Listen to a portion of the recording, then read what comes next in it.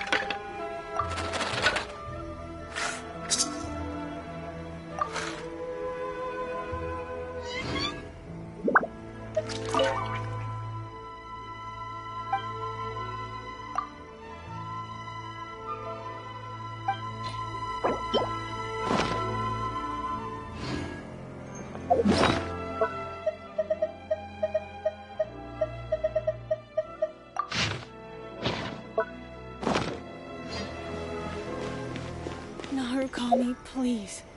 See that he stays.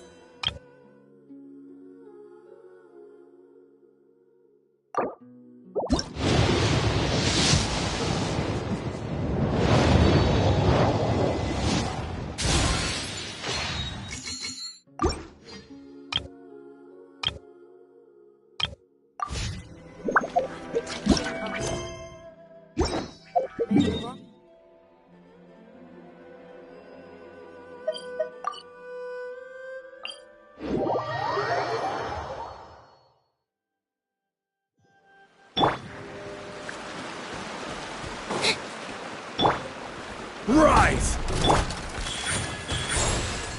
Right here. Stabilize!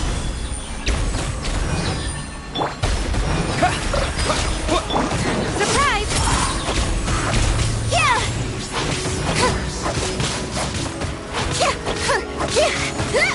Emerge, right now.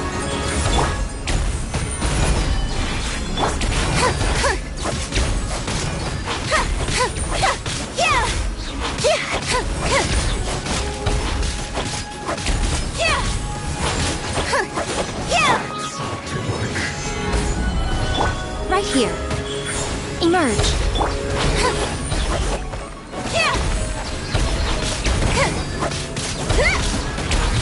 This first.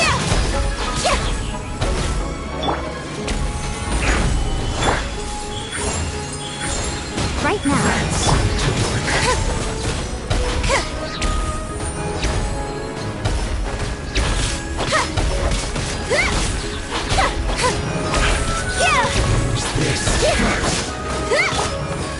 Gather! Emerge. Right now. Emerge.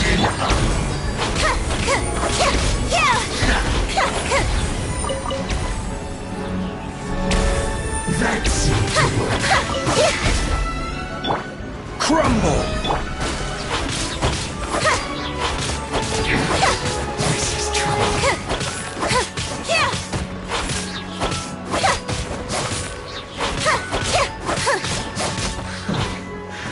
Loneliness of death.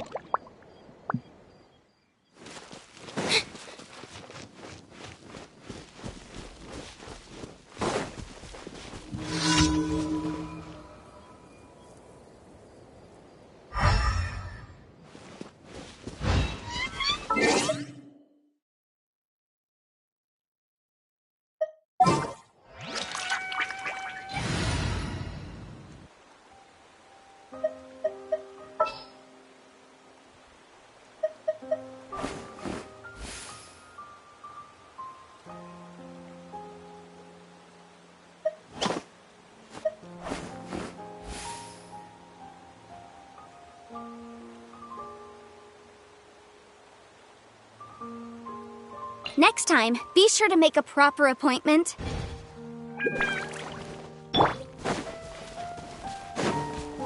Frozen. Stabilize. Crisp. Right now.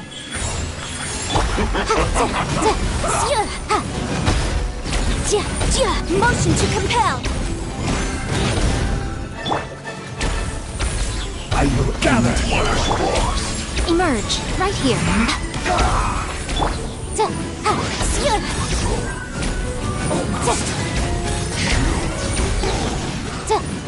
Boom boom! Stabilize. Emerge.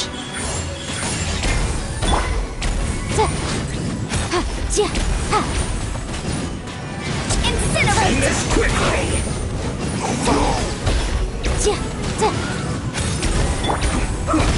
Solidify. Right now. Right here. Boom boom! It's time. Right now. Gather. You're not going anywhere. Motion to compel. Don't be a killjoy. We've only just begun. Emerge. Right here. Solidify. Boom boom!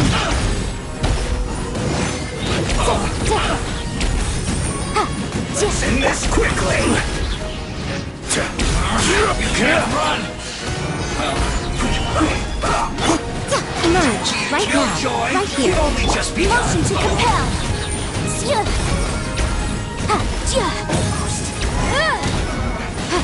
Looks like I went too far.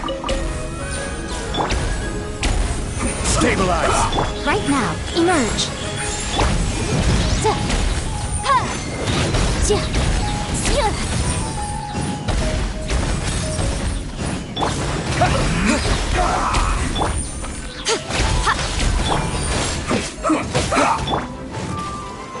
Solidify.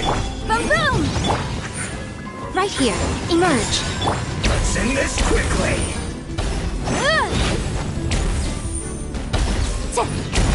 Incinerate! Stabilize. Right here. Right now. Right here.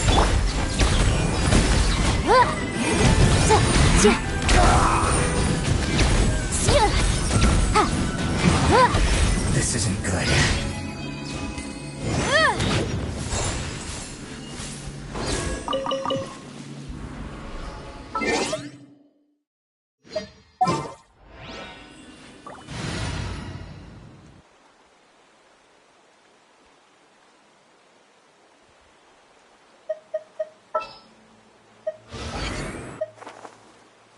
Time for afternoon tea.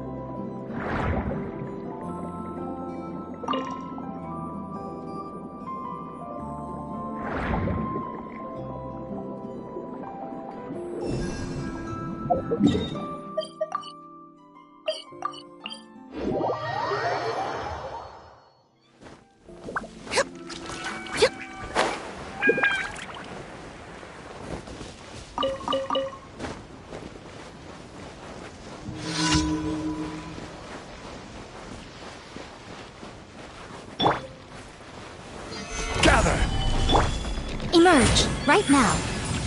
Right here.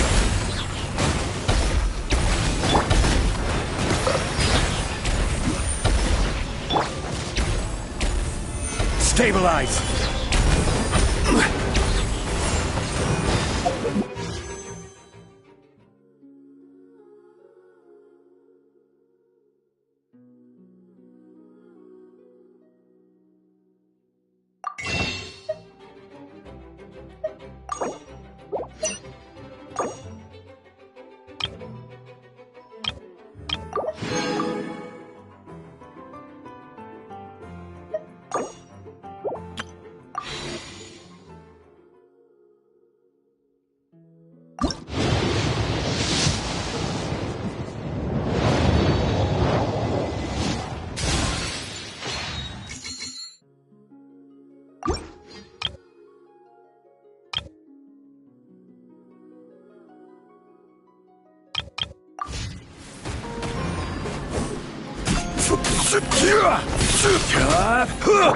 Right now.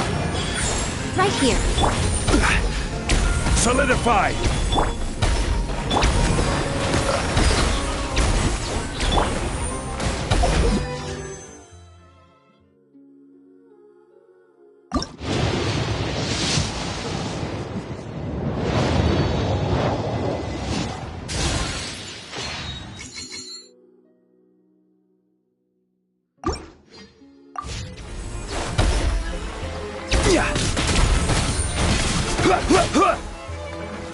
Rise!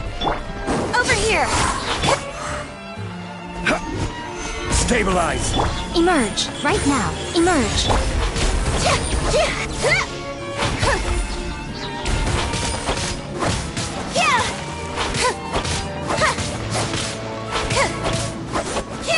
Right now.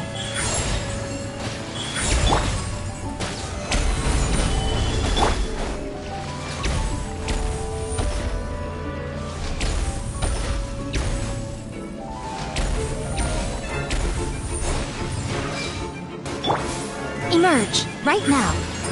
Emerge.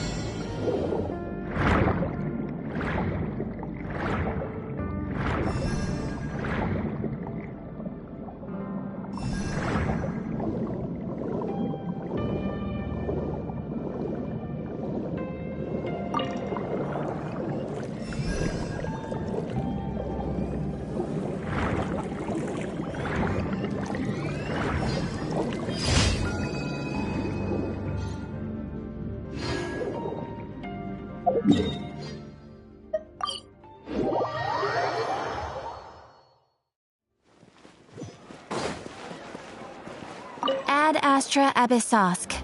Welcome to the Adventurers Guild.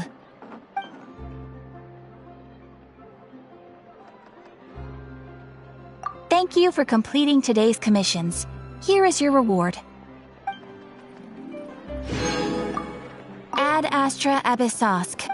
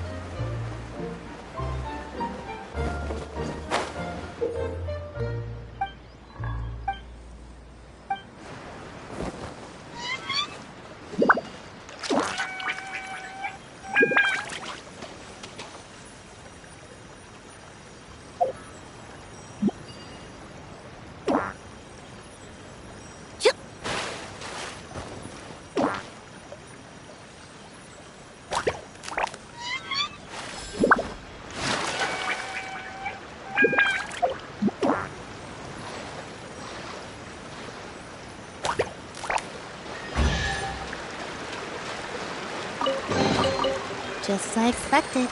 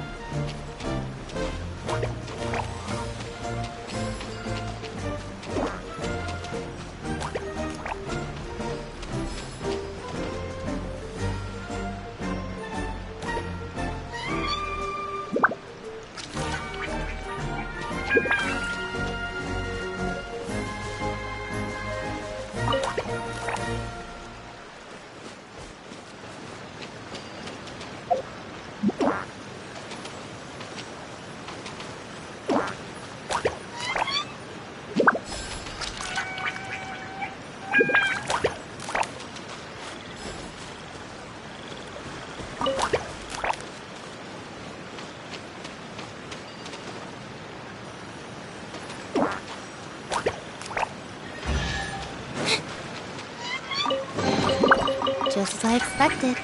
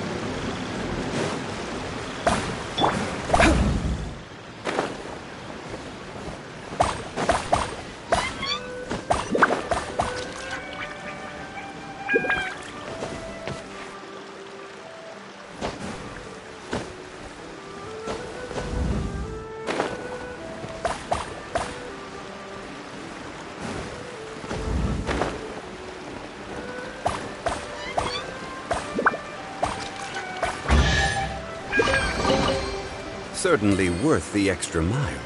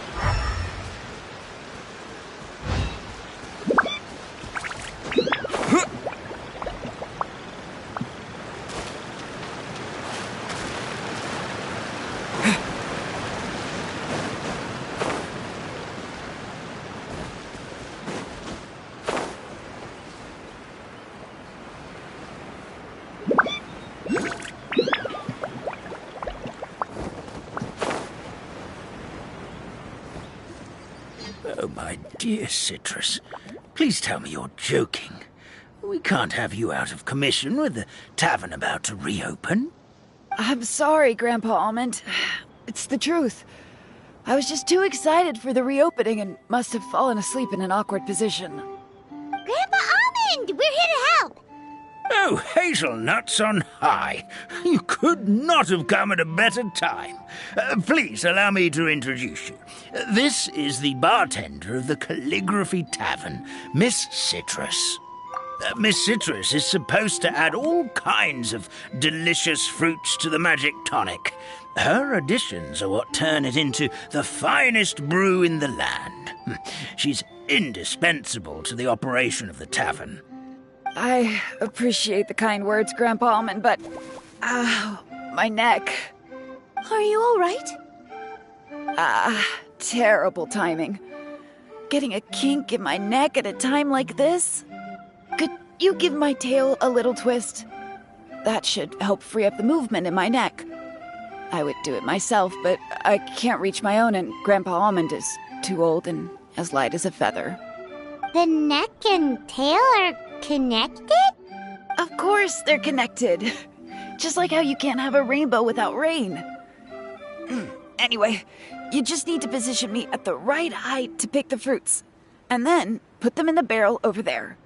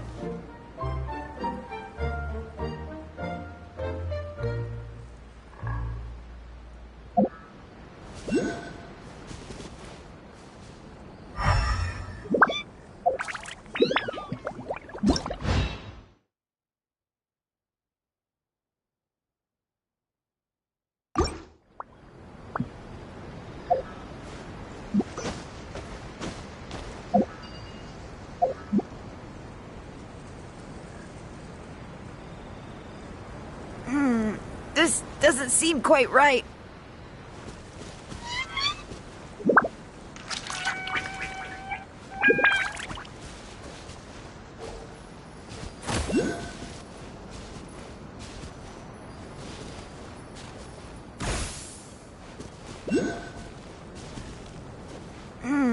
This doesn't seem quite right.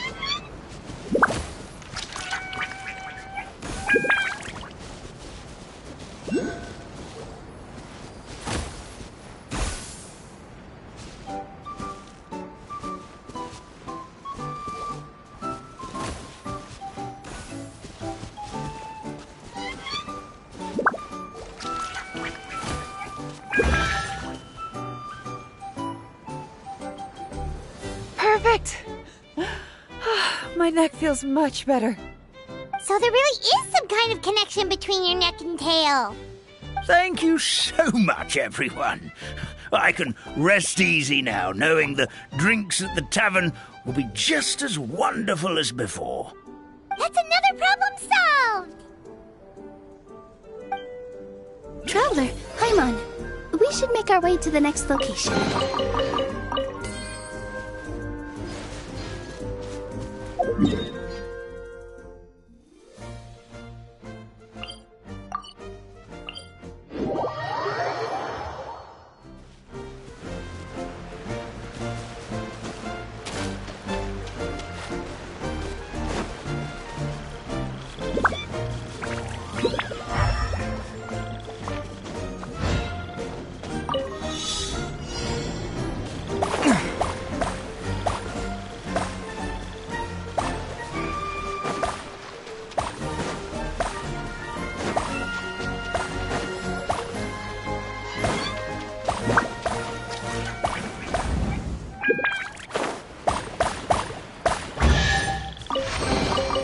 I'll keep this close.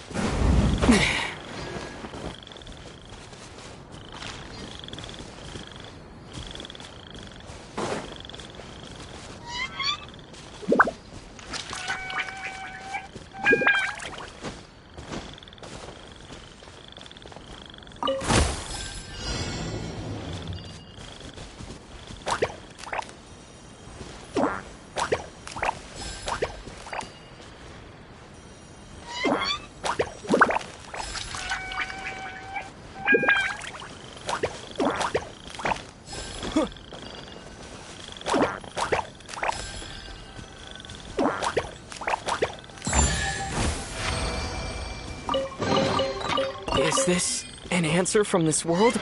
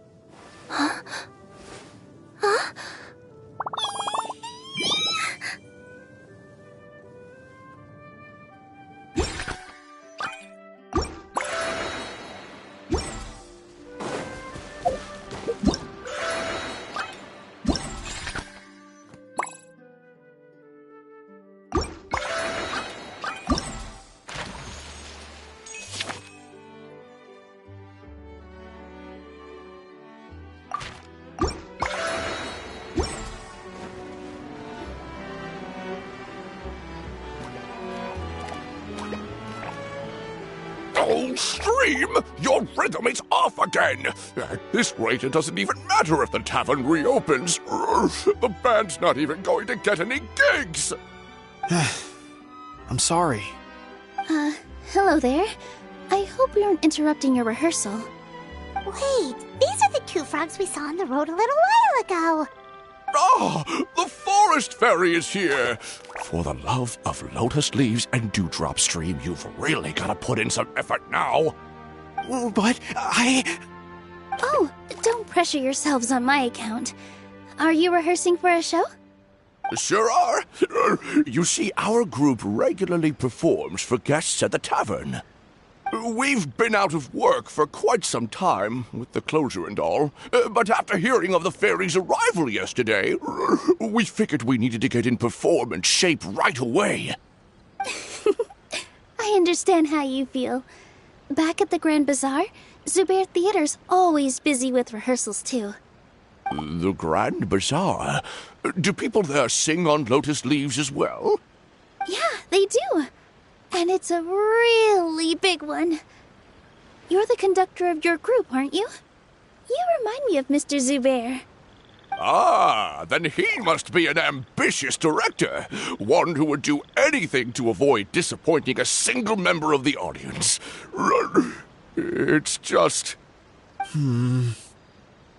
Is there anything we can do to help you, Mr. Stream? Oh, no. My problems are mine and mine alone.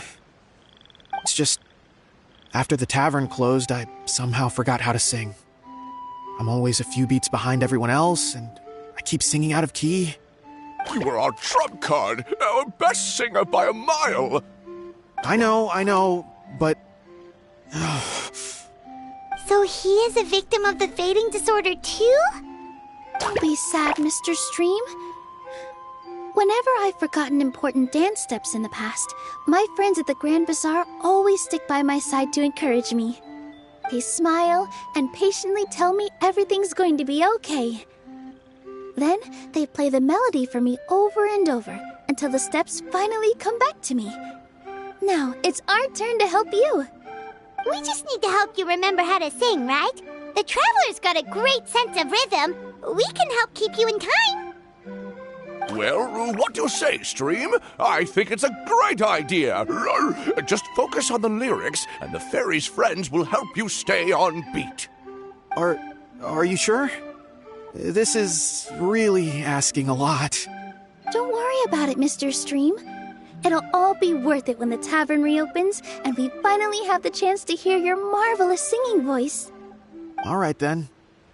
Thank you so much, everyone. I'll give it my best shot.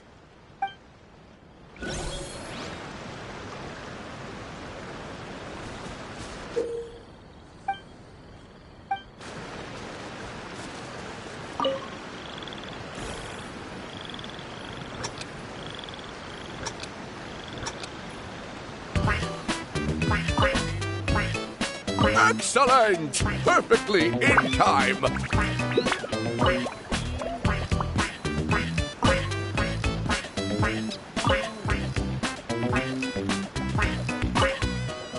Oh, no good! Your rhythm is off again!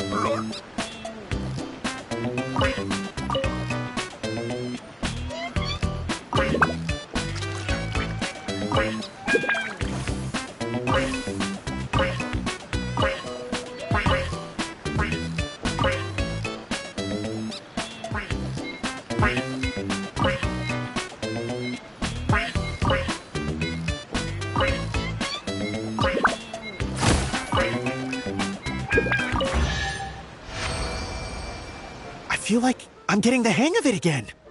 Goddesses above, this better stick when it comes to the performance. Just do it exactly like how we rehearsed. Thank you, everyone.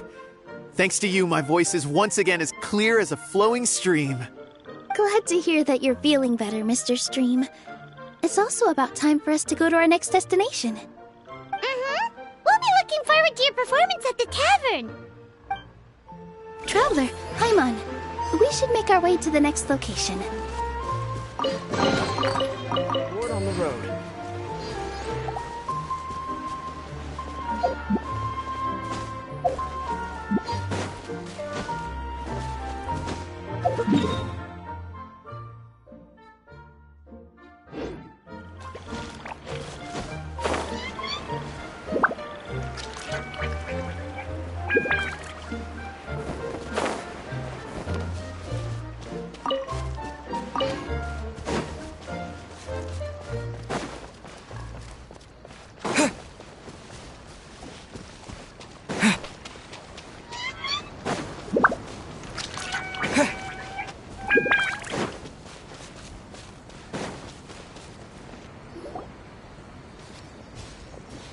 Look, the forest fairy is here, and she brought her companions.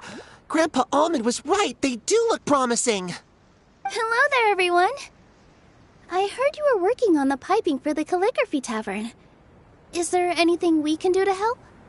Oh, we wouldn't dream of troubling you with our petty problems, my lady. Don't you worry. We have it all under control. You sure about that? Because from where Paimon's floating, the piping is looking pretty chaotic. Yes. We have my careless friend to thank for that. He promised we could leave the pipe connecting to him, and, well, the results speak for themselves. Hey, I just wanted to inspect each pipe. This is the network the magic tonic has to flow through. I was just trying to be thorough, so I disassembled the whole thing. Yeah, and now you've forgotten how to put the thing back together. Have you been eating too many nuts again? 'Cause you are what you eat.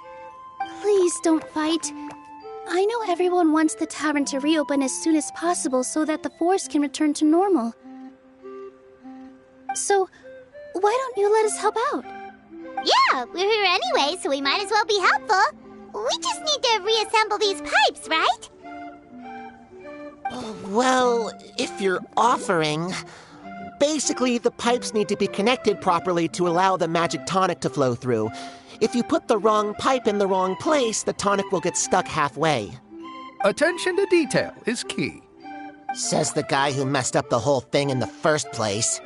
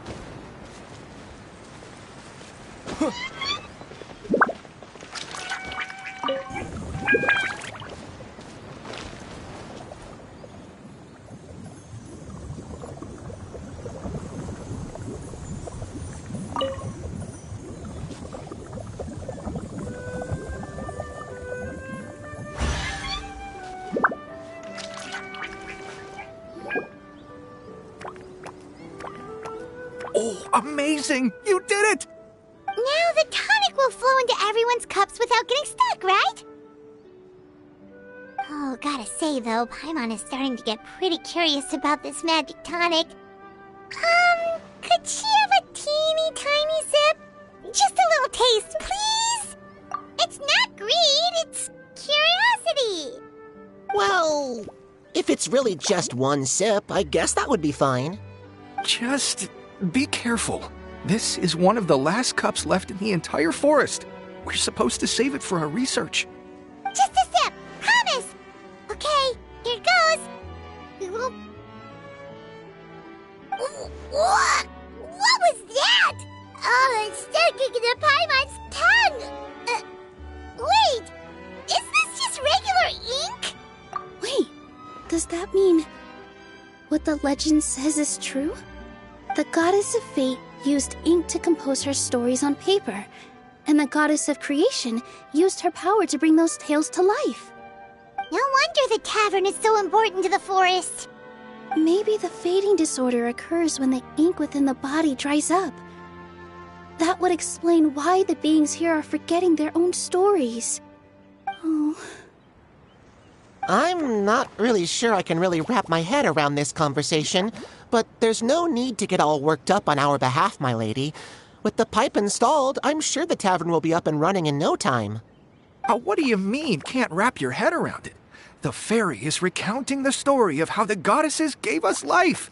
In fact, I've seen the goddess of creation with my own eyes. Really? Don't be ridiculous. There's no way you're old enough to have met her. We're the same age, and I think I would know considering we went to tell our wishes to the goddess of fate together. So stop talking a load of papier-mâché. Oh, fine. It was my grandfather, all right? He was the one that saw her. He said that one day after he finished work, he saw the goddess of creation grant us life with his own eyes. In her hands, she held the very paper used to form our bodies. She whispered something into the pages, and then suddenly a paper frog was born, ready to leap into the world. Oh, it was spectacular. Cut the theatrics, will you? You weren't even there. Wait, so that's it? Paimon thought creation magic would have a little bit more pizzazz. Oh, so in your world, the creation of life is a much showier affair? Huh, I'm learning something new every day. Well, that's not exactly what Paimon was trying to say. Magic doesn't have to be spectacular. That's enough out of you. All your boasting is confusing our kind fairy. Oh, no, it's all right. I actually think I understand the magic of this world a bit better now. Thank you. The honor was all ours, milady. We've got one final stop. Let's go.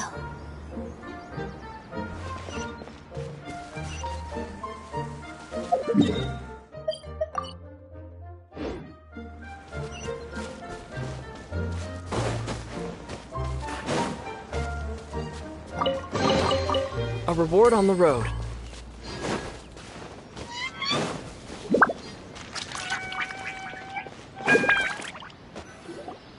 Well, since we've taken care of most of the tasks, all we need to do now is reopen the tavern.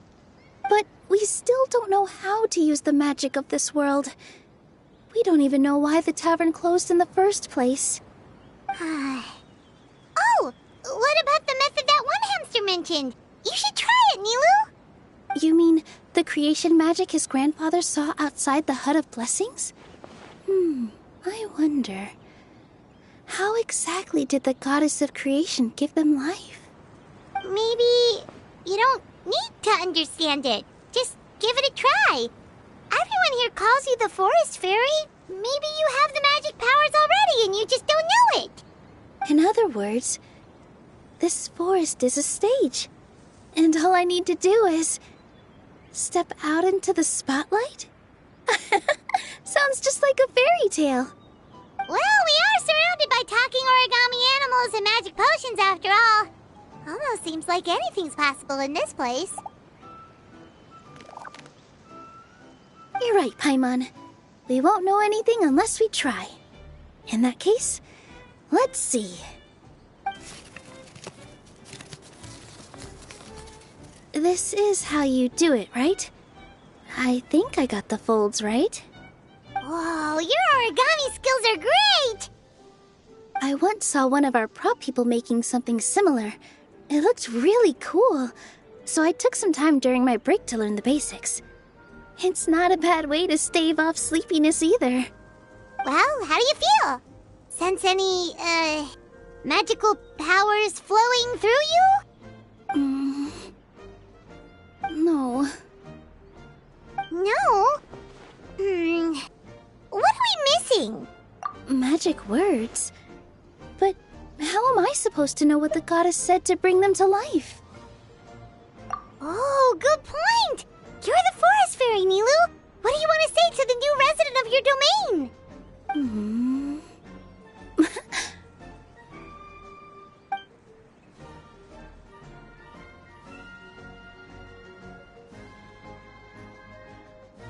I bestow upon you the blessings of the forest and offer you a home in this land.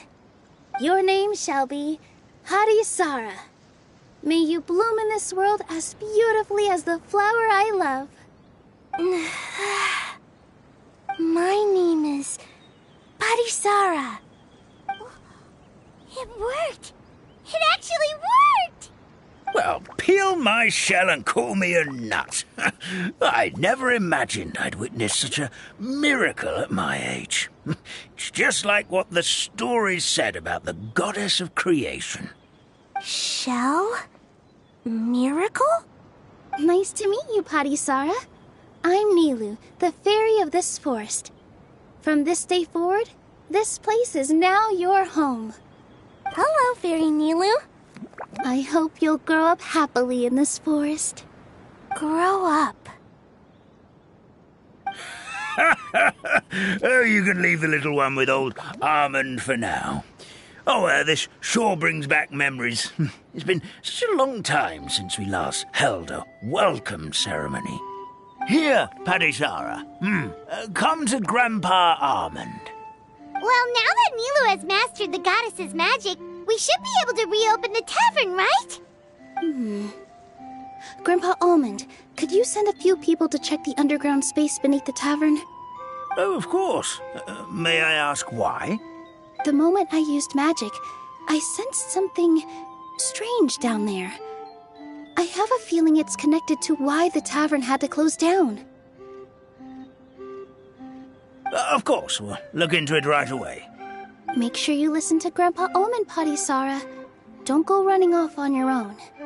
Padisara, listen. Running!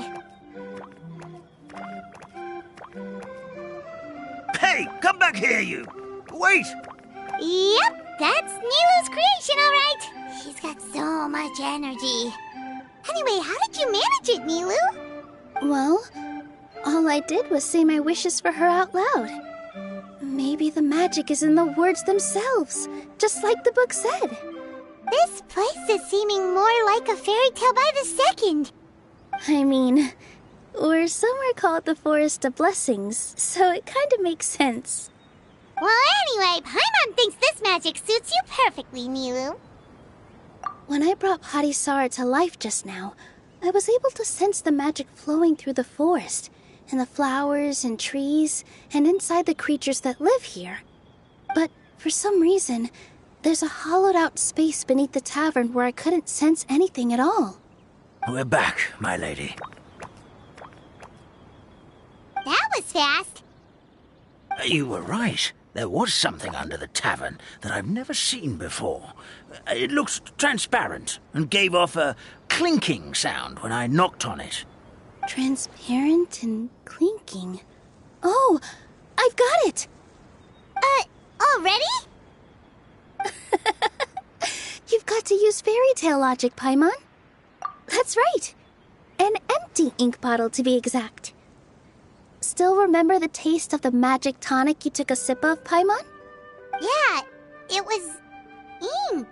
Oh, Paimon gets it now! Traveler, Paimon, will you come gather some ingredients with me? I learned what we need to make the magic tonic back in the Hut of Blessings. Sure thing! What do we need to get? A setting sun that never sets, a dragon that cannot fly, and a moon that only shines at night. Where are we supposed to find crazy things like that? What? How did you get that so fast? Logic, huh? Lucky guess, more like.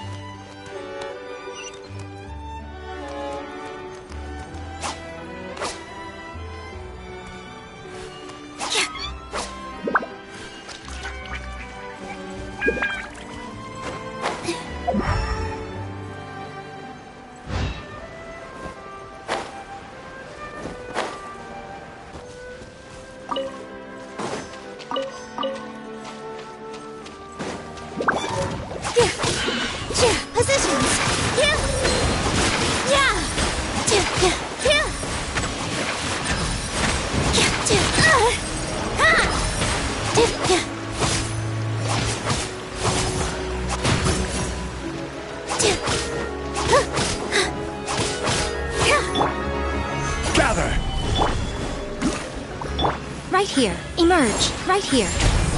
I'm always watching.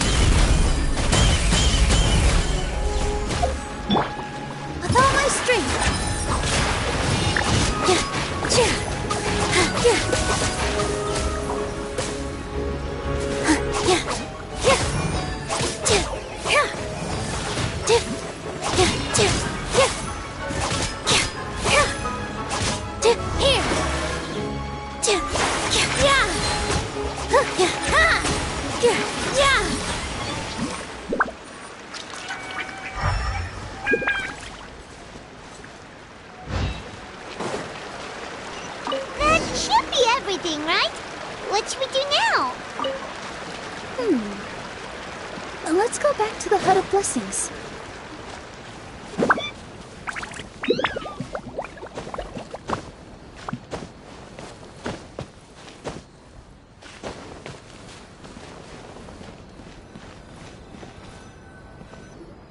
Give me just a second. I'm gonna go fetch an ink bottle from the other room. Paimon doesn't get it. All the ingredients are super tasty, but somehow the final product turns into ink. Well, anyway, Paimon's not going anywhere near this stuff this time. Not even if you bribed her. Sorry to keep you waiting. Let's see.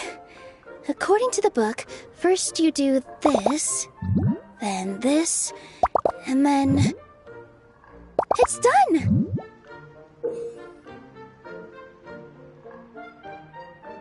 Wow, magic sure makes everything super convenient.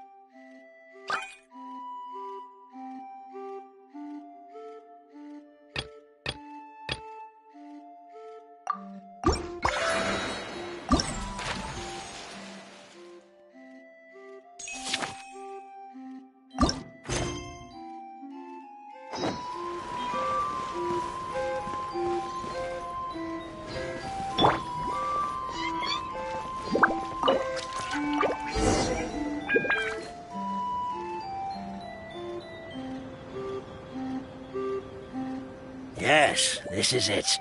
This is exactly the magic tonic we need. Grandpa Almond, could you take the concoction to the room underneath the tavern and place it next to the transparent bottle you found? I'll handle the rest. Of course. As you command, so it shall be done. I still get nervous at times like this. It's just like when you step on stage and you can tell that every single person's gaze is fixed right on you. Thanks, you two. I can't tell you how great it is to have you by my side. Almost makes me feel like I've been blessed by the goddess of fate, too. Let's go. We shouldn't keep everyone waiting.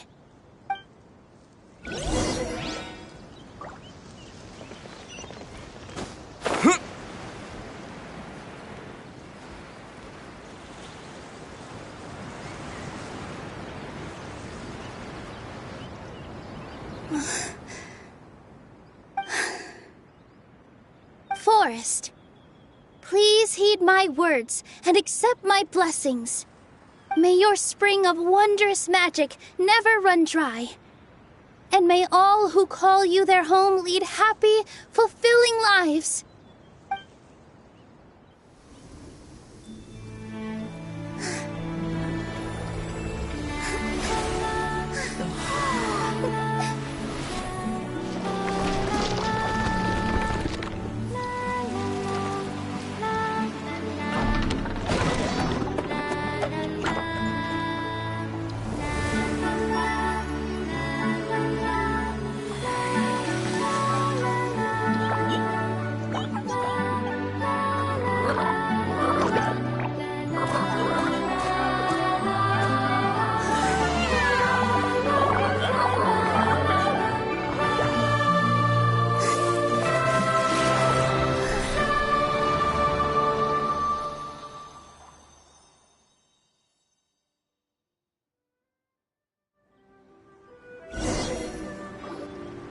Fairy Nilu is amazing!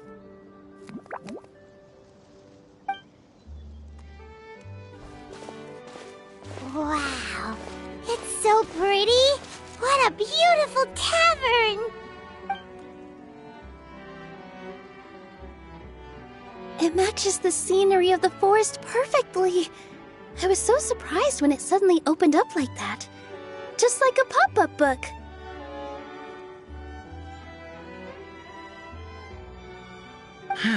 I remember now. I remember everything. It was me. I was the one who went to the top of Constellation Metropole and witnessed the goddess's prophecy. The hero who shall save this world will descend upon the cliff of prophecy. The hero, supported by their companions, shall restore peace to this world. So the prophecy really did have all the answers. You just forgot the first half. That's why I was waiting near the cliff of prophecy. Wonderful. Simply wonderful. There's still some hope left for old Almond after all. Is the Cliff of Prophecy that place with the huge mural? 'Cause that is where we woke up, but we don't remember anything about how we got there. Also, we didn't get a change of clothes like Nilu. Are we definitely the heroes? If not you, then who else? You've already helped the fairy revitalize our forest. To us, that makes you heroes, prophesized or not. All right. Either way, we're going to keep adventuring, even if it's just to figure out how we can get back to our world. Yep, that's exactly right.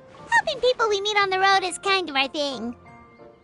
As expected, the words of the goddess of prophecy always come true. I'll come with you. It can't hurt to have a magical fairy tag along, right? Heroes and fairies, dragons and new adventures. This is sounding more and more like a fairy tale by the second. I would say your next stop should be Constellation Metropole. It's Simulanka's most prosperous city, just across the sea. Once you've arrived at the Astral Garden at the highest point in the city, maybe you can try seeking divine counsel from the Goddess of Prophecy herself. Are you leaving, Fairy Nilu? I'm afraid so. There are still other people who need my help. I won't go far, though, and I'll come back to visit the minute I have time to spare. So be a good girl, Patisara, and help out Grandpa Almond whenever you can, all right?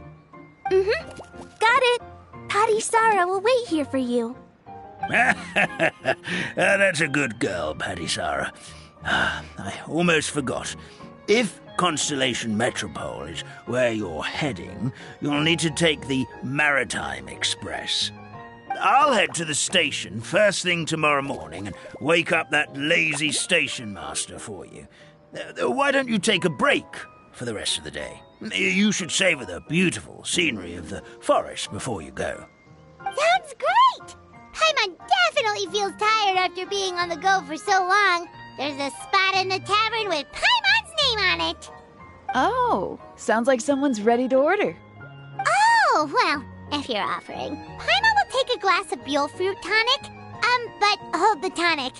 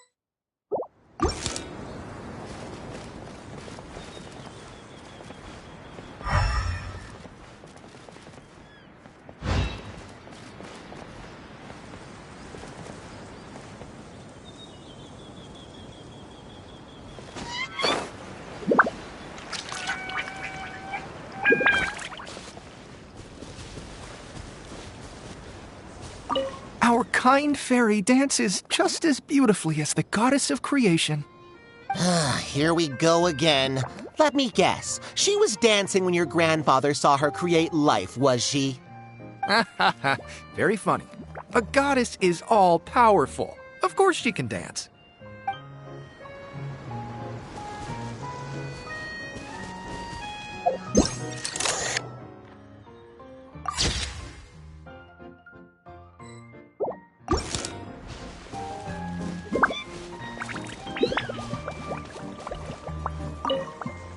Fairy Nilu, can you teach Patisara how to dance? Oh, of course! How about we start off with the most basic steps? Okay. What about you, Grandpa Almond? Would you like to join? This old nutcracker? I'm not quite as limber as I used to be.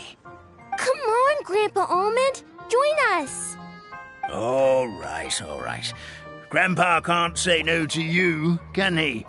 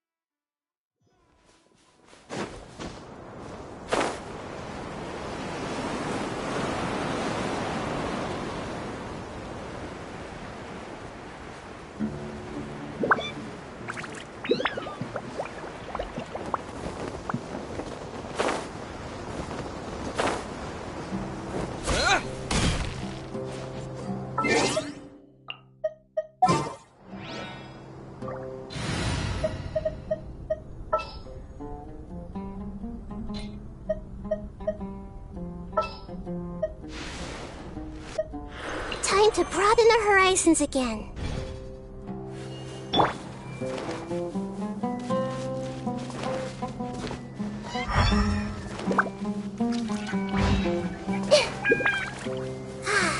weather is lovely and... Hey! Emerge, right now. Emerge.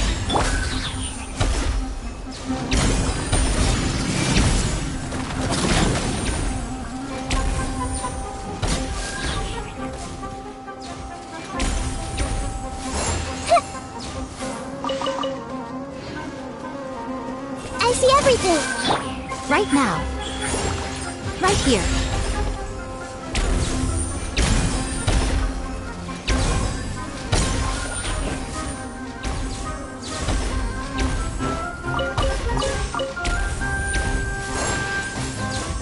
Emerge, right now.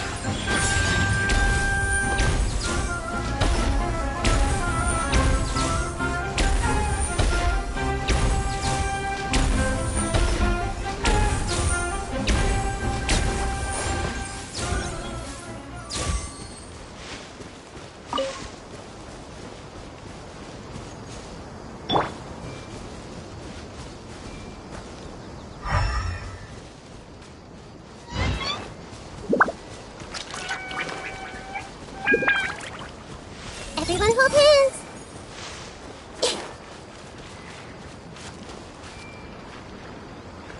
Hey!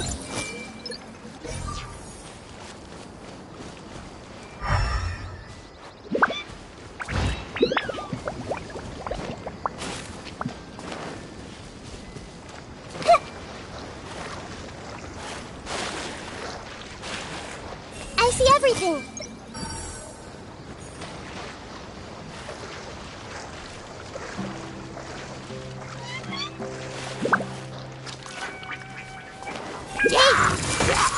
Right here.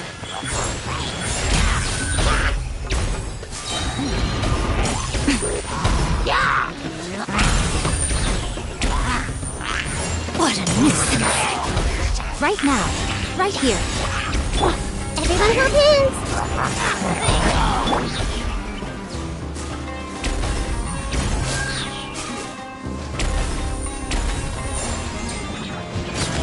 Emerge.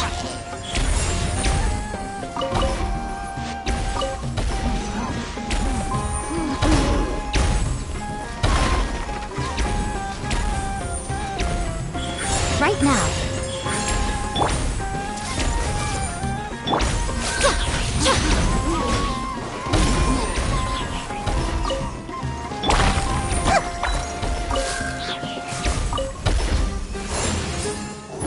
Grow, grow, grow!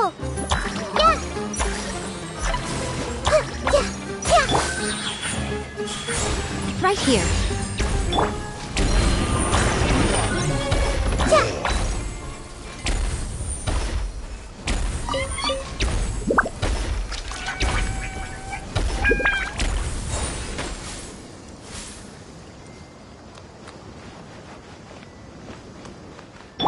Right now. Emerge.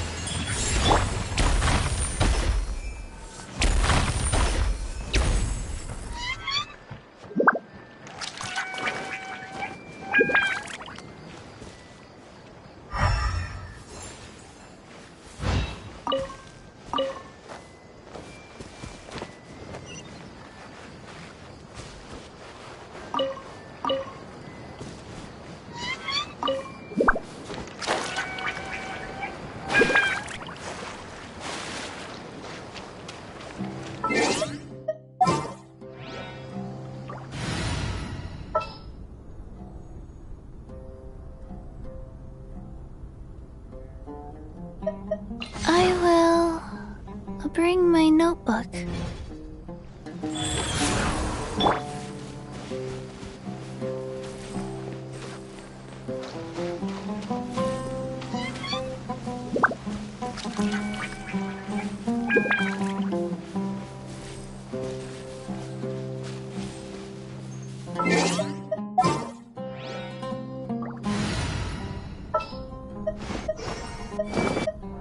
A walk would be nice.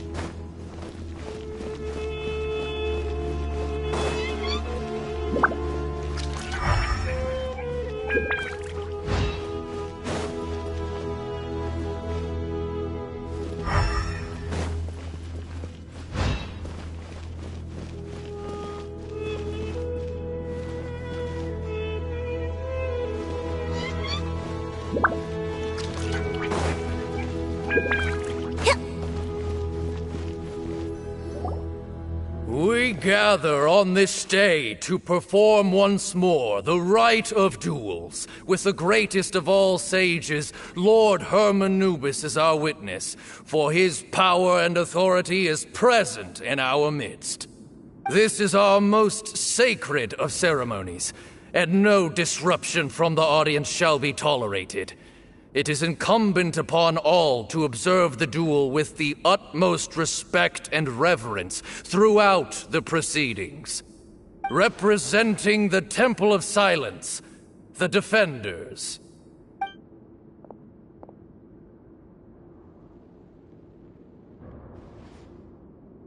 Grandfather, you're here. A rite of duels after all these years. I am surprised by your decision, Sethos. I know what I'm doing, Grandfather. Just leave it to me. Representing the Academia, the Challengers. Ready. We will fight to have our voices heard. Warriors, take your positions and decide on the order of battle. We come not to debate what brings our challengers here, nor what will become of the defeated duelists. Duelists, the might of Hermanubis himself is at stake here. Now... Huh? Are you sure? I agree. He's very strong.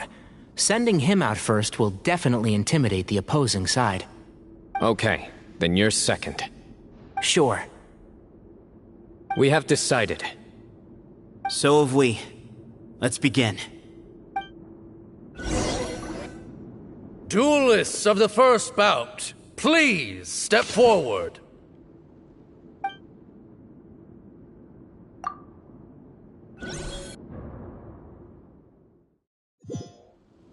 Don't forget, safety first! Hey, you there! You better play nice with them or Paimon will make you regret it! Little bit too much chatter from the audience over there. Hey!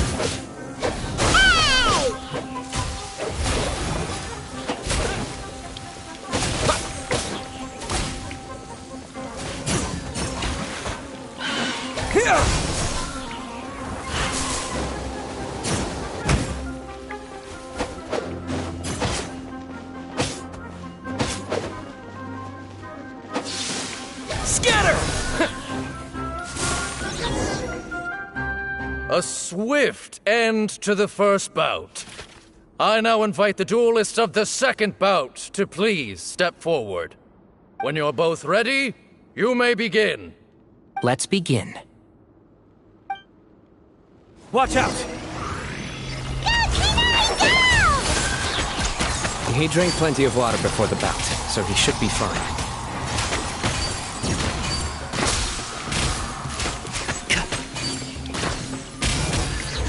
And Shroud! Let's nip that in the bud.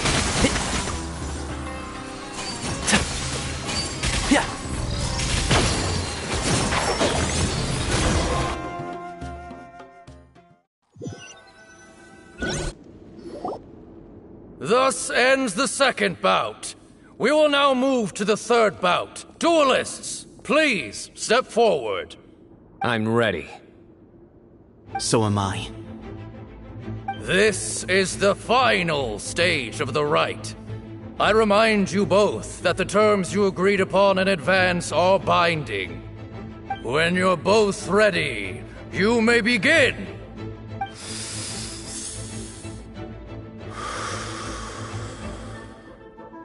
I am Sethos, vessel of Hermanubis, grandson of Bamoon, the leader of the Temple of Silence.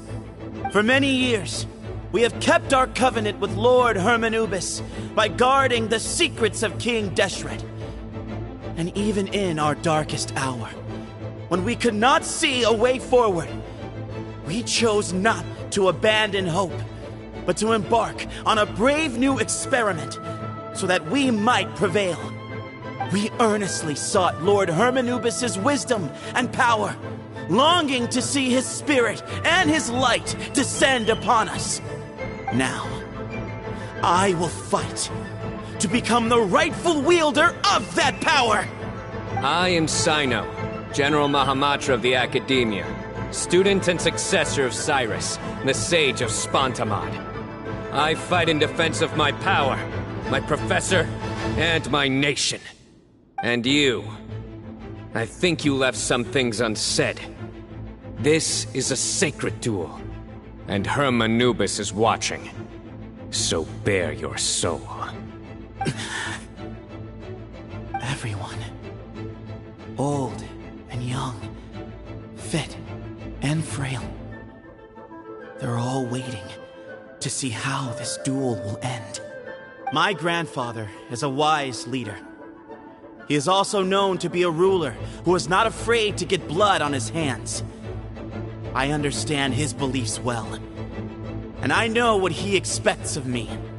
But our faith has held us back for too long. After I grew up, I went to the rainforest once, and I saw for myself the people of the city. Times have changed. The people of Sumeru are happier and more free now than in the past. I thought about this as I stood at one of the tallest points in the city, gazing down at the streets below. Then I thought of you, Sino. You and I both wield the same power, yet the lives we lead could not be more different. Each Ba fragment of Hermanubis stands for something different. Might, glory, or one of many other secrets that have yet to be revealed. I once thought that the nature of our fragments must be what makes us so different from one another. But maybe it's that you've found your answer, and I am still searching for mine.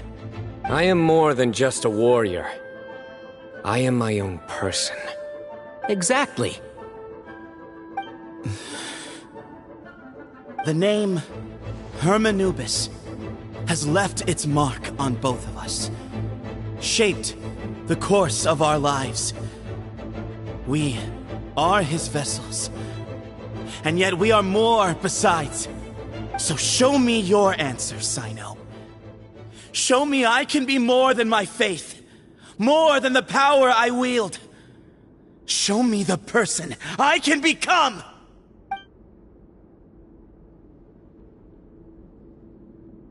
Bring it on!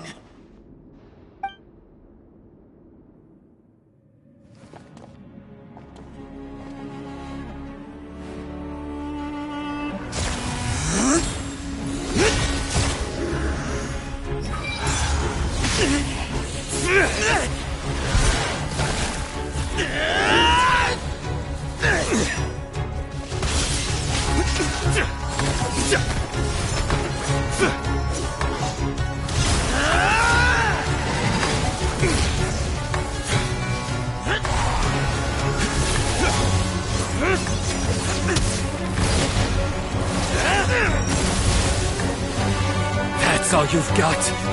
What happened to searching for your answer?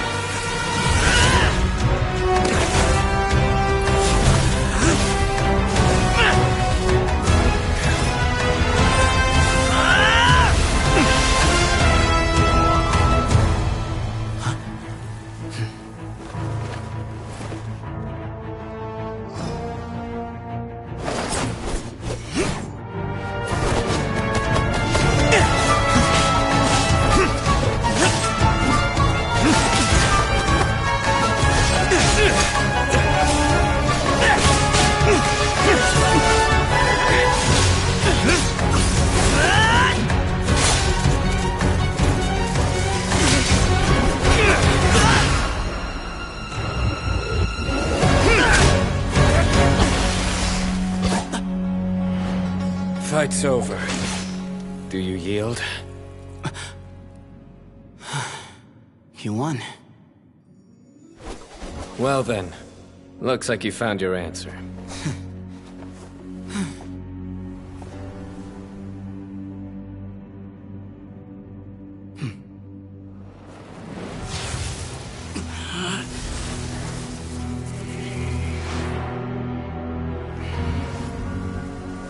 I give his glory to you.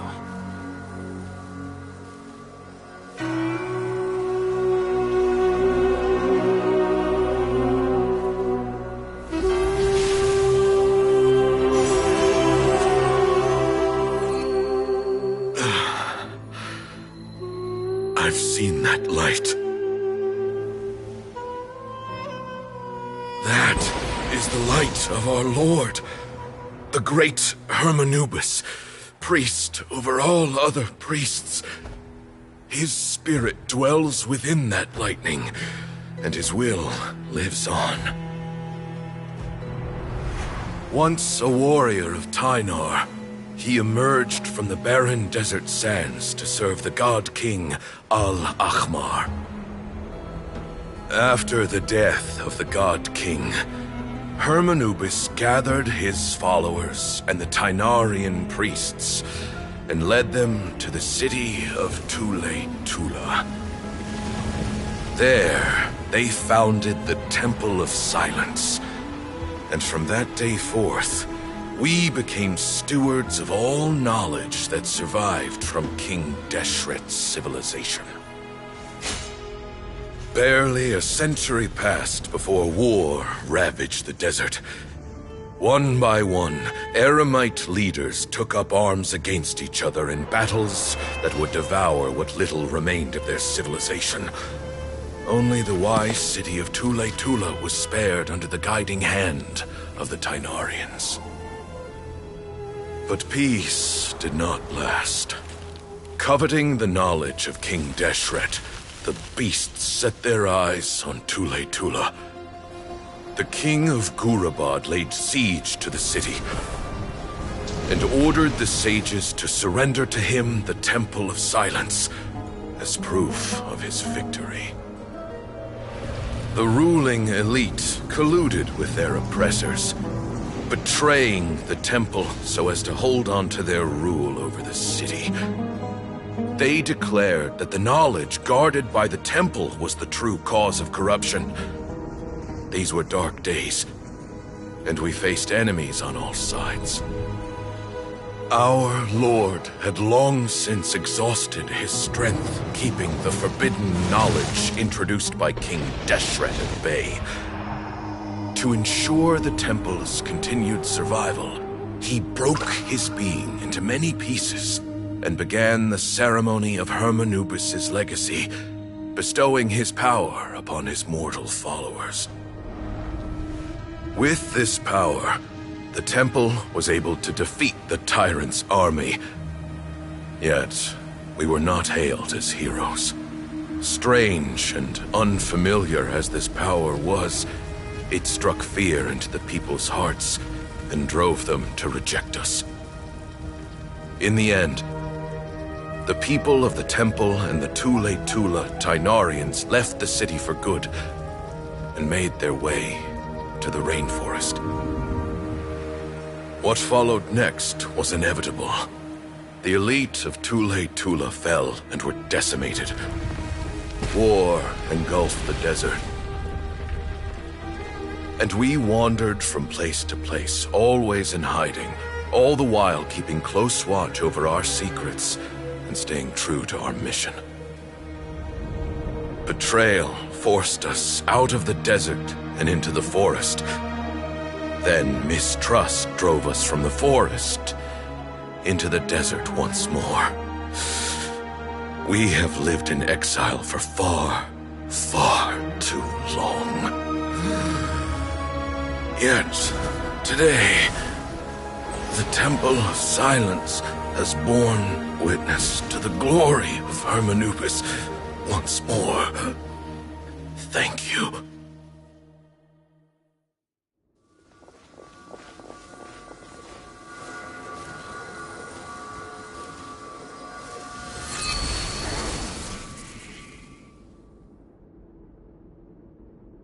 How is it?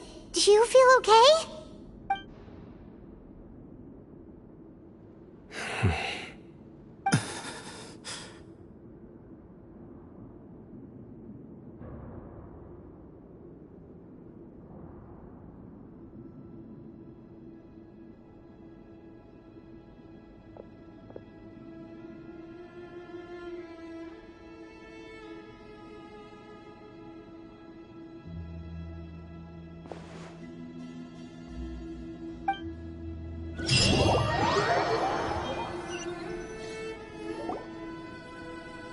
Grandfather.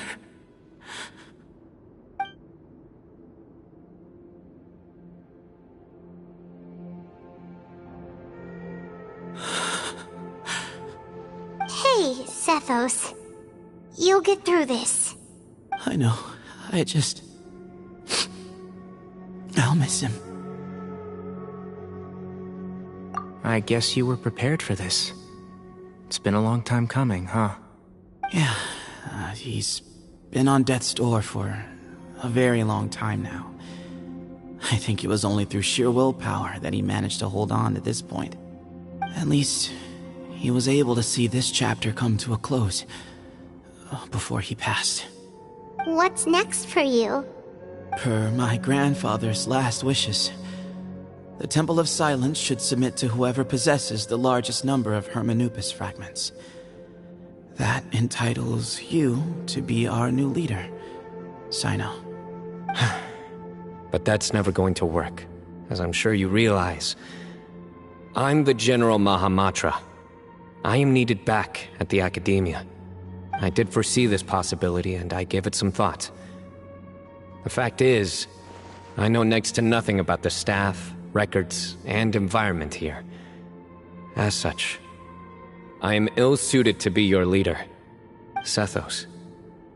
I believe the honor should go to you. Were it not for this duel, or indeed if you had other intentions, the Ba fragments would most likely be in your hands by now. I'm sure Bamoon never meant for anyone but you to be his successor. You really think so? I do. Still, I didn't think Bamoon looked very surprised by the final result. Perhaps he had an inkling that this would be the way things end. Well, in any case, since the Ba fragments are with me now, I guess I can call the shots. Sethos, I would like you to succeed Bamoon as the new leader of the Temple of Silence. You are more suited to the role than I, and I have complete faith that you will be an excellent leader. Just think of it as doing me a favor. But doesn't that render everything that we've been through up to now meaningless? No, it doesn't. This experience has allowed us to become friends, which means that the Academia and the Temple of Silence will become partners once more. That's a much bigger deal than you might think, Sethos. You said yourself, times have changed. You have to believe that things can change for the better here at the temple too. I will try. To be honest, I couldn't have asked for a better outcome. Actually, part of me wonders whether Bamoon's intentions from the very beginning was just to create enough pressure to force us towards a duel. That way, no matter who won, one of us would have to surrender our Ba fragment, and the power of Hermanubis would be concentrated in one single person. Had you won, the Temple of Silence would have doubled its strength. And were I to win, he correctly anticipated that I wouldn't suddenly drop everything to become the leader of the temple, much less integrate the temple into the Academia by force. He knew that the temple's future would depend not just on the guidance of Hermanubis, but the support of the Academia too. So he made it his responsibility to ensure his successor would be free from the burdens of the past. His plan meant that whoever ended up succeeding him, they would have an easier time interacting with the Academia. With one single letter, he lured out the professor. No matter what happened after that, it would result in a net benefit to the temple. And here I thought the General Mahamatra wouldn't care for all these trivial details. You're absolutely right. Grandfather and I considered this from every angle. We had to find a way to mend our relationship with the Academia. In that sense, the right of duels was just a means to an end. Thank you for everything, Sino. As a gesture of our gratitude, to those that you and Lesser Lord Kusanali deem worthy, I will grant the honor of access to the Temple of Silence for their pursuit of knowledge. The Temple of Silence has a wealth of information on King Deshret's civilization, more than any other organization in existence today. In times when you need information that only we can provide, we will be here to support you. But you must be exceedingly careful with your selection of candidates, lest you lead humanity to repeat the same mistakes. By the way, Tainari, my grandfather was so happy to see you. You are a descendant of the Veluca Shuna, and we are the heirs to the will of Hermanubis. The story goes that King Deshret chose the sage Hermanubis from among the Tainarians and appointed him as his familiar. He went on to fight many valiant battles with his Tainarian companions. They always stood by each other, from the founding of the Temple of Silence to the fall of Tuletula. The Tainarians who left Tuletula joined their human counterparts in the rainforest. A few centuries later, when some of the group returned to the desert, many of the Tainarians chose to stay and put down roots in the rainforest. In all likelihood, those were your ancestors. How fascinating. My father once mentioned that I was named after the Tainarians, but I never knew that my forebears had such a history with the Temple of Silence. I like this story. By the way, has anyone seen Cyrus? Yes, Cyrus. You'll probably find him in my grandfather's room. He wouldn't show it in front of me, but I think he still has many fond memories of my grandfather. If it's true that you and your grandfather really planned for everything to turn out this way, then I guess he didn't really resent Cyrus as much as he appeared to. Who knows? Perhaps all of us. You, me, and Cyrus. We're all just pawns in my grandfather's plan to set things straight. He was awful like that. Someone's got to make the decisions when history is at a crossroads. I will make a detailed report on all of this to Lesser Lord Kusanali, and arrange for an official delegation from the Academia to come and meet you in the desert. I'm sure you'll have lots to attend to in the days ahead. But once things return to normal, please come and visit the rainforest again. You should stay for a few days this time, and start to build some relationships. If we're going to work together, both sides have to get to know one another better. I will. All right, well, bye for now, everyone. I'll be seeing you. See you soon. Come hang out with us anytime. Morning. Guess everything that happened yesterday wasn't just a dream then. Well, it's time for our next fairy tale adventure. We should head to the station Grandpa Almond told us about.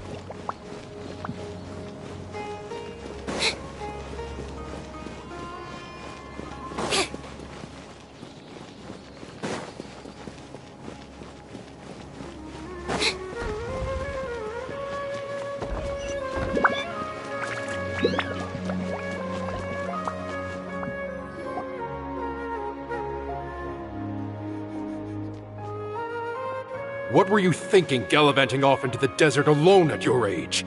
What if you take the bucket, You told not a soul what you were up to, designated nobody to handle your affairs, and left everyone scrambling frantically to try and figure out how on earth to clean up the colossal mess you'd made. Oh, please, will you stop your yelling? What other choice did I have? What do you mean, what other choice? Do you mean to tell me that after all your years of learning, and sagehood no less, the only idea you could conjure up in that white-haired walnut of yours was to shoot off into the unknown like some hot-headed 20-year-old adventurer? A one-man suicide mission, That's the best idea that one of the finest minds of a generation could come up with, is it? It astounds me that you survived the journey, and you're lucky that Ba Moon didn't finish you off when you arrived. All right, all right. Honestly, the way you're going off on me, it's like you wish you'd been there to lend him a hand. Does it mean nothing to you that I'm your colleague and former classmate? I've got nothing more to say. What's the point of berating an old bag of bones? What do you mean, bag of bones? I'm a flesh and blood hero who, despite his old age, saved our General Mahamatra from being stripped of his powers. Okay, look. Fine, I admit it, I was in the wrong. How can I make it up to you? What about, a month's work at the Academia? 1 month? Try 3. Tighnari's master is really laying into Cyrus. Let's give them a wide berth. Professor brought this on himself. Don't pay any attention to him. Wow, I haven't seen Master get this riled up in a long time. The last time he chewed someone out like this must have been back when I was still a student. I think I'll go around and update everyone, tell them the situation's resolved. Want to come with me? We can go for dinner afterwards. My treat. You in? Makes sense. I'm in. Hyman's coming too! Let's go!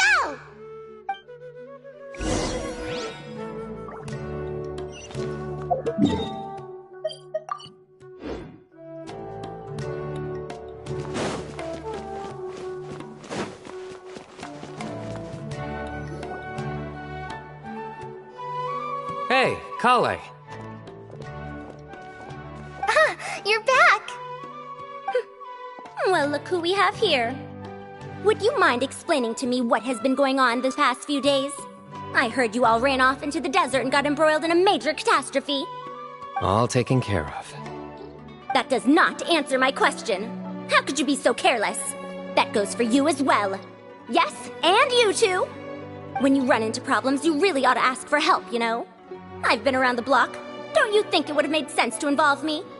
And let's not forget, I know the desert like the back of my hand. Now would not be a good time to attempt to argue with Farazan. You're right. Mm-hmm. It's not the first time that I've had to talk to you about this sort of thing either. You need to learn that there are times when the right thing to do is get a more experienced member of staff involved. Do I make myself clear? Because if you don't, Kale, please do something. He's giving me the signal. All right, guess it's time to play my ace in the hole. Say, Madam Farazan, I can see you're pretty upset, but, I was just wondering, remember that time you offered to give me a tour of the Academia? Does that offer still stand? Huh? Wait, did I hear that right? Kale, you remember? Wonderful. Well, of course the offer still stands. Come on. Madam Farazan will show you around the old classrooms. Poor Kale getting dragged off like that. Also, check out Farazan acting like some sort of official Academia tour guide. Kale! Cup. Huh? What? Oh, right! What do you mean, cup? You need a cup. I can get you a cup. Oh, it's nothing. Just Master's way of reminding me to stay hydrated while I'm out and about.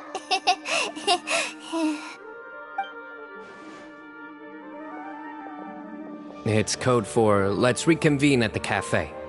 Tighnari and I used it while we were in school, and it's become something of a family tradition now. Oh, that's kind of fun. Mm-hmm. 2 people left. Let's bring them along too.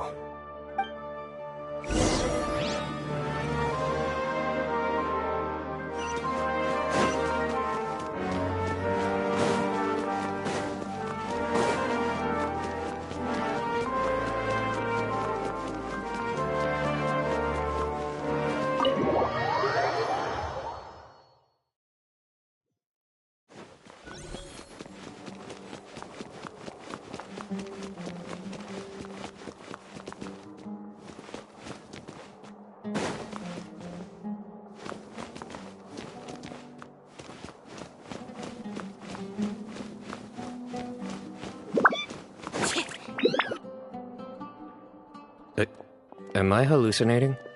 Or do I see Kaveh and Alhaitham engaged in diligent studying? We're just reorganizing all the books we used. Look, there's a whole mountain of them. There's no rush. Nobody reads these books anyway. My sincere thanks to you both.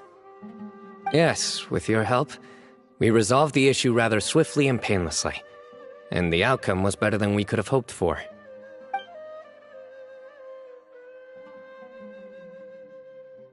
I see. The Temple of Silence resorted to rather unique means of self-preservation. It explains how they managed to remain hidden for so many years. And it sounds like they managed to preserve a whole load of ancient documents as well. I'd love to go check those out if I ever had the chance. That day will come. The Temple of Silence is a hugely important organization, and we'll be sure to maintain good relations with them in the future. Now, as a token of my appreciation, I'd like to treat everyone to coffee. Sounds good. Yeah, sounds great. Although after the last few days, I don't know if I can handle another coffee, but I can just order something else. Sure. Let's go.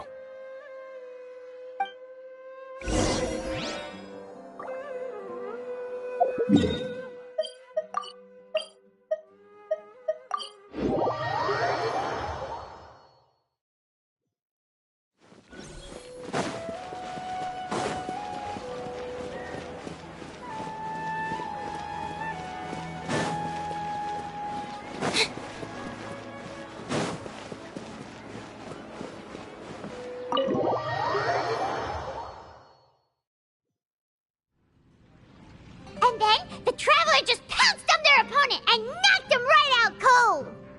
Then there was Tainari. He put up an amazing fight too. We ended up winning all 3 bouts. Whoa.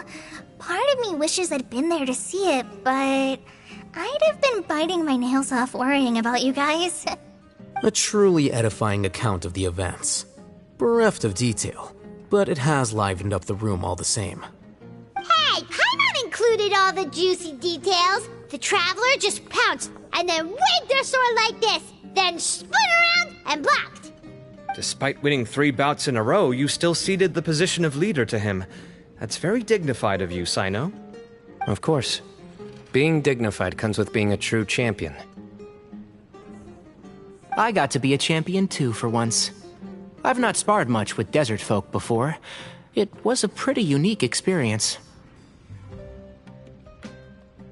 Yeah, huge place! It felt like something right out of an epic poem! Imagine this. It was like there was... Maybe save that one for later, Paimon. Dessert's here.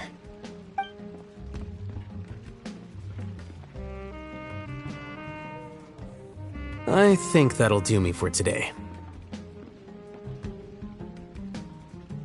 Shall we stop off at the House of Dana again before heading home? We should probably finish putting all those books back. My thoughts exactly. See you around. I should get going as well. See you all later. Make sure you get some good rest tonight. I need to go say thanks to the Core 30 for their help. Also, Sir Nephis says he wanted to introduce me to some of the Academia's work processes. So, I gotta dash too. Kale's come a long way. She's much more confident at dealing with other people these days. Everyone's a work in progress. You never stop learning. Yeah, true.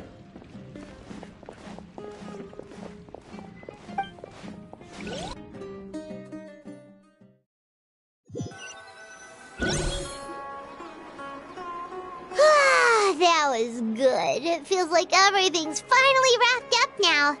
Life is all about these moments when you can finally relax and hang out with good friends after a job well done. And also, those desserts Sino got, they were really good.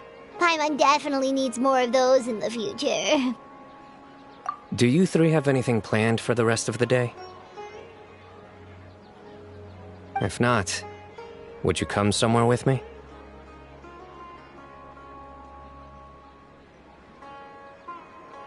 That's a secret for now. Wouldn't want to spoil the surprise. Okay. I think I can guess what you're talking about. It'll definitely be a nice surprise. Well, now Paimon's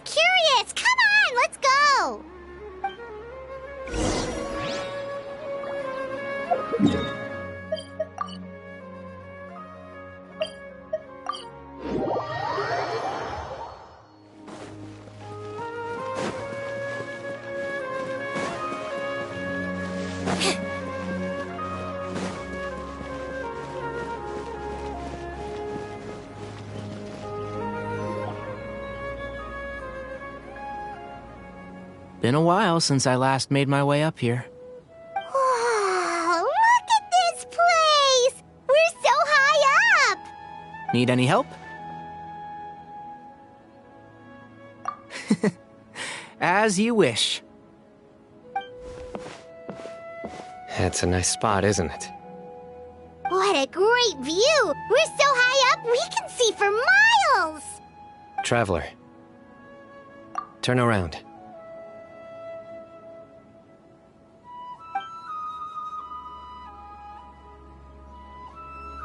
This is my secret base.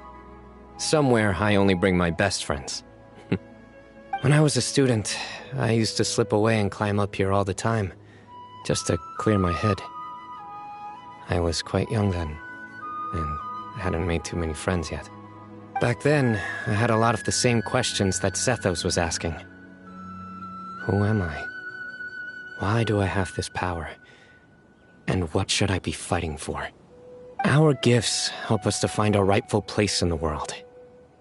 That was my experience. And I'm sure Sethos will figure things out in his own time, too. You two really are like brothers. I feel the same way. Of course. I see no need to be humble when it comes to the facts.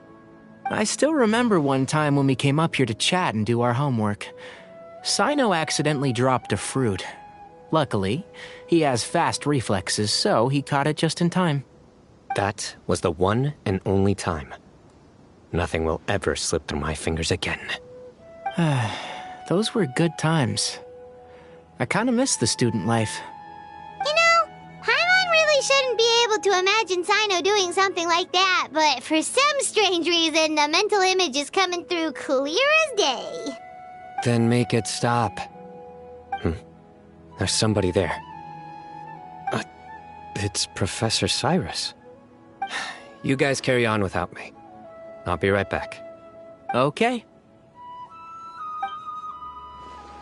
Huh? Hey, you're not supposed to jump down! Be careful!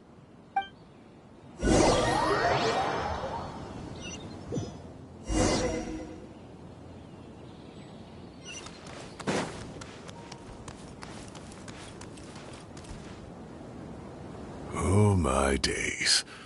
I can't believe how stupid I look in this one. Professor, what are you muttering to yourself about? Sino. Just the man I'm looking for. Guess what I found in some old notebooks? Some old photos? Can you believe it? This notebook was just sitting in a pile of odds and ends in the sage's office. I must have forgotten to take it with me, and no one's touched it since. It was still right there. I was at the Academia earlier to discuss my workload with Nephis. I swung by the old office to have a look around and just happened to cross it. Well, time flies. Look how tiny you are in this picture. Still a kid. You look quite young yourself in that one. Ah, it's this one. I remember that. Lisa took it, didn't she? Yep. Looks like her work, all right. Who else could have found just the right angle to make me look so unbelievably hideous? And this one. Looks like we're both dozing off. Oh, cheeky girl. Taking secret photos of us without our knowledge. Is there something you'd like to say to me, Professor? Like what? Like, these are good photos, aren't they? Hey, at moments like this, I hardly know where to begin. I can't pretend I'm a good person. Bamoon had every reason to despise me. And well, so do you if you feel the same way. Don't be ridiculous, you old codger. Is that not what you wanted me to say?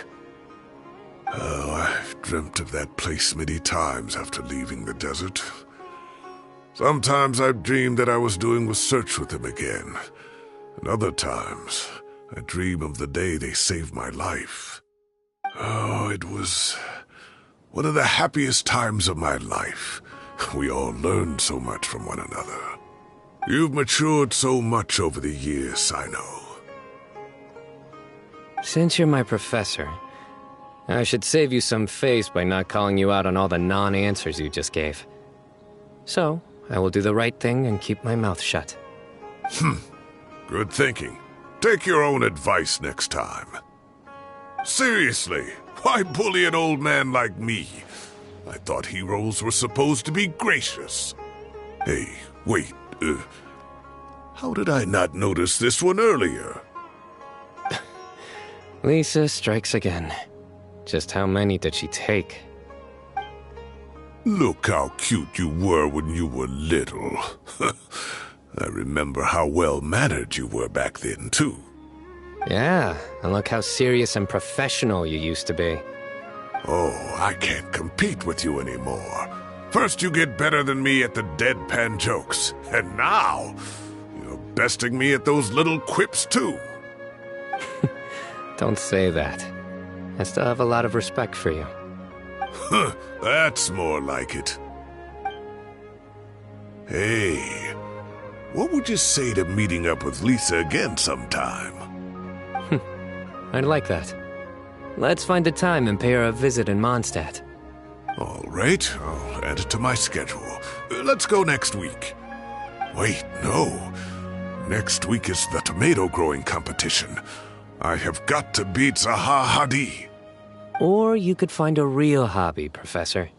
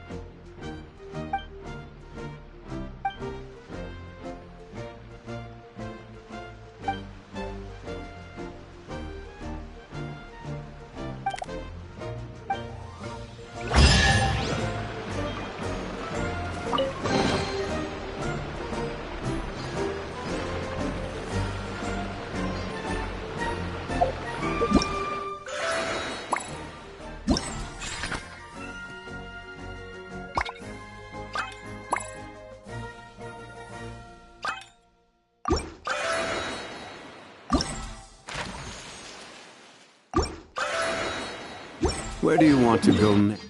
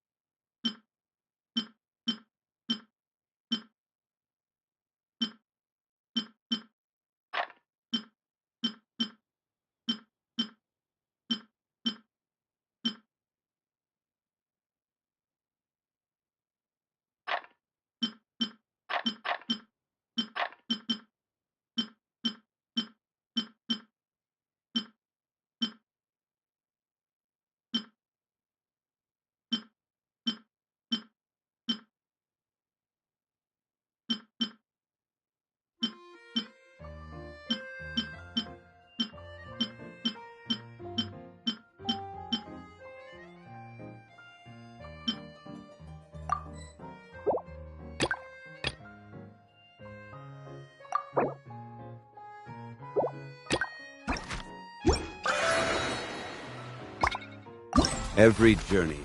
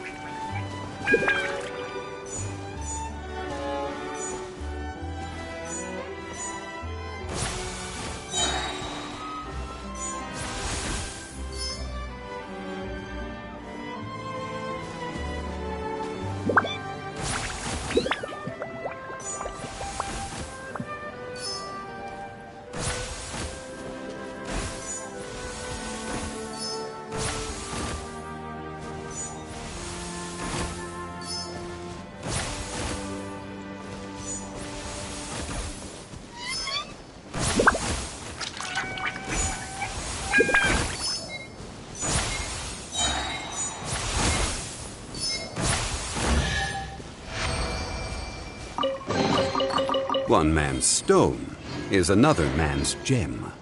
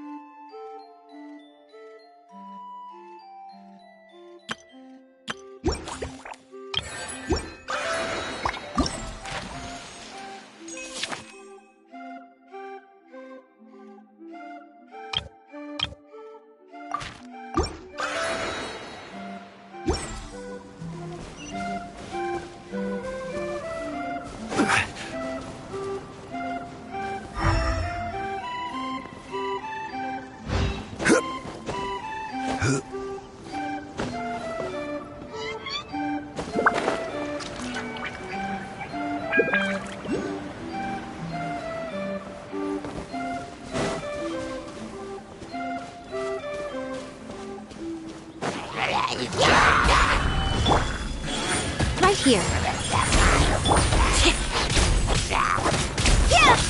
Water jet!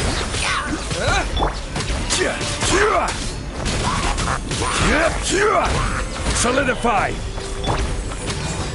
Emerge. Right now. Right here.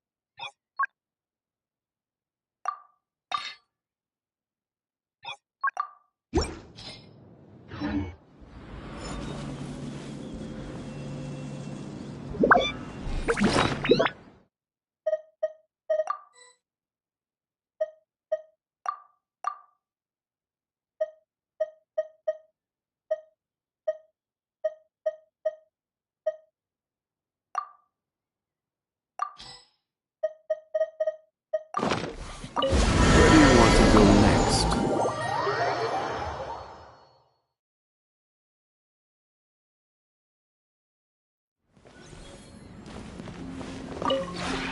This realm is truly beginning to thrive. I cannot help but be stirred.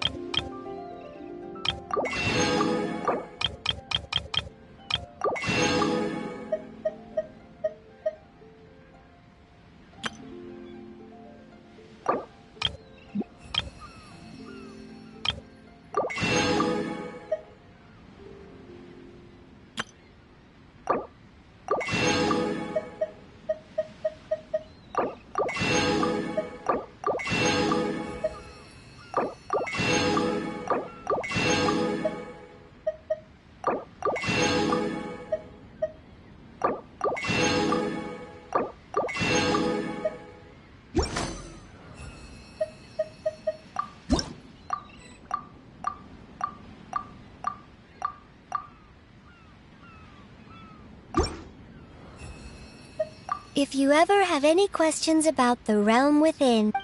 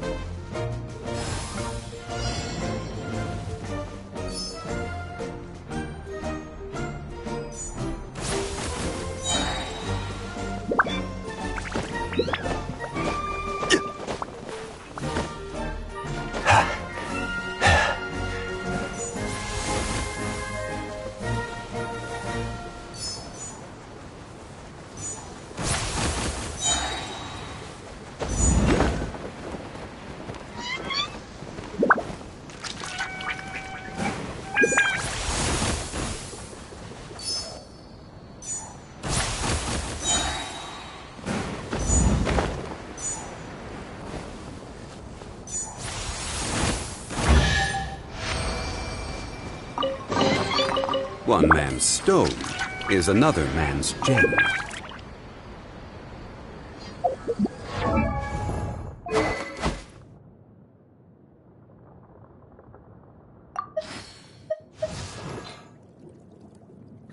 wonder when I'll be as tall.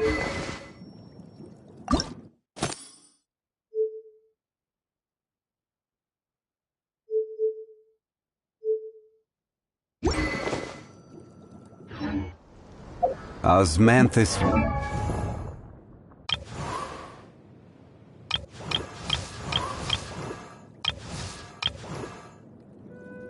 I wonder when I'll be as tall as my big sister.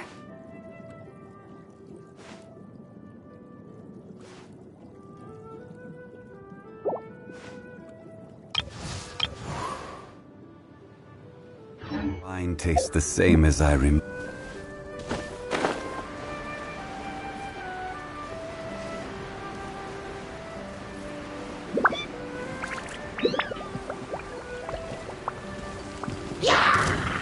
Stabilize! Right now, right here. Emerge. Gather!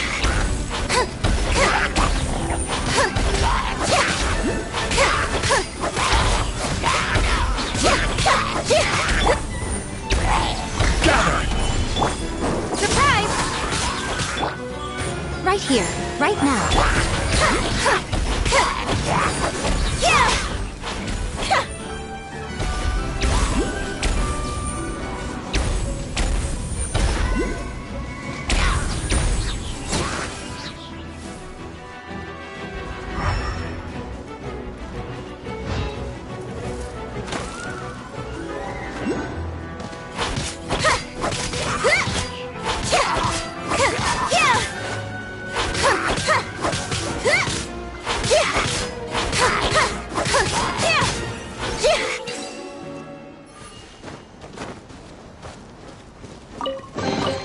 Piece of cake.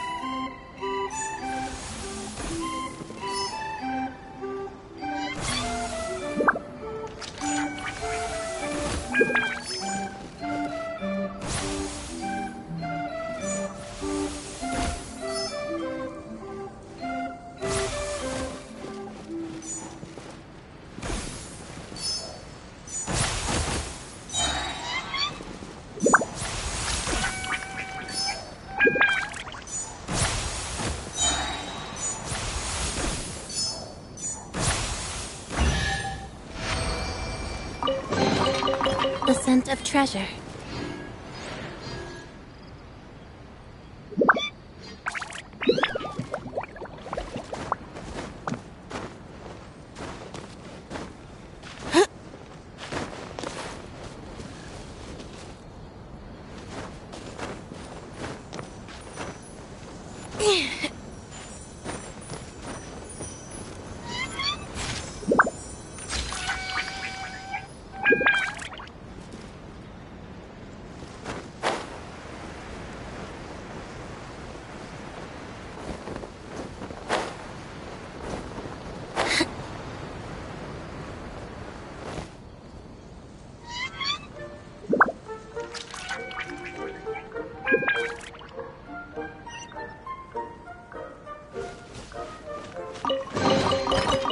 scent of treasure.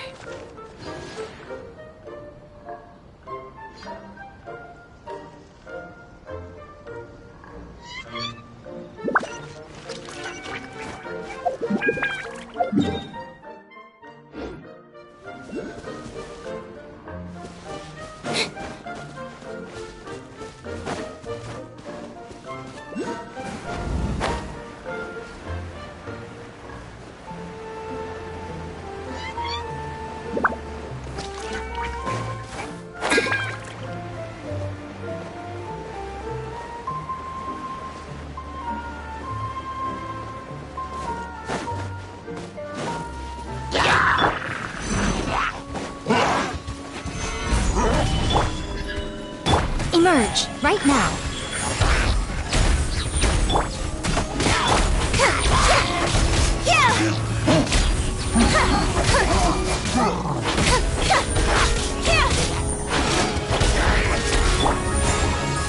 Stabilize!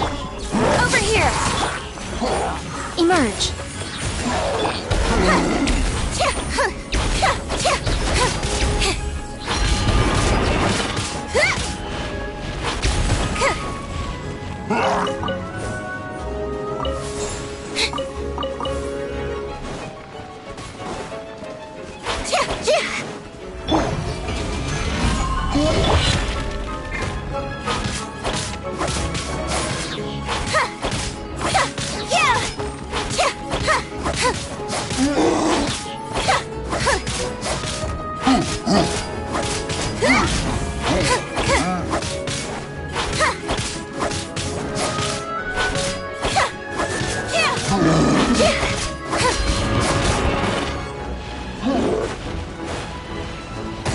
Didn't quite touch it.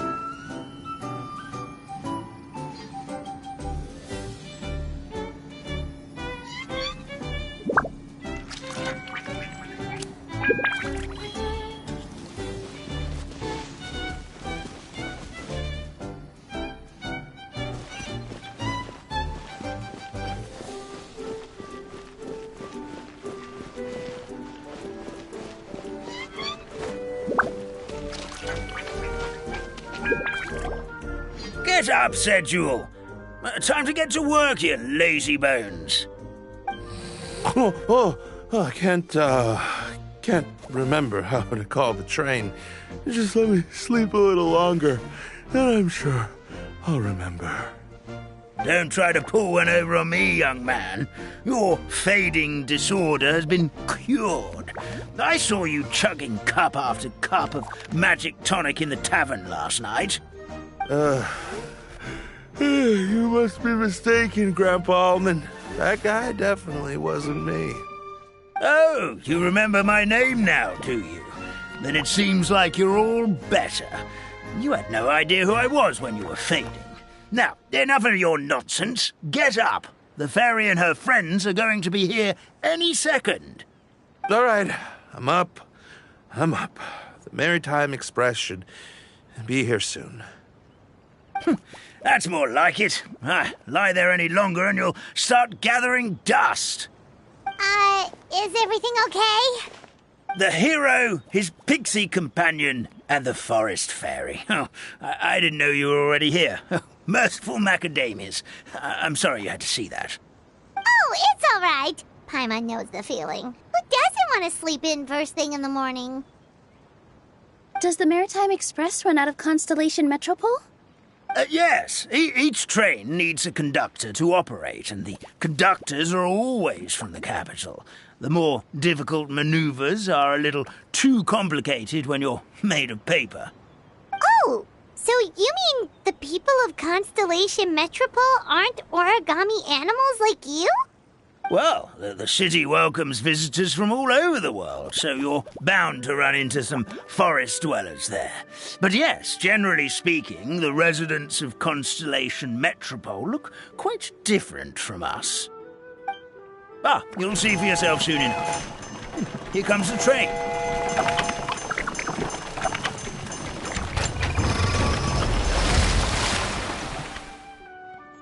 Pleasure to meet you, everyone. My name is Will, and I'll be the conductor for your journey today. I'm assuming you're the ones who called the train. Whoa, it's a little toy man! Yes, we called the train. The hero and the forest fairy need a ride to Constellation Metropole. The hero and the forest fairy, the ones from the prophecy. Oh, why didn't you say so earlier? We could have prepared a far more luxurious train. I'll just go back and get a better one. That's okay, Mr. Wheel. We're trying to get to the city as fast as possible. We just need you to get us across the sea. In your capable hands, I'm sure we'll get there in no time. Of course, my lady. It would be an honor. Well then, all aboard, sit anywhere you like. We'll get a stunning view of Simulanka no matter where you're seated.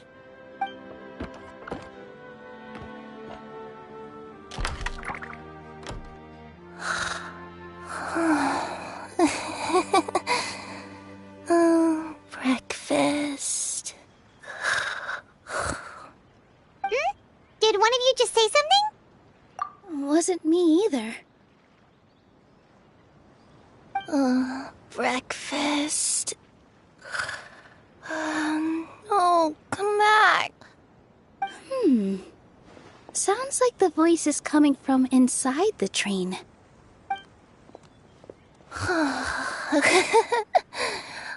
Fish. Chicken drumsticks. Oh, gotcha.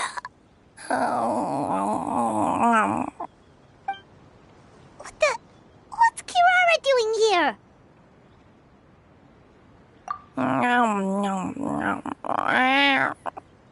Is she a friend of yours? Oh, let Paimon introduce you. This is Kirara. She's... Oh, wait, actually, maybe we should wake her up first. So noisy. Is it morning already? Oh, morning. Huh? Traveler! Paimon! It's you? Which means... Oh, thank goodness. It was all a dream after all. Oh, gotta hand it to my imagination. It all felt super real. There were these toy people, but they were alive and they could talk. Madam, sleeping overnight in the train car is prohibited.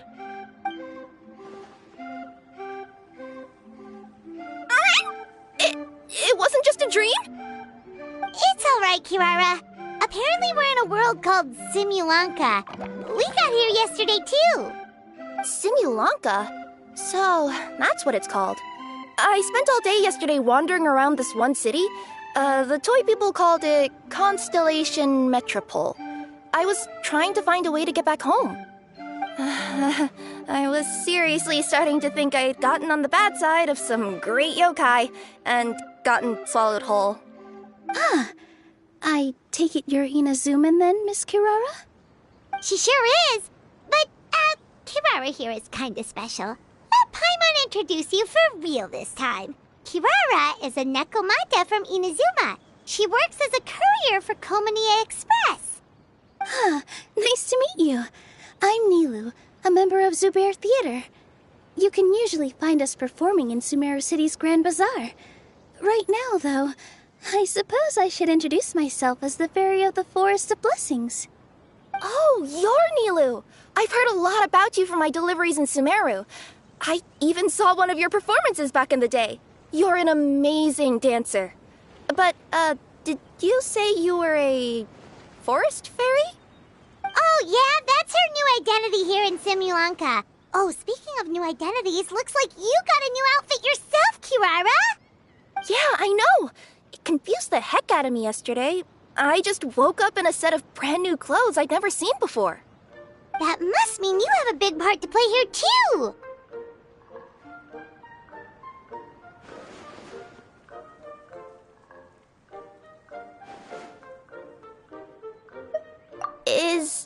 Is that a thing? I guess I am wearing a pair of boots, but still. Did you by any chance hear a voice speaking to you before you got here, Miss Kirara? A voice... Oh, yeah, I did hear something, but I was so freaked out my tails got all tangled, so I, didn't catch much of what was said. Sorry for the interruption, but this Nekomata friend of yours, she doesn't eat hamsters, does she? Or frogs? Oh, no need to worry, little guys. I would never do something like that. Well, unless I'd been out in the wild too long without anything to eat. Oh, speaking of eating, I am getting a little hungry.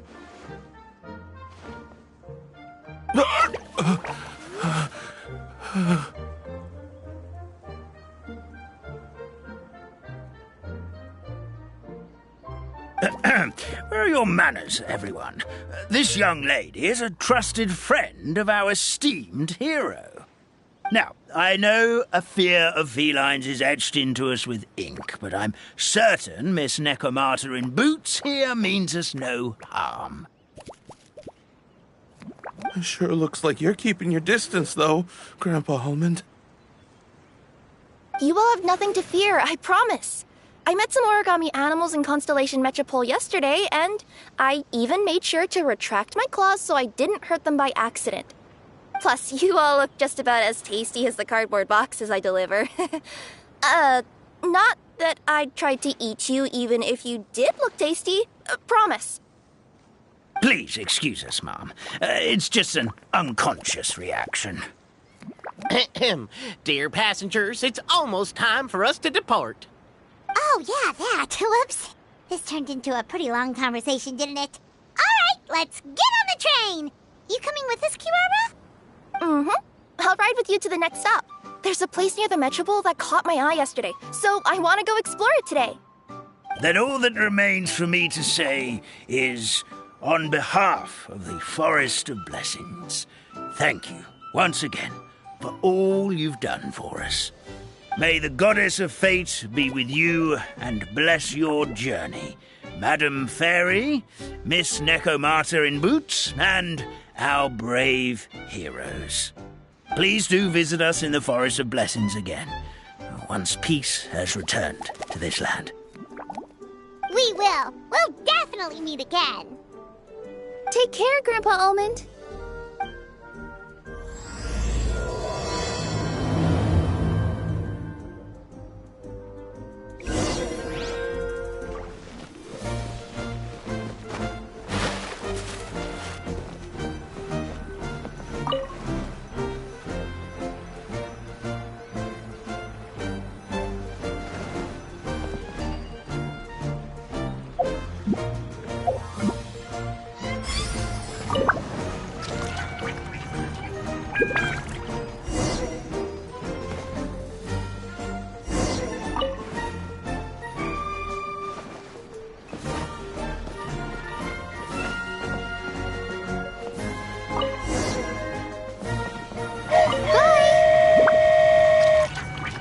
Have a safe trip!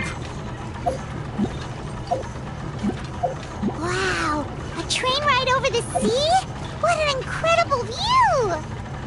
Please keep your head and arms inside the train at all times. We don't want anyone falling into the sea.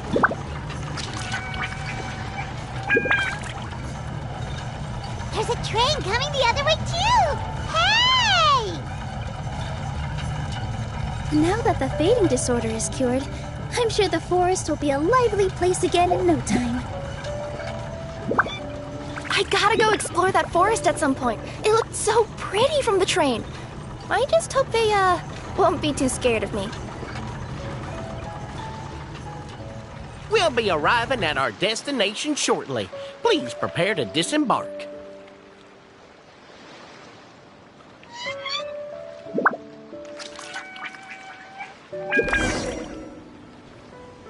Here we are! Constellation Metropole is right over there. It's a short walk from here to the Gear Sky Ladder, which will take you right to Metropole Square. And thank you again for choosing Maritime Express.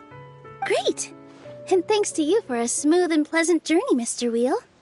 The train cars were comfortable and spacious, and I had a great night's sleep. I'll definitely be back. As you wish, ma'am.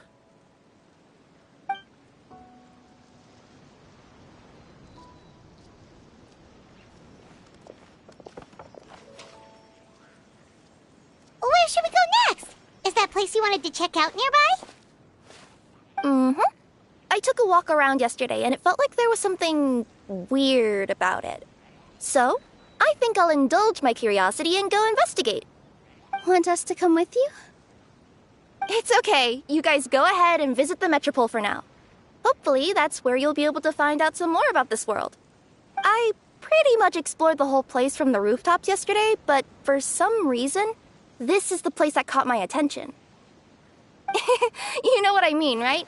Like, when you get a stone stuck in your claw or something, it keeps nagging at you to dig it out, but you can't focus on anything else until you do. Don't worry, if you run into any trouble, I'll be there faster than you can say gold level courier of the Comania Express. Okay, fair enough. We'll head to the Metropole then. Guess this is where we say bye for now. Mm-hmm. Don't worry about me. Let's not forget, I'm a yokai.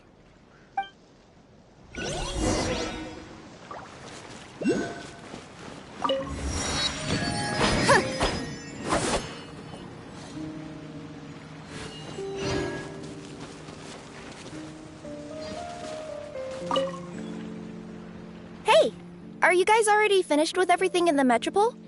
No need to prioritize me. There's just this place I really want to go check out. Feel free to get back to me once you've got everything sorted out.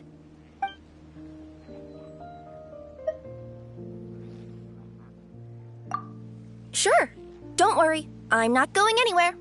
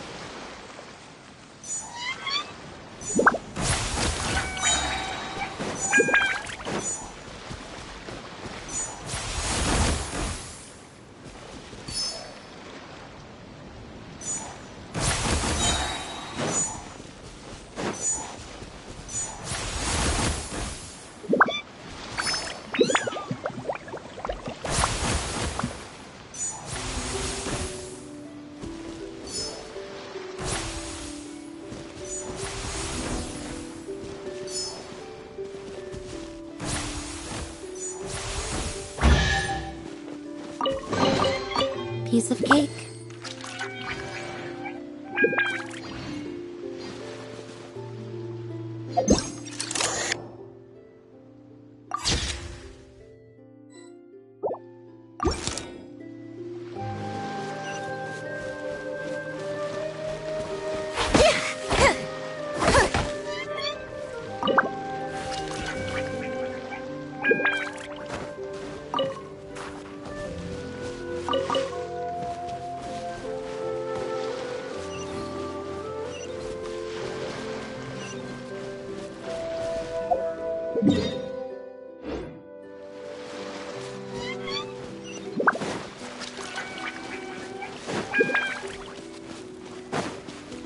Help me! Somebody, please! Help me! Help! Oh, Goddess of Prophecy above, would you kind souls please help us? What happened here? Why are you all suspended in midair? I mean, being stuck in midair still beats falling to the ground and being smashed into a pile of blocks, but... I told him to be careful, but... No. Never mind. Now's not the time for that. My good friends, could I trouble you to turn the clockwork key over there? I'll explain everything in a bit.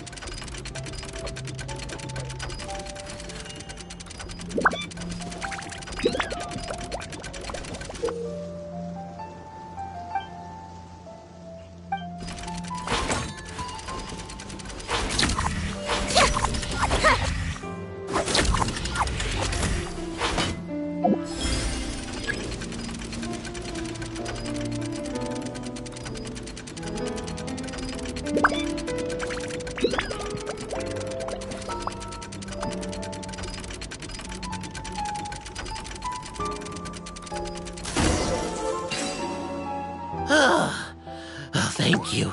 Oh, thank you. What happened there? It almost seemed like we turned back time. I take it this is your first time witnessing the power of the Goddess of Prophecy, then? If so, I can see why you might think that. Basically, this is a gift bestowed upon Constellation Metropole by the Goddess of Prophecy, who rules over the natural course of all things. It helps those who have deviated from their proper path to get back on track. Proper path? Do you mean everything that happens in the Metropole has been planned out since the very beginning? Why are you saying that as if it's a bad thing? You're not explaining it clearly. Here, allow me. Of course, all the residents of the Metropole have the freedom to live their own lives. For instance, whether I use olive oil or sesame oil in my morning skincare routine is entirely my choice.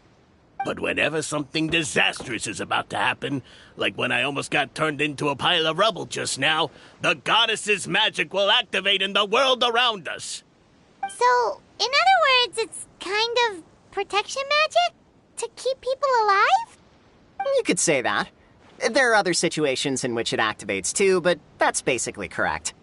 Well, in any case, we're glad no one's hurt. Are you heading to the Constellation Metropole? Yep. Do you know where we can find the Gear Sky ladder? Oh, it's just that platform up ahead. The one with the key sticking out. That thing? Are you sure? Yep, that's the one. Pretty much everything in the Metropole runs on tracks and gears. The Goddess of Prophecy watches over it all. Which is to say, all the tracks are fixed. If a machine is set up to move forwards, it'll never move in reverse. This reminds Paimon a lot of Fontaine's clockwork toys. You mean, like those music boxes with dancing figures? I think I've seen one or two from the merchants in Sumeru. Yeah, exactly like that. Anyway, sounds like it's not gonna suddenly fall out of the sky, so Paimon's okay now. Should we get going?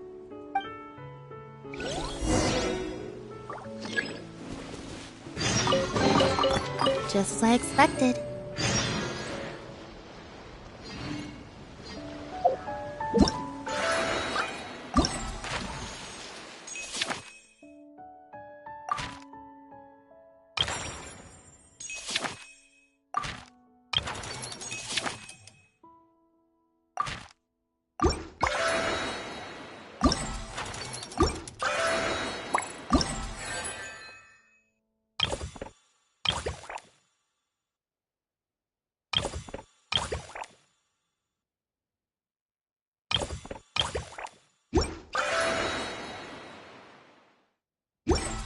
Seems Lenny is saying some strange things again.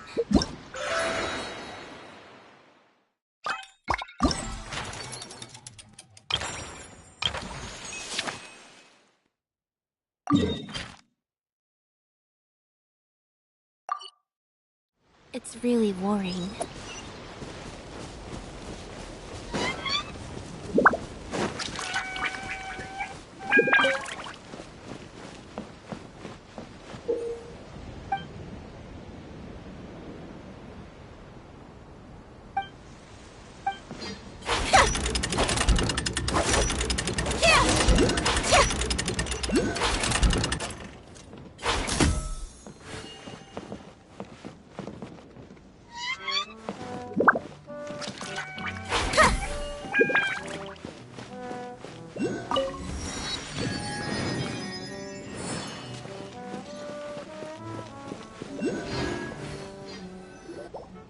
Whoa, what a bustling city! This place is fit for a king!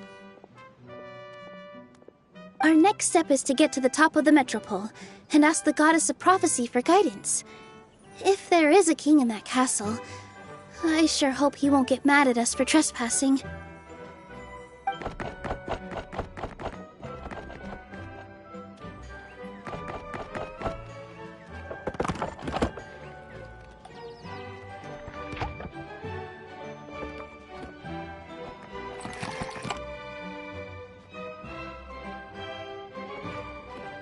Make way for the king!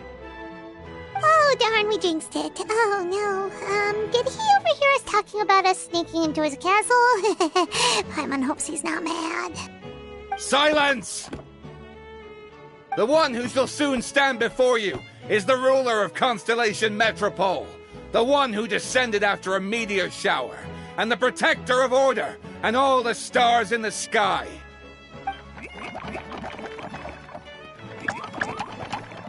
That's a long list of titles. I bid ye welcome, guests from afar. Long have I heard of your grand deeds. O fairy, who restored the lifeblood of the forest. O hero, who... huh? Navia! Hold your foul tongue! How dare you utter Her Majesty's name? Nice one, partner. Spectacular improvisation skills. I'd expect no less from you. All right. You can relax now. Allow me to make some introductions. This is the Traveler, and his trusty companion, Paimon. You are personal friends with Her Majesty the King? Please, forgive our grievous mistake. We had no idea. All right, the welcome ceremony is over. Everyone back to your stations. I will personally treat our guests to some royal hospitality. Yes, Your Majesty.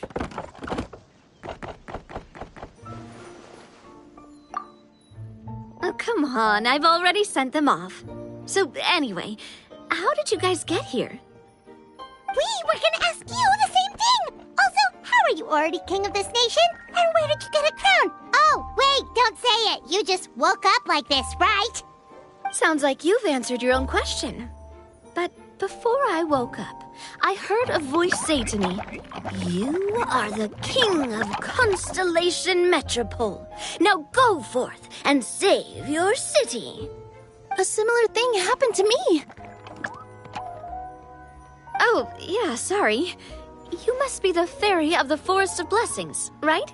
Mm-hmm. This is Nilu, a friend that we made during our time in Sumeru. Nice to meet you, Miss Nilu. I'm Navia, the president of Spina di Rosula. If you ever get the chance to go to Fontaine, make sure you come and visit me. I'm based in Poisson. Seems like you're taking this all in stride. Aren't you nervous about getting stuck here and never being able to get back home? Why would I be worried about that? We've faced much bigger problems than this before, and we always pull through. This should be a piece of cake. Besides, life's always full of surprises. You gotta learn to just enjoy it. That sounds like a great outlook on life. You have a very optimistic spirit. Thanks, I'll take that. Honestly, though, it also puts me at ease to find out that you guys are the fairy and heroes that I've been hearing about in this prophecy. We're kind of veterans at dealing with prophecies by now, aren't we? About that, has anything bad happened in the Metropole? We heard about an evil dragon. Did it make a mess here too? It sure did. Apparently, for whatever reason, he went for the stars above the city recently. Literally just flew up and started snatching them out of the sky. Luckily, the guards responded quickly and stopped the dragon from taking them back to his lair. Unfortunately, though, he dropped them before he flew off. Now they're scattered all around the Metropole. I've been out trying to retrieve them, but I only managed to get one of them before you showed up. Oh, I didn't ask yet. What brings you to the Metropole anyway? Oh, Paimon can explain.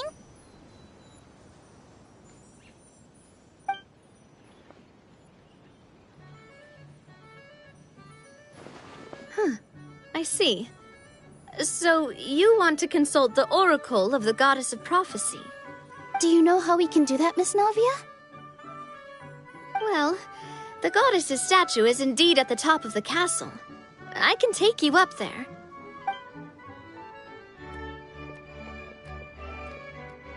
However, I've heard from the citizens here that the goddess hasn't given out any new revelations in a very long time. Really? But Grandpa Almond told us that he received his prophecy from the goddess. Oh, that's probably because the prophecy about the hero of Simulanka has been around for a very long time. But recently, people realized that the goddess didn't reveal anything about what's supposed to happen after peace has been restored. Huh. Okay. Still, can't hurt to try your luck. And maybe you can help me get rid of the invaders while we're at it. Invaders? So the dragon's not your only problem? Right. The forest isn't the only place where strange things have been happening to the residents. Have you come across the gift from the Goddess of Prophecy yet?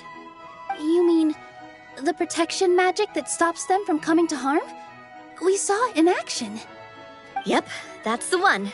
Over the past little while, this magic has been triggering far more frequently. We don't know if it's simply because the Metropole has grown a lot more dangerous, or if there's a deeper reason behind it. Some residents find themselves getting stuck in a place and unable to move. Others start repeating the same thing over and over again, like they're trapped in some kind of loop.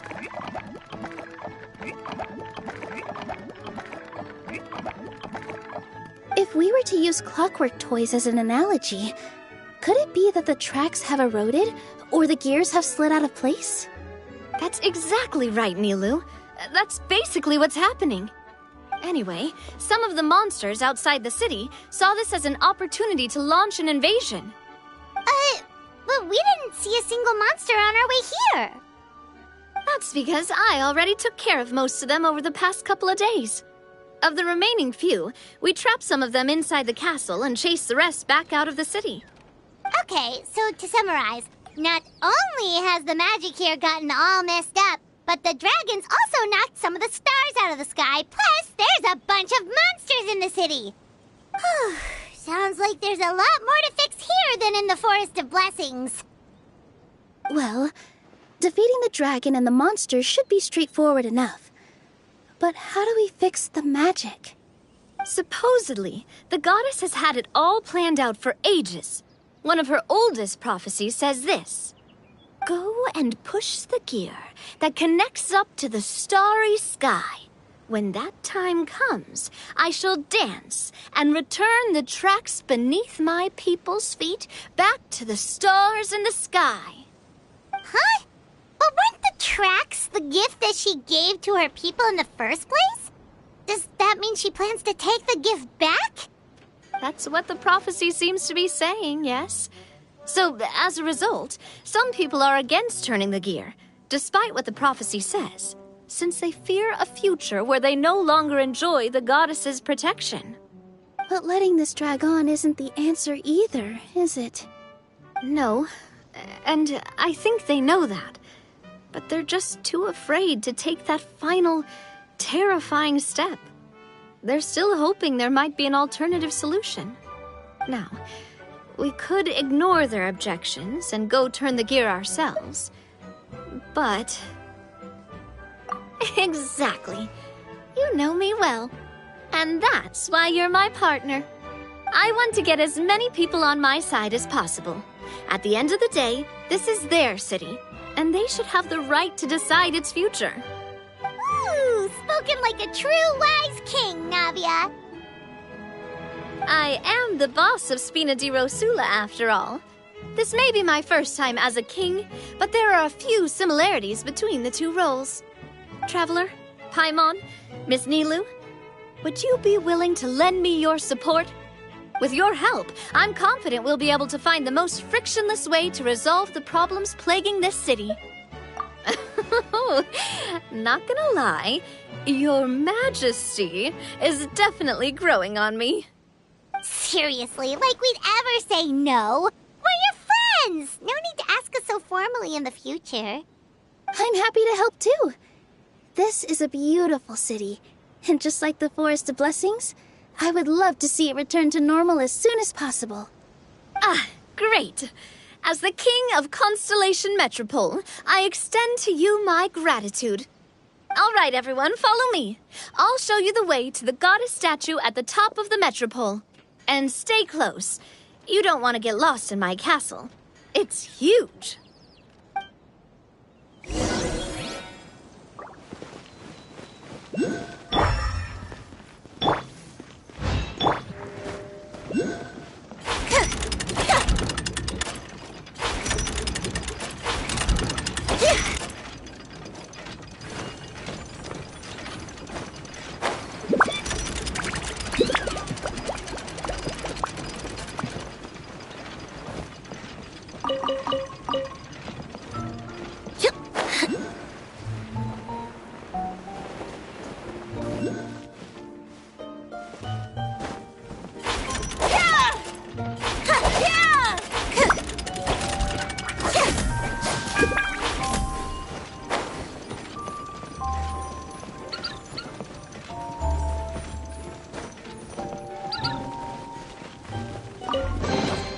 Piece of cake.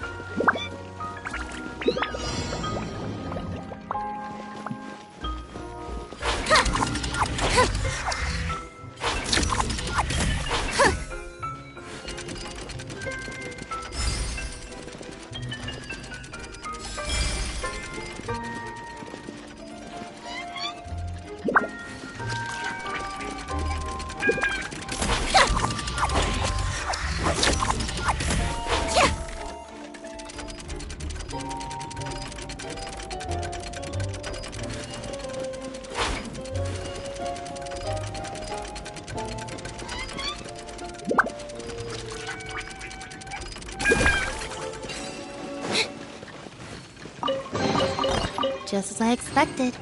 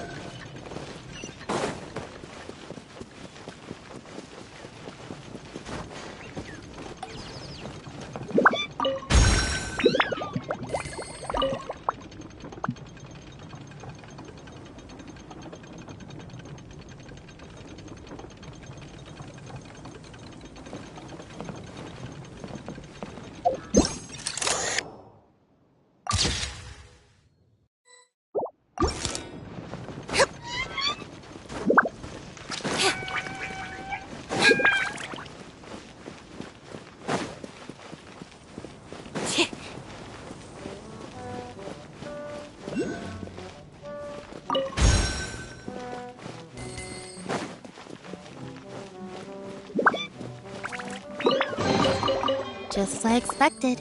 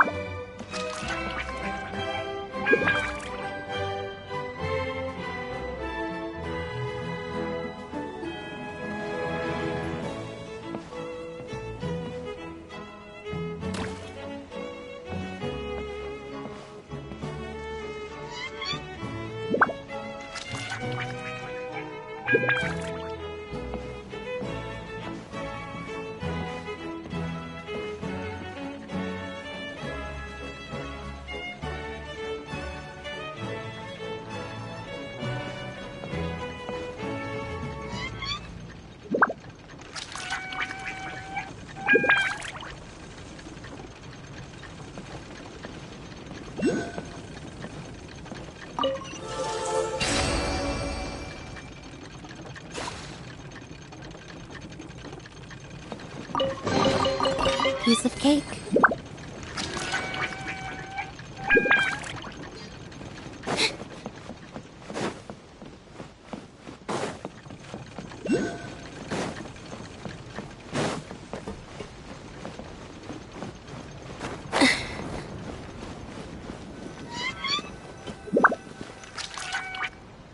Huh? What's this? Wait. This looks like the star I found earlier. I told the guards to place it near the goddess statue. Maybe they ran into some trouble up there. Guess we'd better hurry.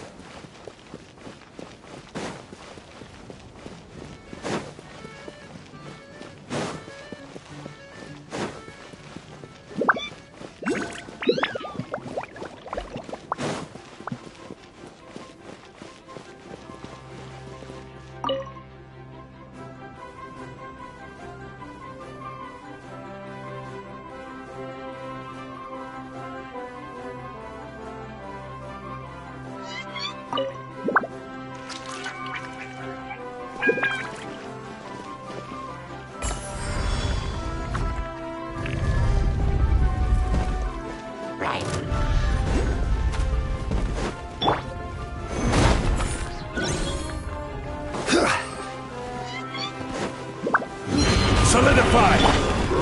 Surprise! Right here. Emerge. Right now. Nothing lasts forever. Right here. Right now. Whoa! Why is the star on top of a mechanism? Uh-oh! More monsters incoming! Stabilize! Emerge. Right here.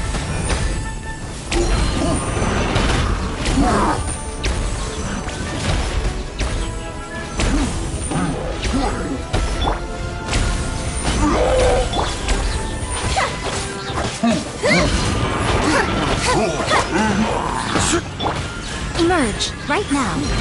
Right here. Gather!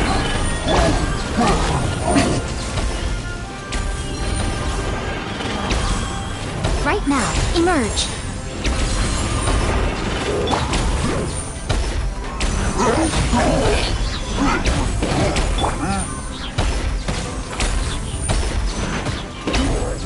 Right here.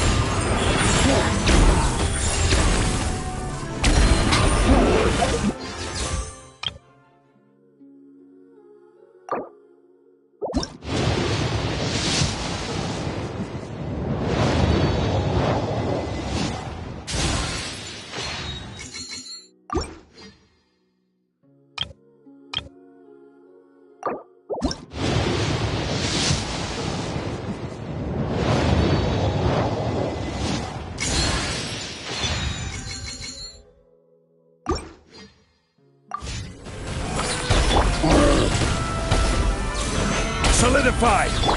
Emerge. Right now. I'm always watching.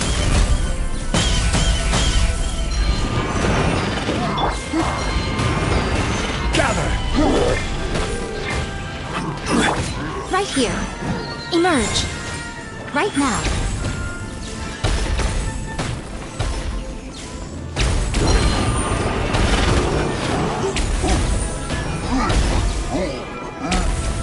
Emerge. Right here. Stabilize!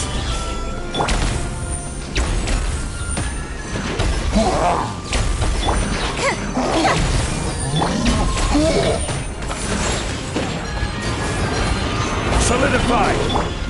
Right now. Right here.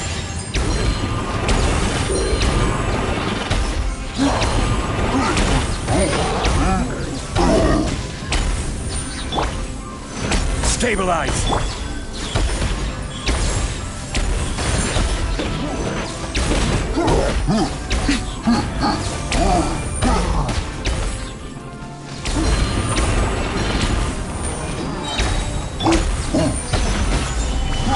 Right now. Emerge. Right here.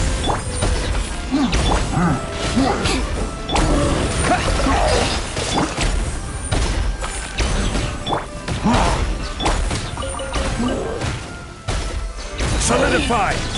Emerge. Right now.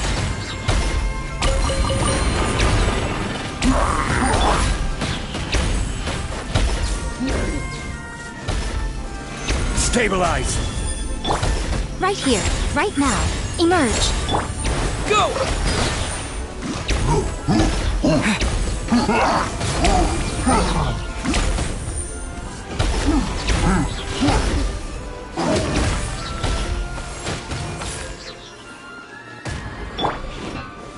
Gather! Right now. Emerge. Right here.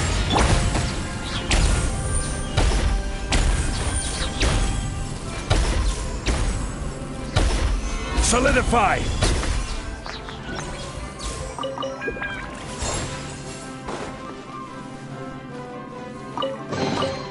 Certainly worth the extra mile. Right now. Emerge. Right now.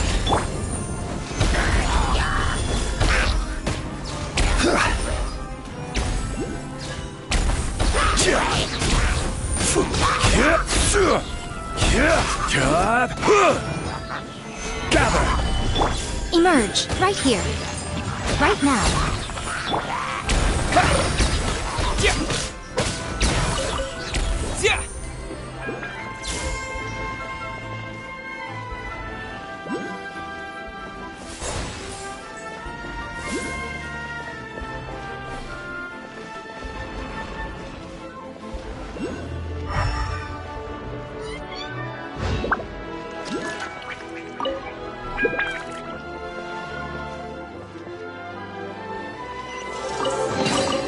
Is this an answer from this world?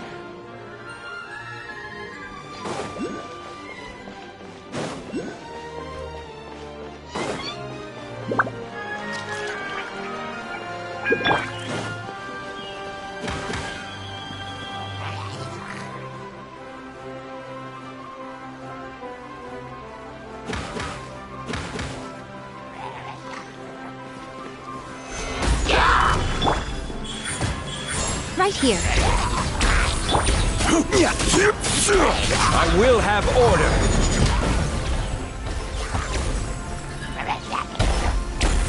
Stabilize. Emerge.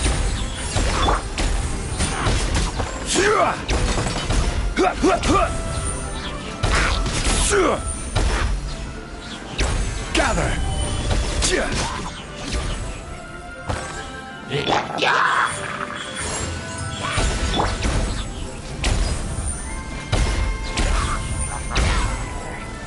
Stabilize.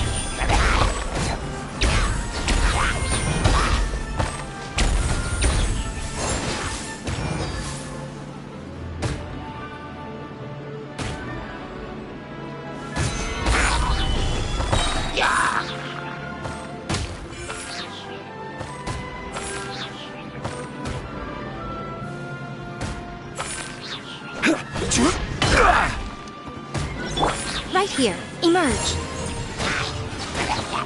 Right here. Solidify!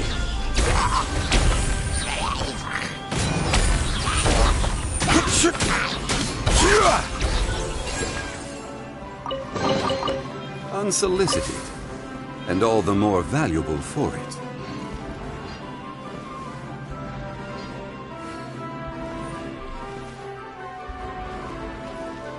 Feels like they really didn't want to give that to us.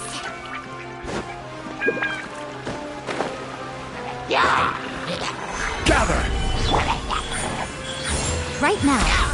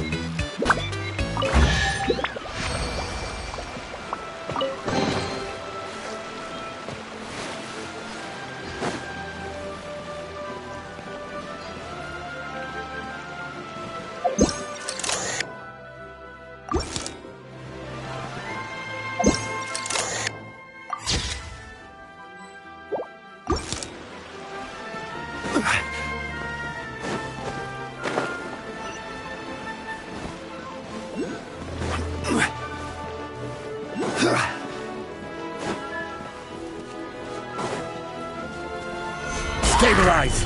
Right here, right now. Chip, chip, yeah!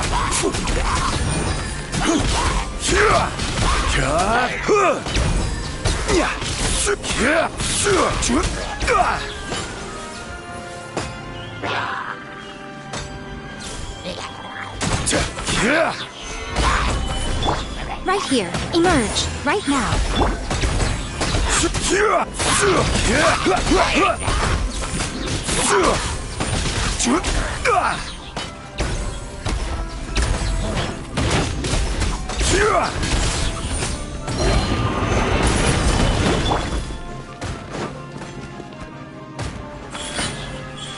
Right here.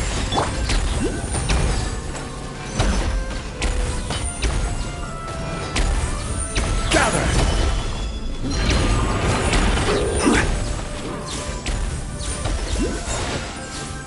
Right now. Emerge. Stabilize! Go!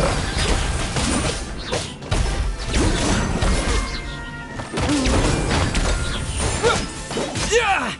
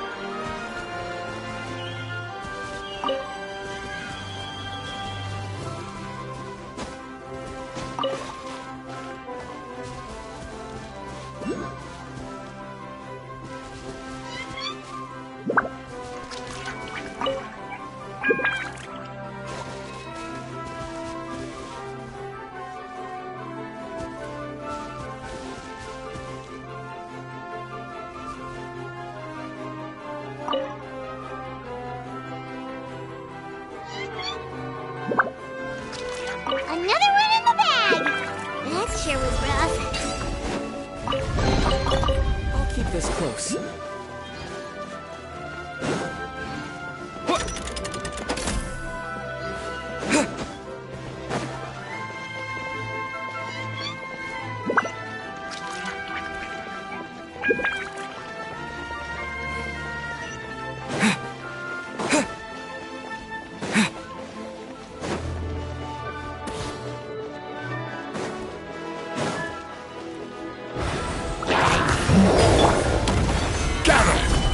Right now, right here, emerge.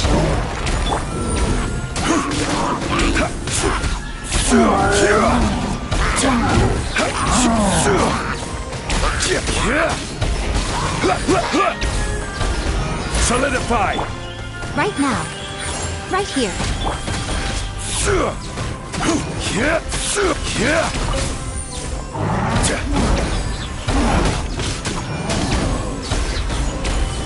Emerge.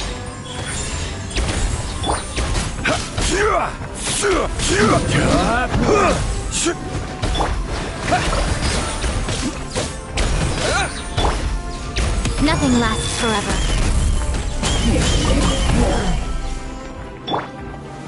Stabilize! Right now, emerge. Right here.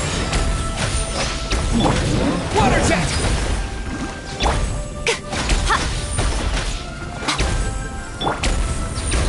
Solidify! Emerge. Right here.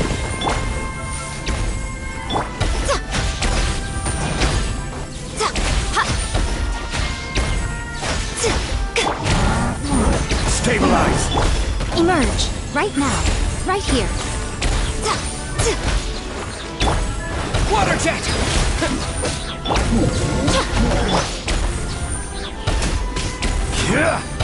Solidify! Emerge. Right now.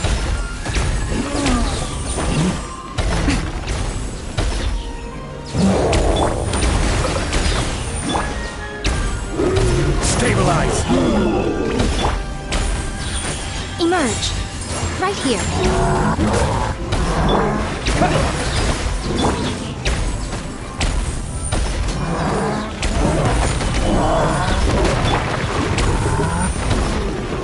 Emerge. Right here.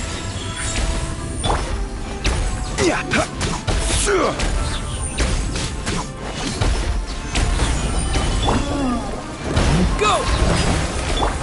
Right now. Right here. Emerge.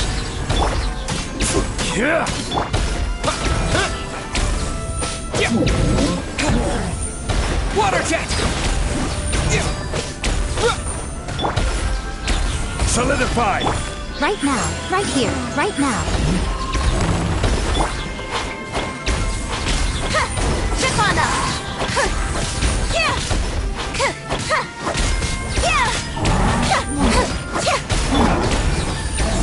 Gather! Right here. Emerge. Right here. Over here!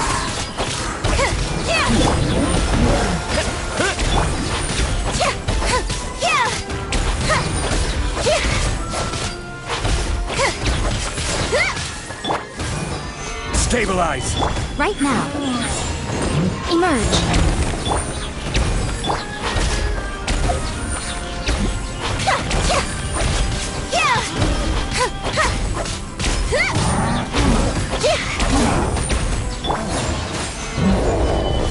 Right now. Emerge.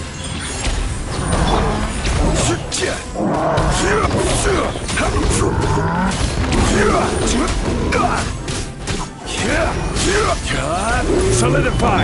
Right now. Right here.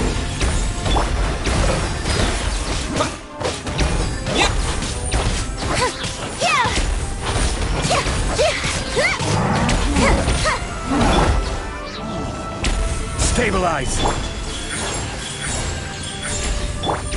Go!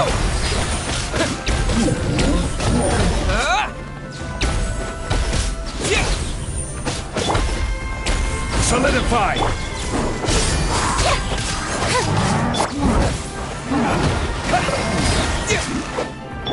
Right now. Right here. Emerge. Gather!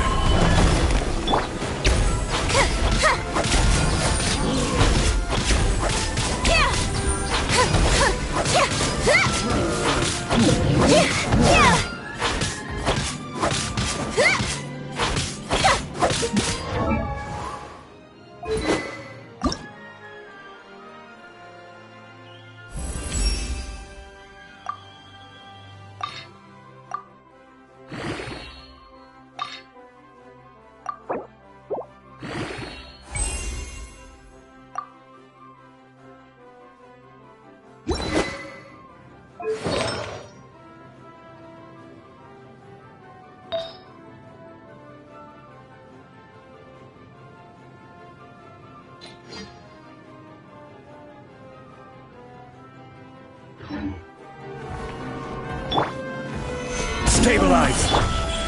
Right now. Right here.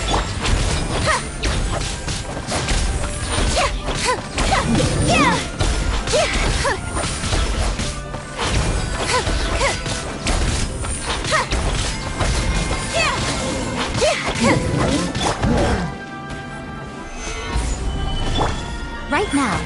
Right here.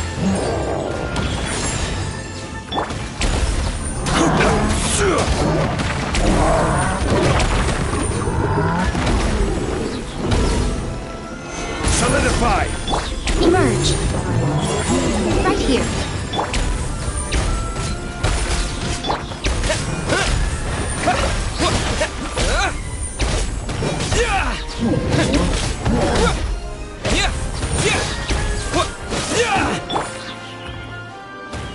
Gather! Emerge. Right here. Water jet!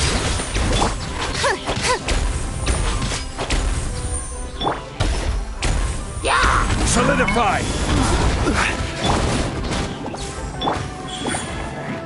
Emerge. Right now.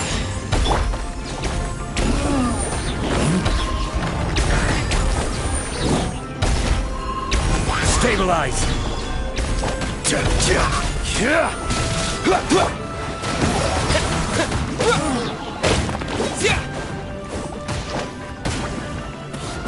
Emerge.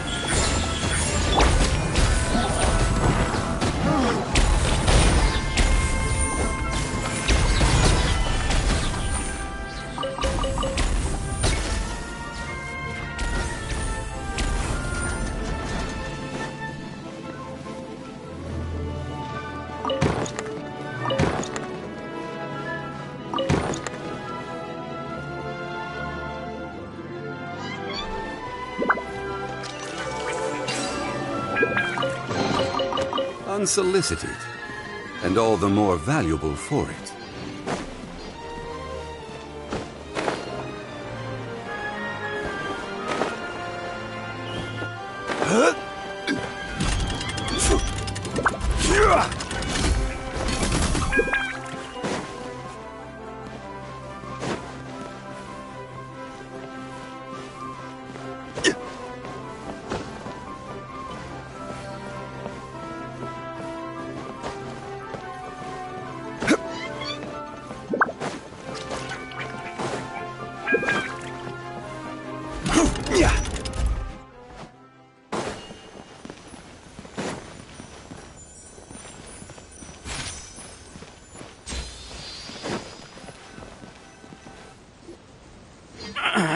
Drat!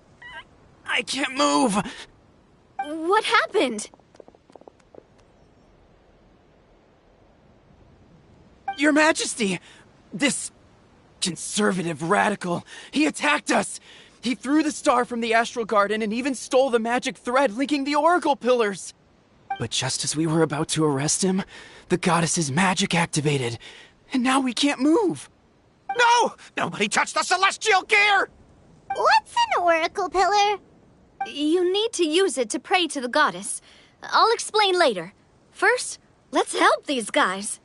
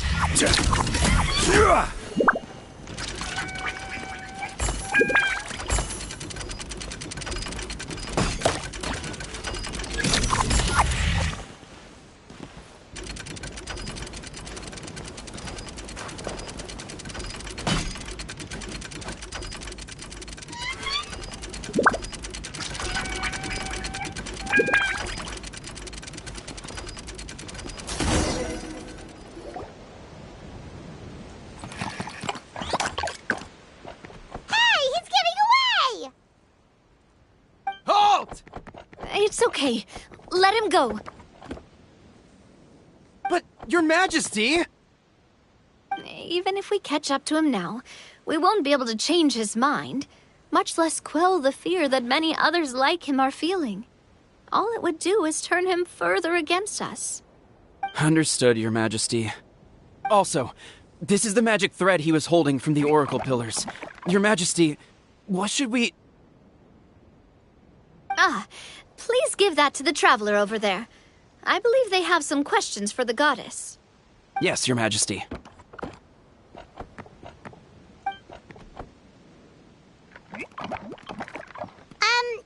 So, what do we do with this exactly? See those oracle pillars over there? Just use the magic thread to connect them together in a specific pattern, and the goddess of prophecy will answer your prayers. Oh! Sounds easy enough. Let's give it a try.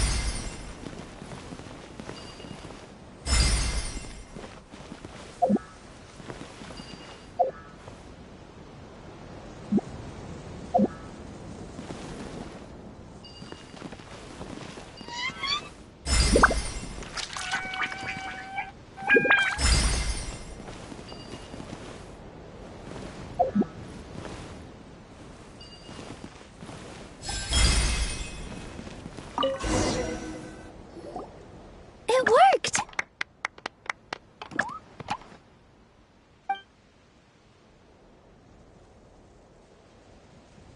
To which course of fate do you seek answers, my child of Simulanka? Go and push the gear that connects up to the starry sky. When that time comes, I shall dance and return the tracks beneath my people's feet back to the stars in the sky.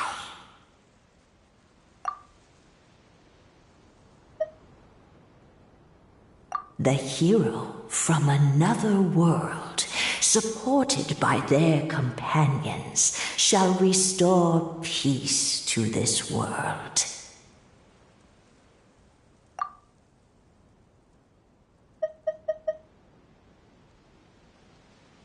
So, Miss Navia was right. The goddess of prophecy didn't tell us anything about the future. Fair enough. Guess we'll just have to play it by ear. Then first, we have to restore the sky back to its original state by putting the stars back in their positions. Let me do a quick count. All right. Adding in the ones we picked up on the way here, I think that's all of them. Let's go hang these stars back up in the sky. In the sky? How do we get up there? Oh, I got us covered. We will, of course, be taking the Aerial Express. Is that a flying train? Hey, you already took a train that runs on water. Is a flying train really that much weirder? Well, at least the Maritime Express still runs on a track. Oh, come on, don't worry about it. This train has been blessed by the goddess of prophecy. Its whole purpose is to protect the Metropole's skies. It took me a lot of effort to find it, you know. I don't think anyone's used it in, like, 100 years. 100 years? Are you sure it's safe? Let's not forget that the goddess of prophecy's magic has been going haywire recently. Well, it's not like we have any other options. Unless you want to do the honors, Paimon. Fancy flying up there on your own? No, thank you. It's way too high up. Oh, wait, Nilu. You've got a feel for how magic works here. Can you do your thing and sense if this train is the real deal? I can try. Yes, I can sense traces of magic, but it's different from the kind I felt in the forest, so I don't know. There's only one way to find out. That's the spirit. I'll come with you. Miss Nilu, will you be joining us? I think I'll stay behind. That way, if something does go wrong, you'll have someone on the ground to get you some help. That makes sense. If the train does break down, you can make us a giant origami crane to come bail us out. Or if a crane's too difficult, a finch could work.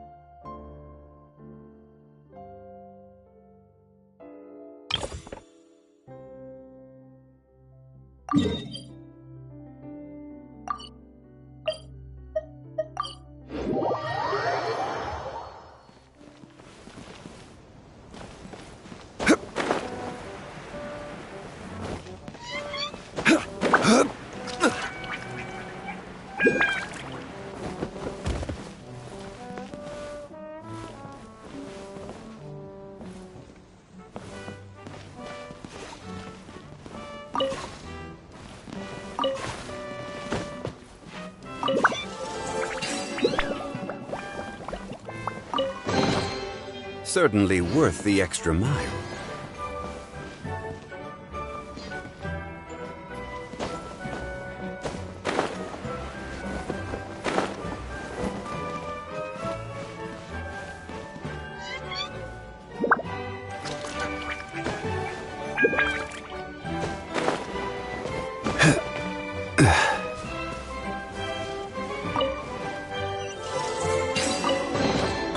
One man's stone is another man's gem.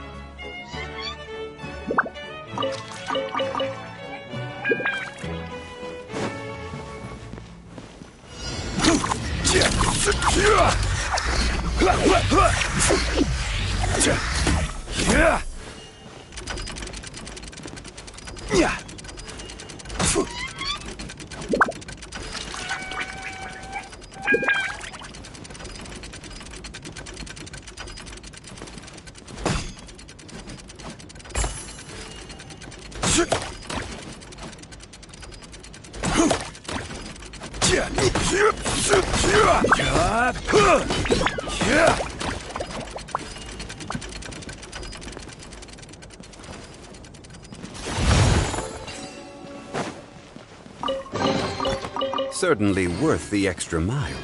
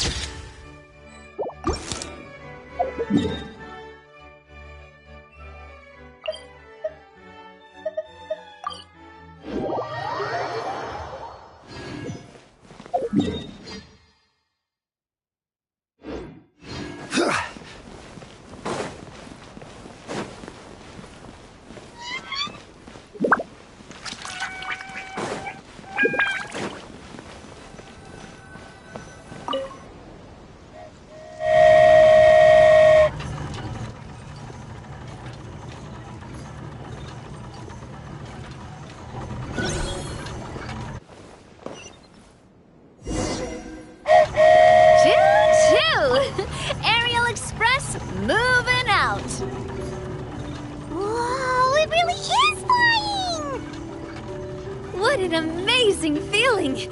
I've never been on a flying train before. Neither have we!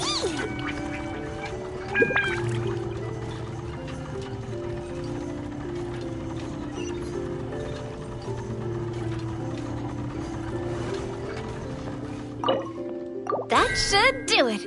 On to the next location.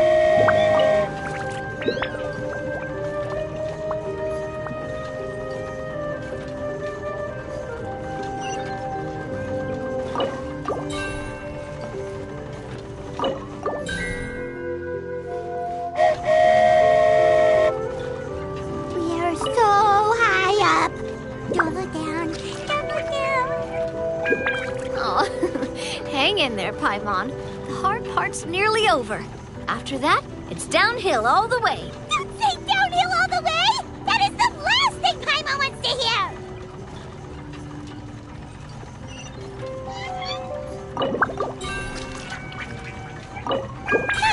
We're finally done! Okay, let's get back down while this train is still working!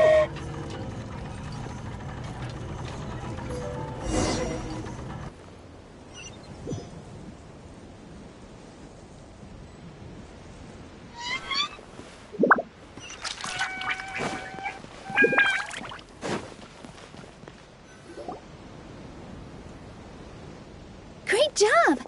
It looked like it all went smoothly. Yeah, and it was an absolute blast, too. You gotta ride with us next time, Miss Nilu. Huh? I'm okay. Thanks for... Halt! What do you think you're doing? Get out of my way! What's going on? Your Majesty, there! Let us through! Stay back! It's okay. Let them through.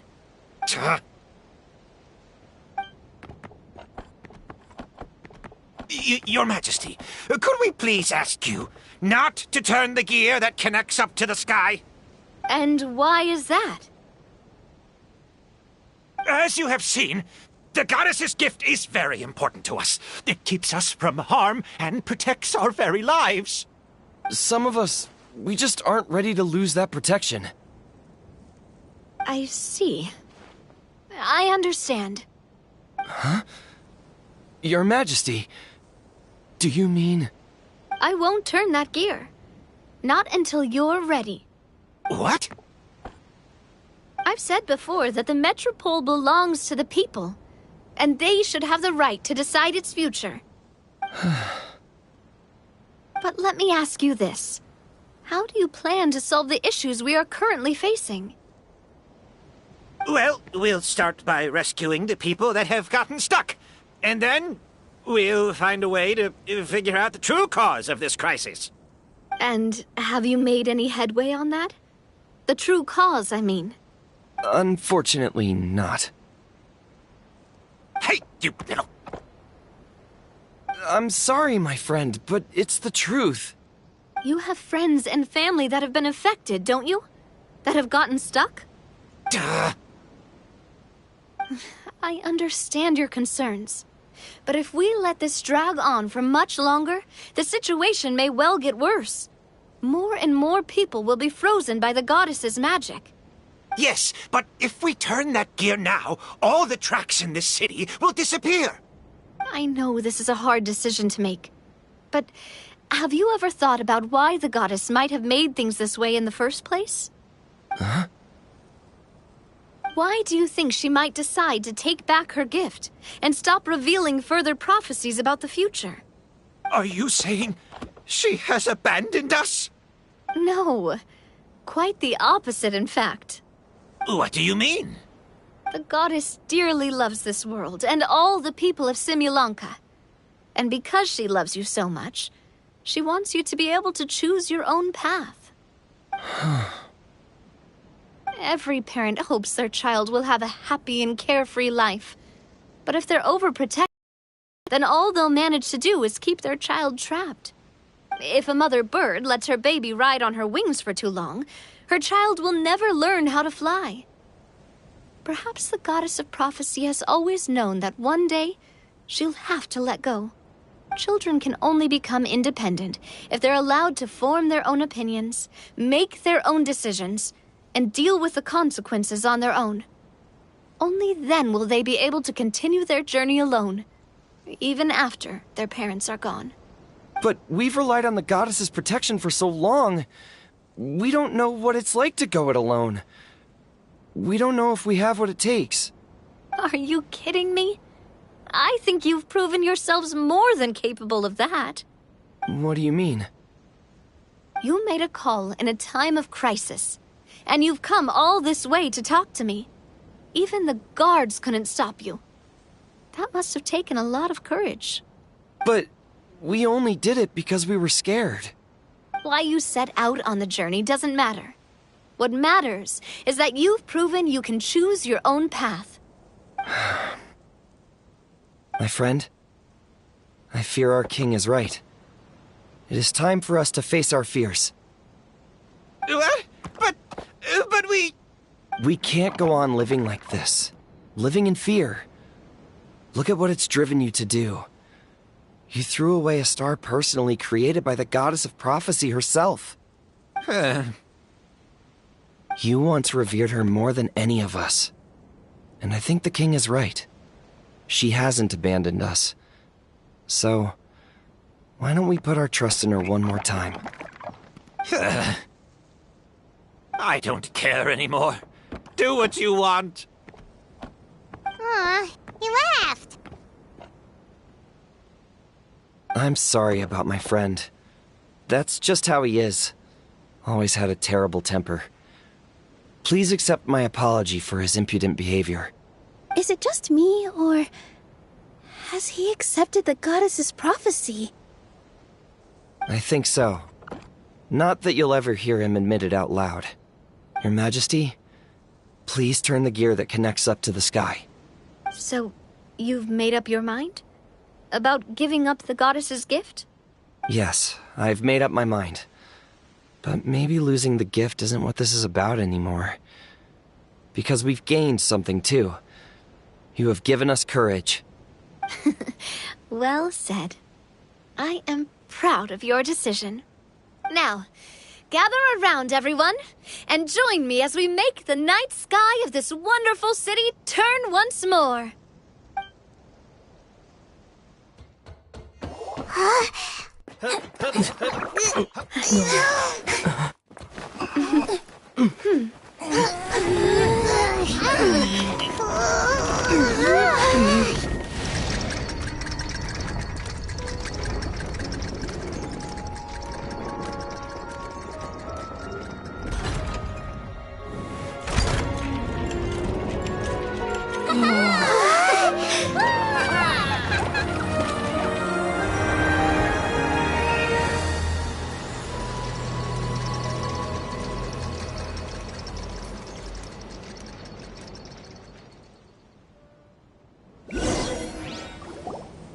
So the stars hanging in the sky, they're music notes! This entire metropole is a huge music box! That's incredible! How do you feel? A little scared and uncertain. But for some reason, I feel a lot more at ease. It's as if some kind of huge weight has been lifted from my shoulders. Figured out any next steps? To be honest, not really. But maybe I can start by having a heart-to-heart with that stubborn friend of mine. I have an idea. If you don't know what to do, why don't you start by helping the people around you? You mean the people who got stuck because of the goddess's magic? I mean anyone and everyone who needs your help. By helping others, you'll eventually find your own path. Trust me, I have experience in this. What kind of experience, Your Majesty? Yes. We'll need a formal organization with a catchy name before we go out and start helping people. Why don't we call it the Spina di Rosula? Spina di Rosula? Ooh, or even the Spina di Rosula di Simulanka. Yeah, that's catchy. Wow, big expansion for the Spina. Moving into other worlds now. Spina di Rosula. I like it. It's a great name. Let's do as Your Majesty suggests. Well then, how about I appoint you as the head of the Spina in Simulanka? While I'm off fighting the dragon with the other heroes, it'll be your responsibility to work with the guards and take good care of the people in the metropole. What? You're planning on fighting the dragon? But no, Your Majesty, you must reconsider. He's right. Your Majesty, you can't. How are you two on the same side all of a sudden? Perhaps Your Majesty is unaware of this. The great dragon suddenly broke out from the Titanium mines one day and tore the end of the world to pieces. After that, it spat out a strange fog that surrounded a whole island. No one knows what lies beyond the fog, and no one knows what has become of that poor island. Before Your Majesty arrived, we dispatched many soldiers to fight the dragon, but none came back alive. Yikes. Sounds worse than we thought. Isn't that all the more reason for us to go? There could still be guards trapped there, waiting for someone to rescue them. King Navia is right. We cannot simply stand by and watch as the people of this world suffer. Very well. Though I have not served by your side for very long, Your Majesty. 2 days is enough for me to have learned that once your mind is set, any attempts to change it are futile. You're a pretty good judge of character. He probably didn't mean that as a compliment. Since you're serious about this, I won't try and stop you. There's only one way to reach the end of the world, and that's by taking the Maritime Express. Oh, right! So there's a line going there too? Yes, it was originally built to serve the workers commuting to the Titanium mines, but it has been abandoned since the dragon attack. I'll tell the conductor to wait for you at the platform by the side gate to the Metropole first thing tomorrow morning. You're embarking on an extremely dangerous adventure. Please be careful, Your Majesty and friends. Oh, thank you for your concern. While I'm gone, I leave the Metropole in your capable hands. Yes, Your Majesty. Just call me boss from now on. That's what everyone in the Spina calls me, and it's what I'm used to.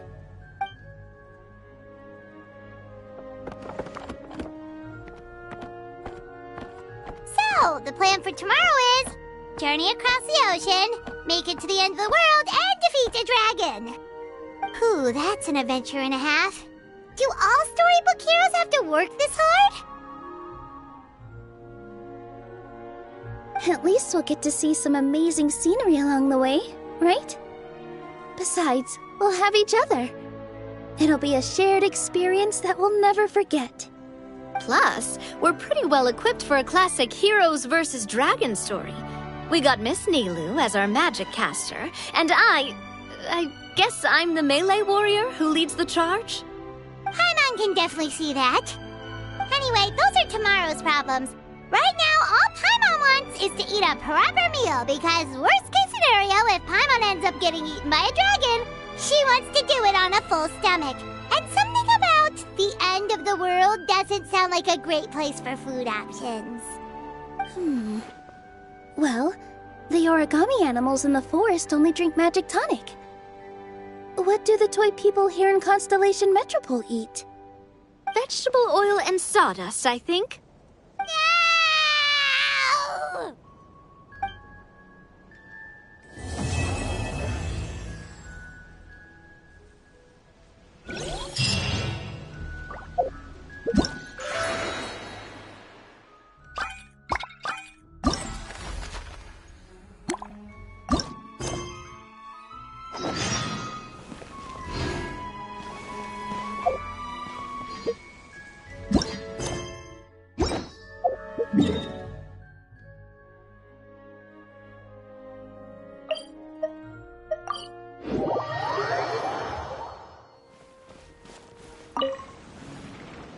So, are you all set?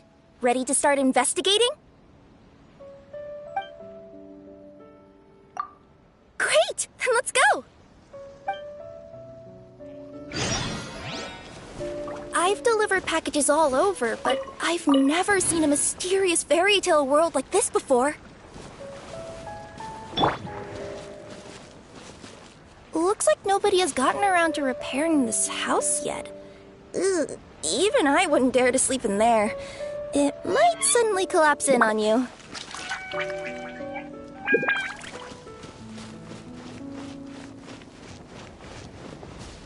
Nothing to see here either. Maybe we can find someone to ask? Aha! Over there!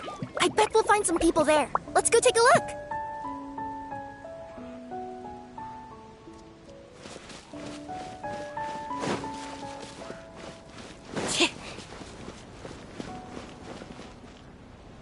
Uh-huh. I was sure there'd be people here. There once was a goddess who ruled over fate. Before she died, she left 3 riddles for the kingdom she had created. What? Who said that? Long story short, on this day, a sentient feline, an outlander, and a diminutive pixie arrived on the scene. They saw a narrow path off to the side. Okay, but which side?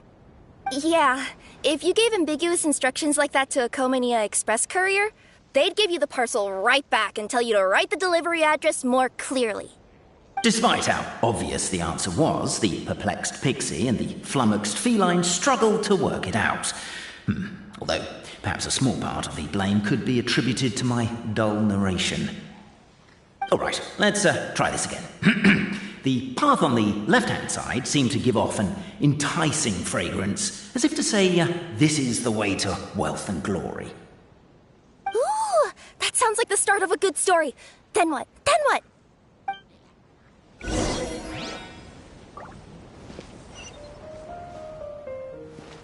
At the end of the path, the motley crew would soon spot a secret stone room. A prophecy had once foretold of a marquis who shall one day venture inside, and thus it is named the future Marquis's Abode to Be. You like it? The future Marquis's Abode to Be? Got a nice ring to it, doesn't it? That was a little bit boastful. But before you continue, I must warn you of the danger that lies ahead. For example, under no circumstances should you sit on the chair in the center. Otherwise, the consequences could be a bit embarrassing.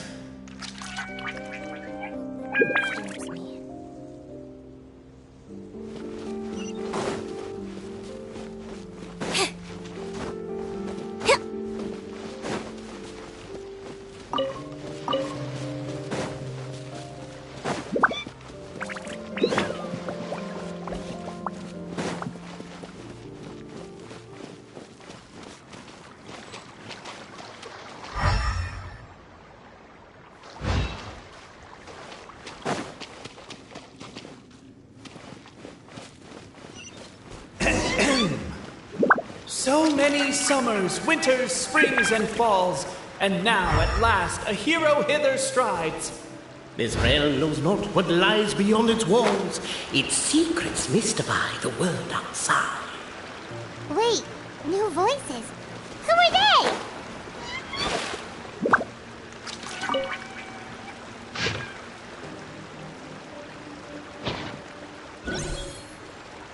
as captivated by the epic. With wood and earthenware strewn all around, the demon feline's fury can't be quelled. Reducing them to rubble on the ground, she finds the vessel's vacant save for... air? She finds long gone the gems that once they held. Are they describing how we broke the boxes and jars? Who are you calling demon feline? Namely, to remove the clockwork key from the raised platform up ahead. Cafe, I just... With wood and earthenware strewn all around, the demon feline's fury can't be quelled, reducing them to rubble on the ground. Stop the poem. We have a situation. Something's up with this person. Traveler? Are you alright?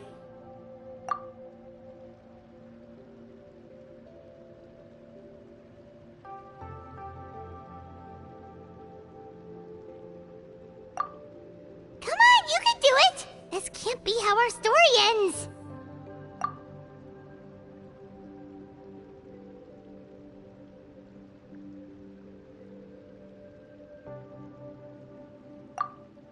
Can I give you a hand, or a tail, even?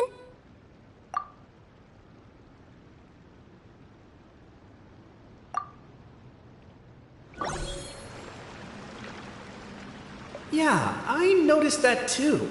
It's one standard for us and another for you. That's not fair, Cape.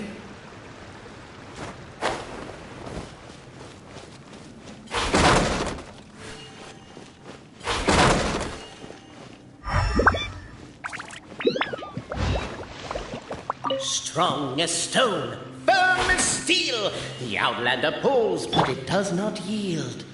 This has happened many times before, but this time it's different. The attack now over. Only one final step remains. Now it is the time. But alas, as was the case for all those who had come before, the key still did not move an inch. Wait, what? They got it out? Yes! Finally! Come on, move your butts! And your lights, assuming they're still in working order. It's showtime! No hard feelings about your lack of poetic contributions? Oh, let it go!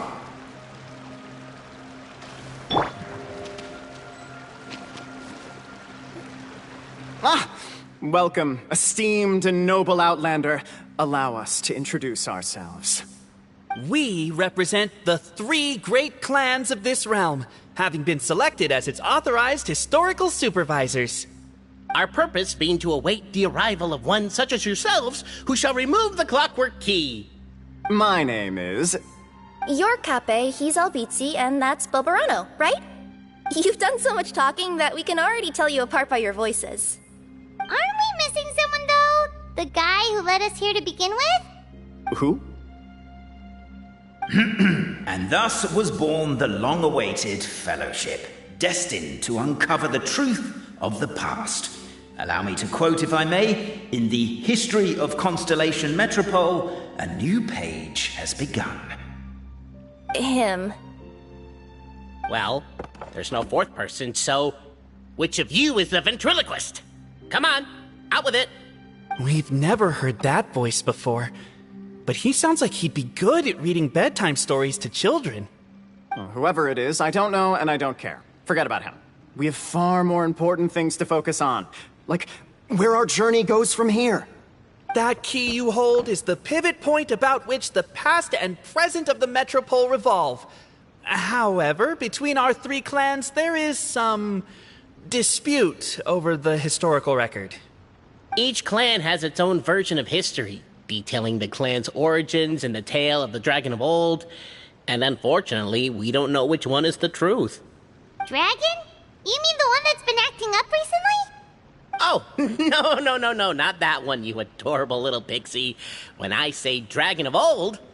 He means a dragon that would be really, really old if it was still with us today, but it was defeated in ancient times. The new one has nothing to do with our clan history. Was that supposed to be a joke? Anyway, so you've been waiting for someone to remove the key so you can finally explore the truth of the past? Not just explore it, but argue incessantly about it. Honestly, I don't care that much. Cape's the one who's always bothering us about it. What we need to figure out is who resolved the dragon crisis. We have to know that before we can decide which is the supreme clan. The moment you removed the key from where it was lodged, you became the honorary Marquis. We humbly beseech you, noble Outlander. Noble Traveler Marquis, we ask you to help us. You and your talking Puss in Boots and the pale floating pixie. Puss in Boots? Are you serious? It's better than demon feline, but still. Embrace it, my friend, embrace it. Most cats don't wear boots or speak, do they? I'm not even a cat, I'm a Nekomata. Now that you know the word, I expect you to use it. Please allow me to lead you all to a sacred memorial site. It will be much easier to explain what needs to be done once we are there.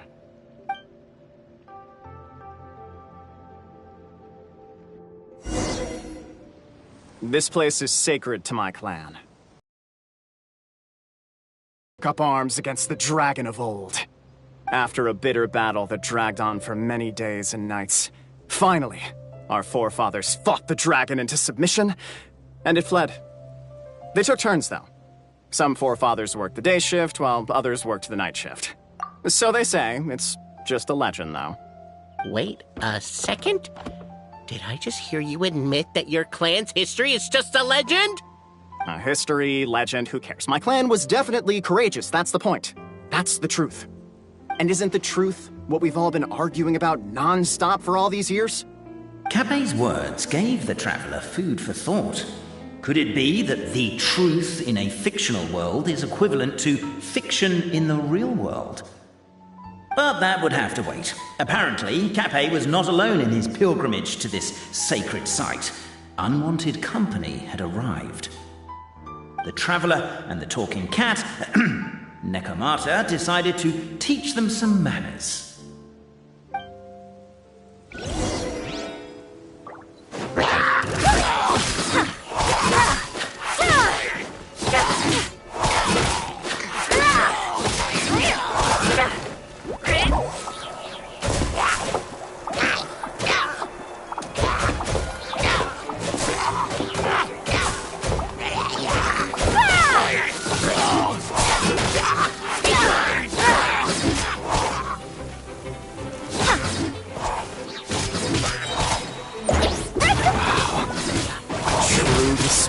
Heroism and valor. It was as if the spirits of my ancestors were fighting through me. Here's a thought. Could be wrong, but maybe the Traveler Marquis is a lot more powerful than your ancestors. Technically, by saying that, aren't you implicitly acknowledging that my clan's history is, in fact... Your martial prowess and show of courage are a more vivid reenactment of my ancestors' feats that suit the modern aesthetic. Now, let's get down to business. As we all know, time is but an illusion. Time may flow line by line, page by page, or frame by frame, but usually it flows in the form of springs and gears. And that clockwork key you have in your hand can turn back time and make the past reappear. Well, actually, my view is that the illusion of time is more of a problem of consciousness. Gears power the body, while the body is the vessel of the conscious mind. But the mind cannot understand the dimension of time, so we experience instead an endless continuum of moments as the pinion of now turns along the rack of ages. I'm getting flashbacks to when I was delivering packages to the Sumeru Academia. A teacher once asked Albizzi what his greatest fear was, and he replied, dragons. Boberano was asked the same question. He replied, time, and repeated the argument we just heard. The teacher then turned to Cape and posed the same question. He replied, Boberano. The manuscript that tells the truth of the historical record, the blueprint to all of creation. the work of the great mage themselves. It can be found at the beginning of the Girak, and on the very first page of the book. Paimon didn't follow all that, but basically, you're just saying that we need to put the key in and turn it all the way back? Exactly. It is said that in the beginning, the goddess of creation took the goddess of fate's manuscript as a blueprint, placed it under the goddess of prophecy's starry realm, and generated the world from a few magic arrays. So in a few moments, when the great clockwork key turns the local time here back to the very beginning, we will restore the magic arrays back to their original configurations. Hold on. Isn't stealing part of the blueprint of creation a little dangerous? Also, how are we supposed to know the original configurations of the magic arrays? Well, the general shapes of the configurations have been passed down over the ages. They now form the family crests of each of our clans. So you'll just need to reference my family crest and join the dots accordingly.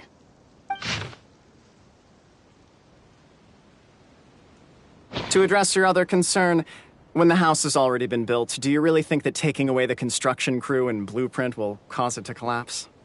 The Traveller Marquis prepares to insert the great clockwork key into the nearby keyhole.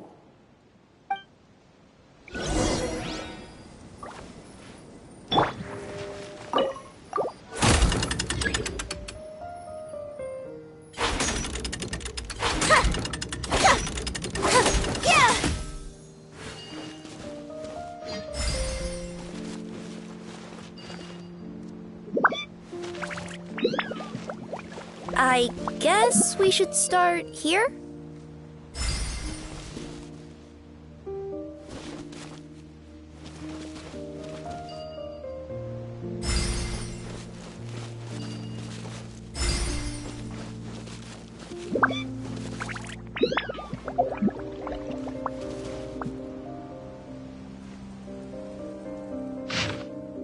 Why don't you give it another try?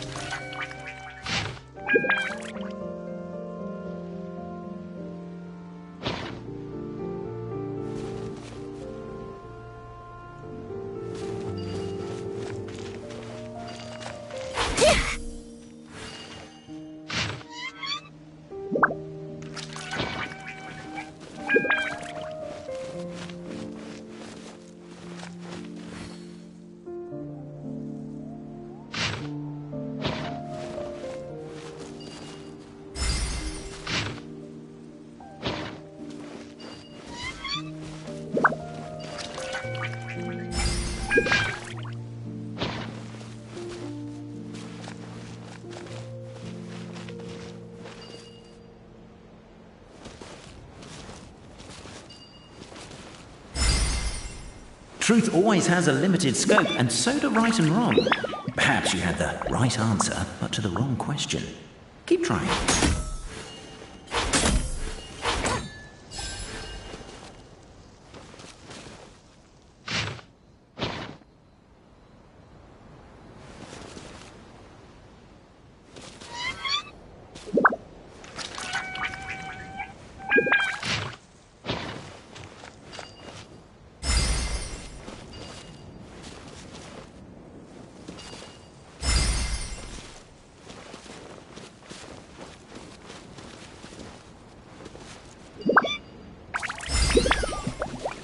Truth always has a limited scope, and so do right and wrong. Perhaps you had the right answer, but to the wrong question. Keep trying.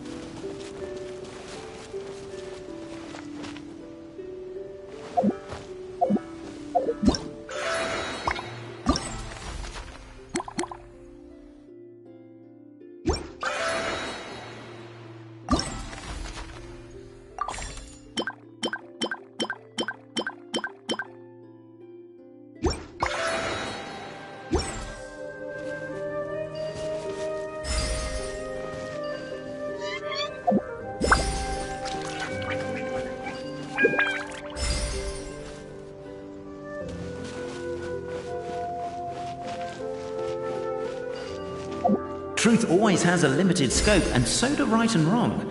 Perhaps you had the right answer, but to the wrong question. Keep trying.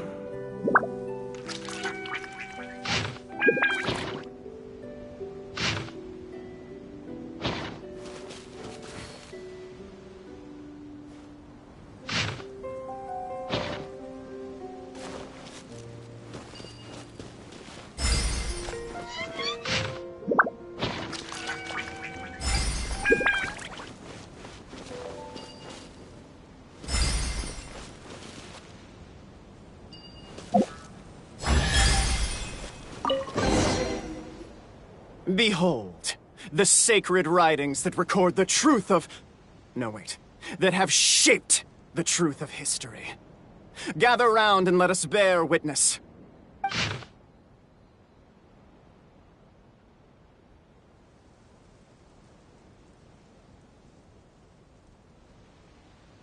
Feast your eyes, rejoice, and cheer, for this is the unquestionable truth. Look at the signature.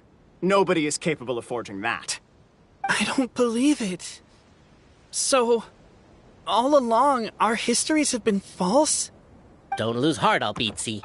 It does not follow from his is true that ours are false. That might be the most bogus logic I've ever heard. But keep up the mental gymnastics, Boberano. I've been waiting for that look of jealousy on your face my whole life, and I'm gonna savor it.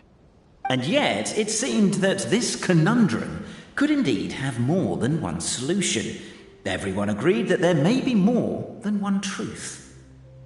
The party decided to visit the sacred sites of the other clans and see what their documents had to say. Isn't a narrator supposed to remain detached and objective? It feels like you're forcing a narrative agenda on us here. Well, whatever. I'm in a good mood. Let's do it. The instructions say to repeat the process 3 times, and besides, I'm looking forward to watching you both be sorely disappointed. Let's do my clan next. I'll lead the way. We'll need the key again, right? Let me see if I can pull it out. Yoink!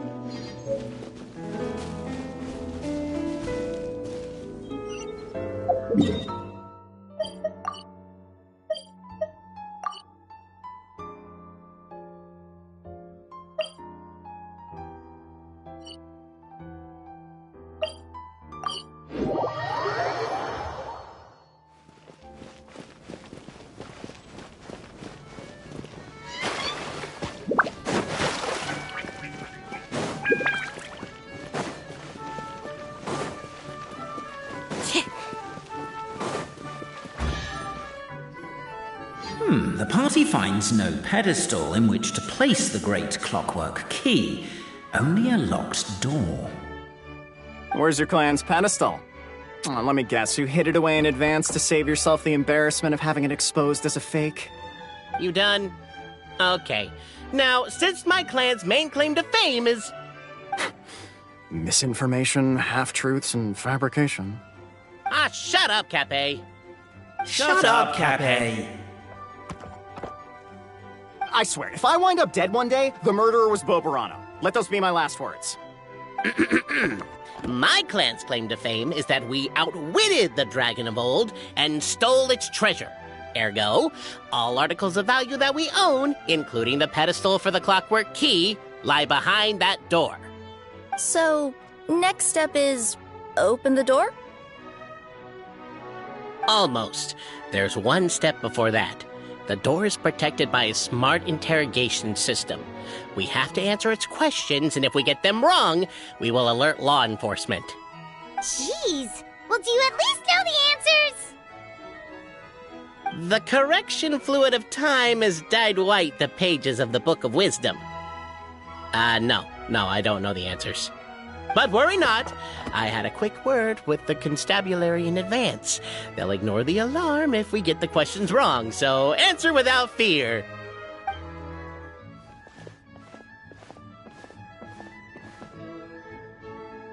Question 1. Who is it?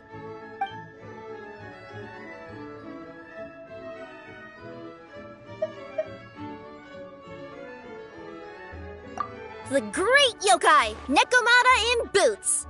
And the trusty travel guide, Pixie! Travel guide. trusty travel guide! Question 2. By which virtue did the ancients defeat the dragon?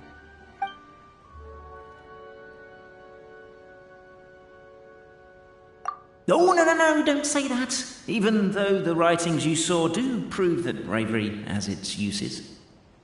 You do realize we can hear everything you're saying, right? If you say it out loud, you'll only set those three off arguing again. Thinking it is fine, but please promise me you won't say it. Question 2. By which virtue did the ancients defeat the dragon? If this is the right answer, I swear I'll... Correct! What? A barefaced lie. So low. Question 3. Which is more real? The fiction of the outside world, or the truth of this world?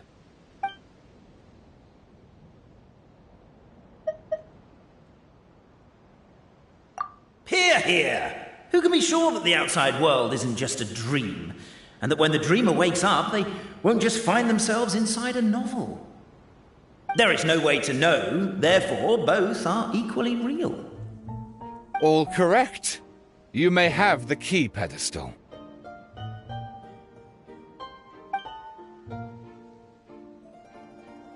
Traveler Marquis, you know what must be done. Please insert the great clockwork key. Oh, and this is my family crest.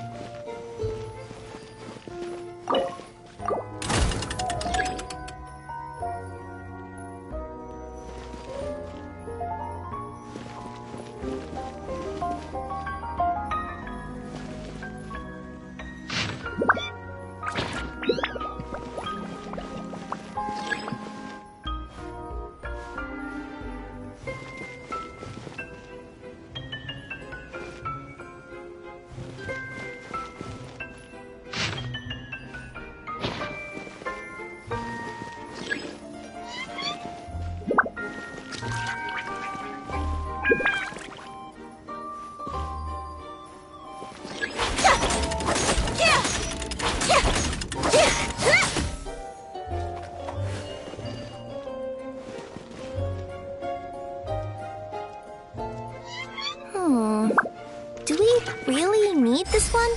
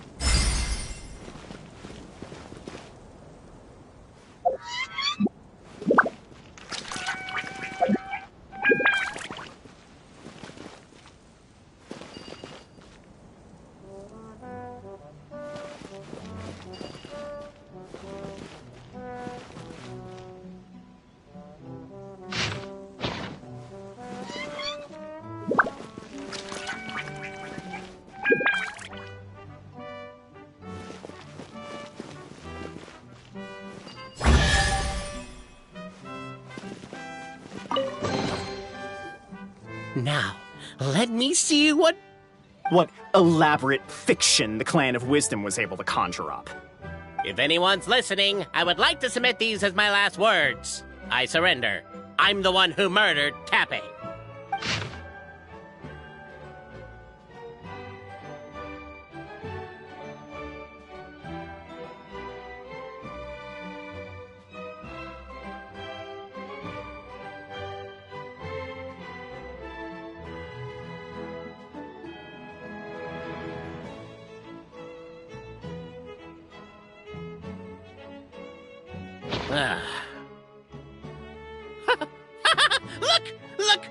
its history is true as well! Ah, there's that same unforgeable signature again, right here!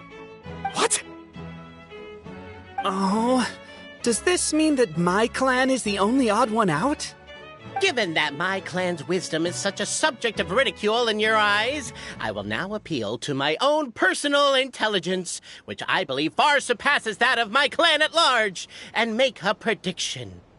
It seems likely that the claims made by each of our clans regarding their history and virtue are all true. Boberano? How can that be? Oh, I get what's going on. Once, when I was drinking with Gujiyai, she bet me a round of dried fish that I couldn't guess which cup the umeboshi was under. Whichever one I guessed, I was always wrong, and Gujiyai would lift a different cup to reveal the umeboshi.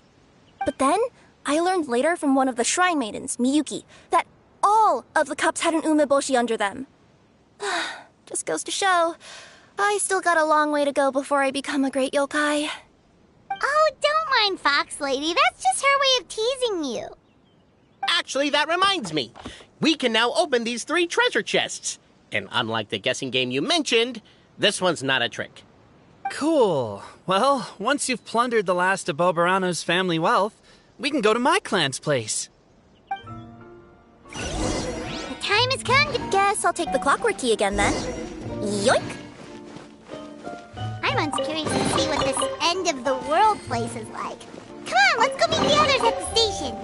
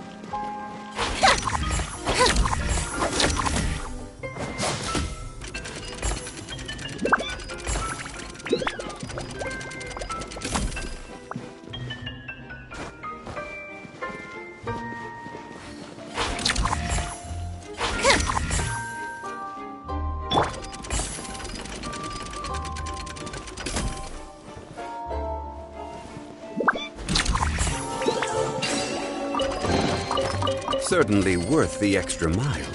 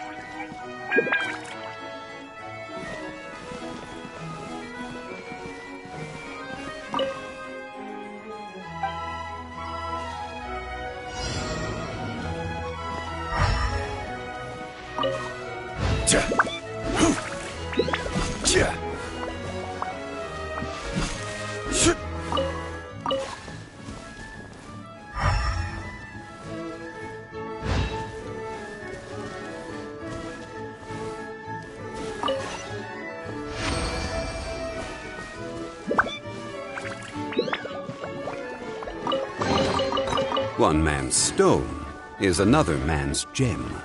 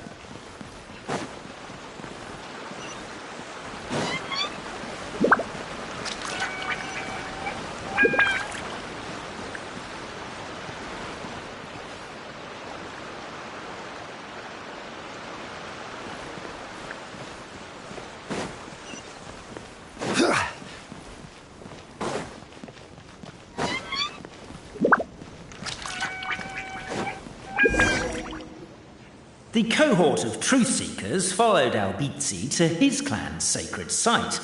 They arrived to the site of a giant guard towering over them. Up ahead is my clan's gigantified guard. He can be a little pig-headed, and he's incredibly strong. Your weapons won't even scratch him. Wait, but wasn't Kappe's clan the one that's all about strength? So, what do you guys believe in then? Oh, the guard is one of Kappe's people. Size is a coveted trait in the clan of strength, after all. Mine is the clan of empathy, and our key contribution is growth serum. What's empathetic about that? Our ancestors believed that, just maybe, the dragon of old didn't mean us any harm at all. Perhaps the dragon simply didn't notice us, since we are so very tiny. So, they drank the growth serum and grew even larger than the dragon. Then, they set the dragon down, calmly explained their perspective, and eventually taught it how to empathize. The serum isn't what it once was, though. Nowadays, it doesn't make you grow all that much, and it actually makes you lose your empathy. So, I advise we take a detour. Despite Albizzi's words of caution, somebody, no doubt, has other ideas. Surely we could avoid a conflict with the guard, they think to themselves, if we could just try to understand one another. You could, of course, just take the path to your left and go around. But some people are gluttons for punishment. It's all part of the experience, I suppose.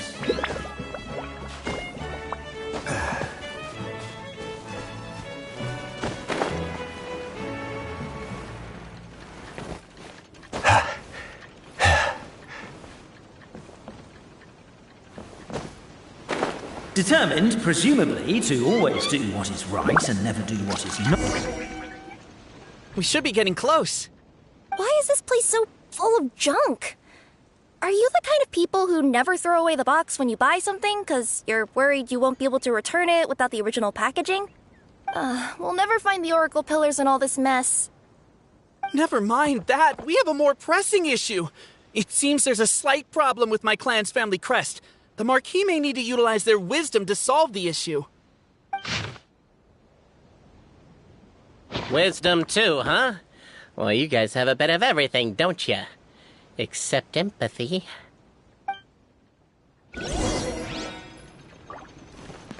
Over here! I found it!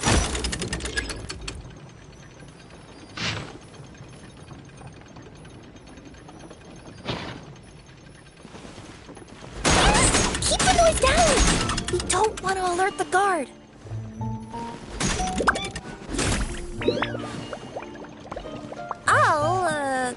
I'll go keep watch.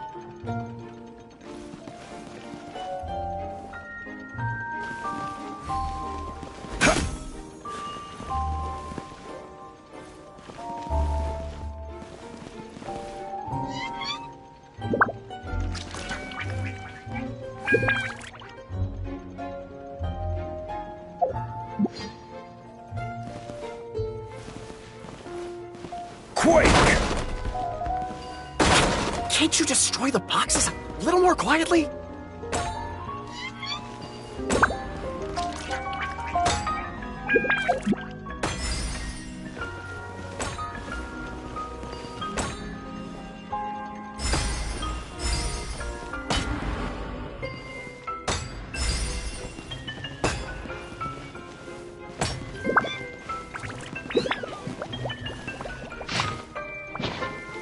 Apparently that was incorrect. But don't blame yourself, it's Albizzi's clan's fault for taking terrible care of their family crest. How could they let something so important get so dirty?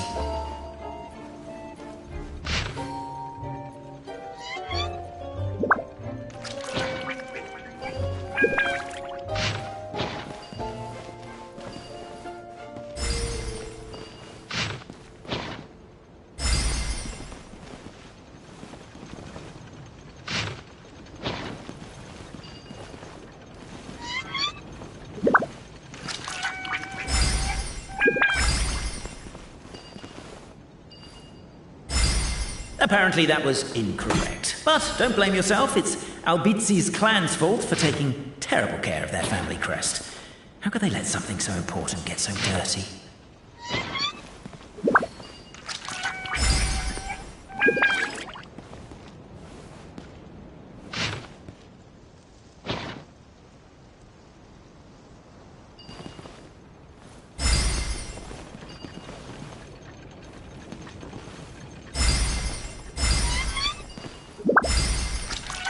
Apparently that was incorrect. But don't blame yourself, it's Albizzi's clan's fault for taking terrible care of their family crest. How could they let something so important get so dirty?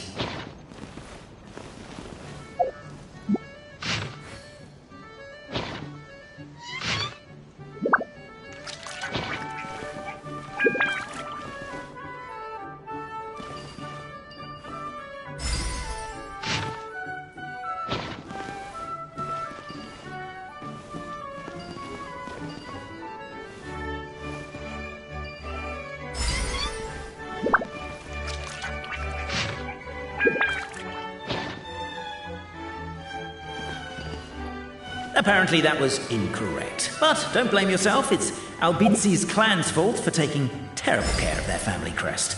How could they let something so important get so dirty?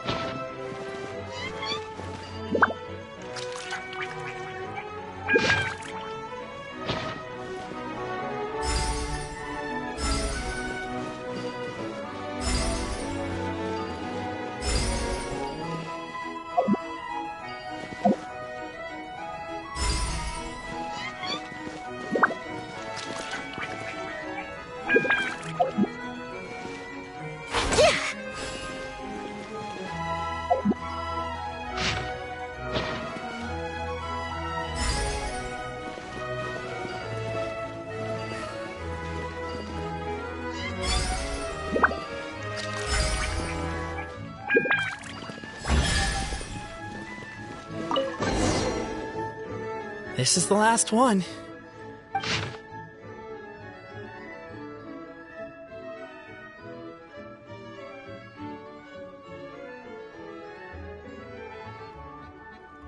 The signature. So it's true. Empathy is one of the founding virtues of Constellation Metropole, too. Just as we suspected, all three are the truth. Okay. Well, this is a lot to process. I feel a little empty inside. Yes, we found the truth, but there's too much truth. I get you. It's like in Inazuma, when there were only 6 books in the Mirage Warrior series, it was really popular. But by the time book number 88 came out, nobody wanted to read it. They'd all lost interest. A brief moment of joy is drowned out by a growing feeling of melancholy. But perhaps there is a glimmer of hope to be found too? Anyone? Anyone? All right, I'll say it. How is it the case that these 3 versions of history can all be true at once? That's exactly what Paimon was wondering, but Boborano kind of already explained it away earlier. So Paimon was worried she'd look stupid for asking the question. It's not a stupid question at all, my dear little pixie. While I did postulate that different truths may coexist, there is an issue when it comes to these 3 truths in particular. The problem is, all 3 truths are the history of the exact same thing, namely the dragon and the Metropole's origins. Yet all 3 bear the signature, showing that they're genuine.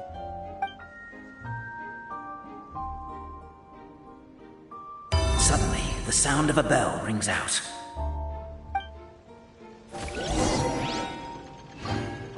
The bell! It rang once! What does that mean again? Ah, yes! Highest level of emergency! Everyone, to the main entrance! Stat! Bring all the glue traps and place them outside the gates! The whole city is on the lookout, and there's only one way out. It's the path right in front of you.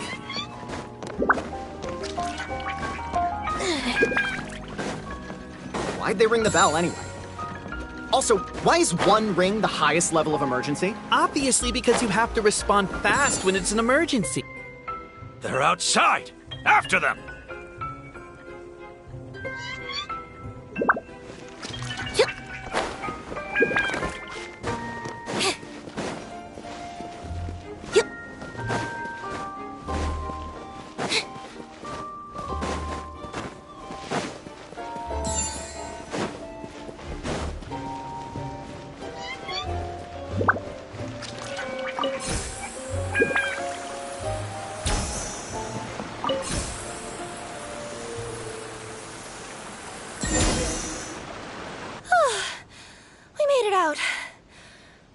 Still be needing this clockwork key, but I yoinked it out before we ran, just in case.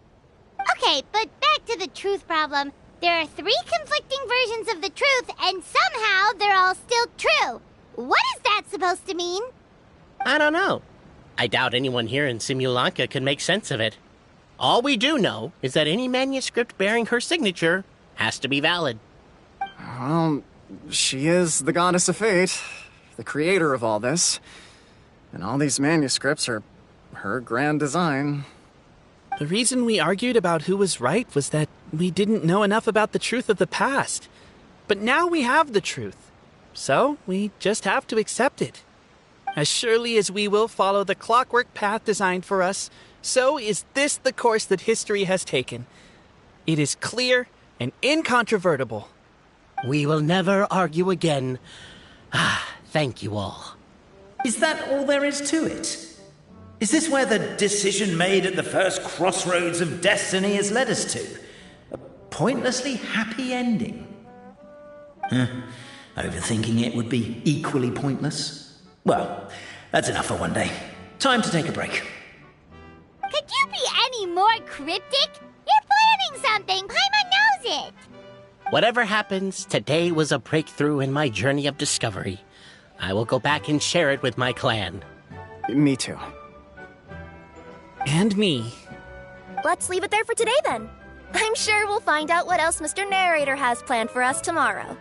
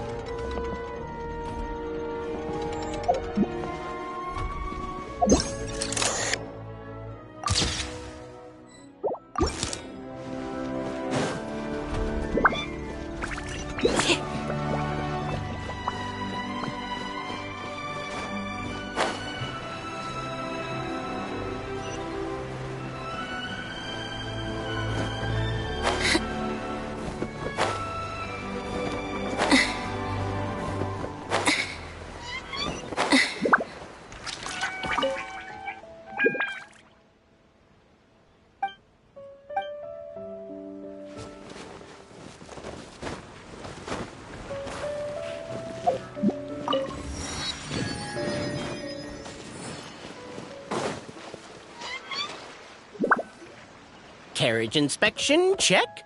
Wheel and axle inspection, check. Power inspection. Good morning, Mr. Wheel. Oh, good morning, heroes of Simulanka. Hey, our old friend Wheel is the driver again. That already puts Paimon at ease. Are you certain you don't want us to accompany you, Your Majesty? I am. You can leave the dragon slaying to us. My partner's a pro. He does it all the time. What remarkable friends Her Majesty has. With such great heroes by your side, I'm sure you'll best the dragon with ease. We won't keep you any longer. All right, then. Look after the city for me while I'm gone. Yes, Your Majesty. Just leave it to us. I think we're all set. Time to depart. Next stop, the end of the world!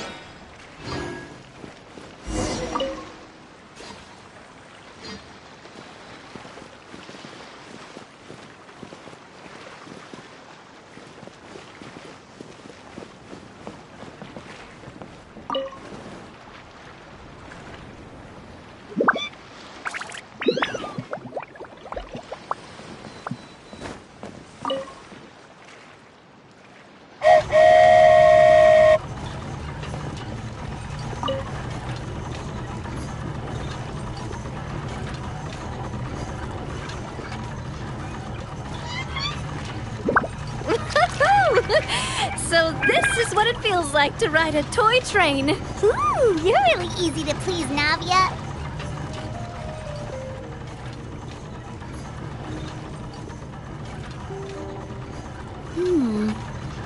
Looks like the fog ahead is getting thicker.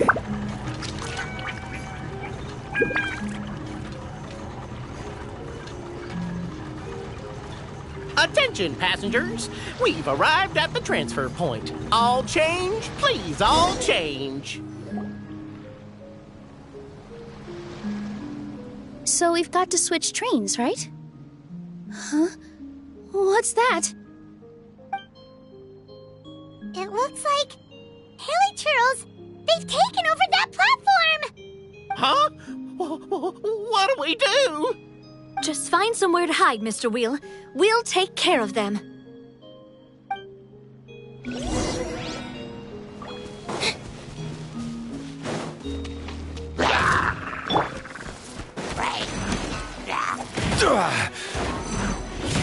Stabilize! Chip on them!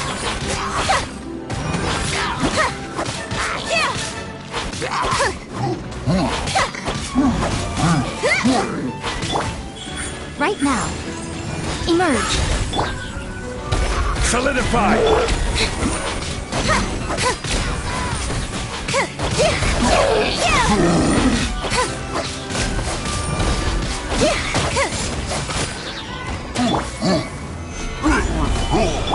Right here.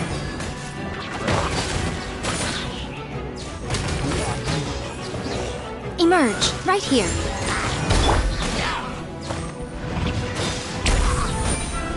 Gather!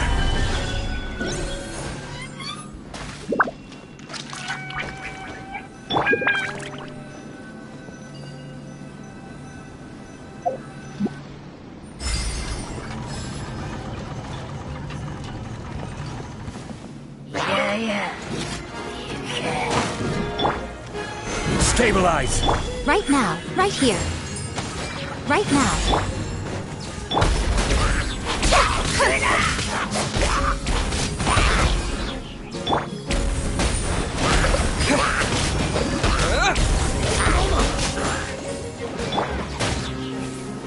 Gather! Emerge. Right now.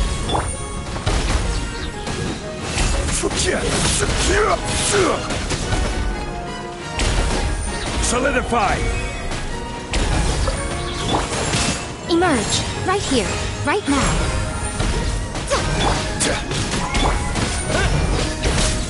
Go!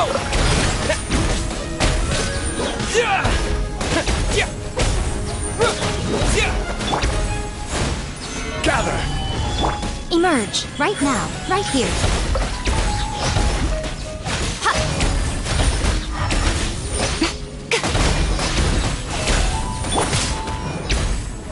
Stabilize! Right now. Emerge.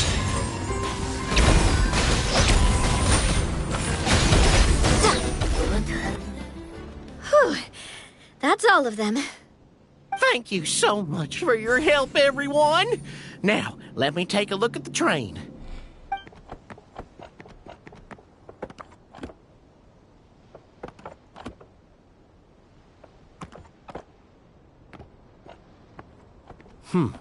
The carriage is a little scratched up, but there doesn't seem to be any real damage. And the engine's still operating normally, so I think we're good to go. Wonderful. Let's keep going then. What a beautiful day, thought the traveller, before he was overcome by a creeping sense of foreboding. The voice in his head grew louder. Must go to Pendulum Lane.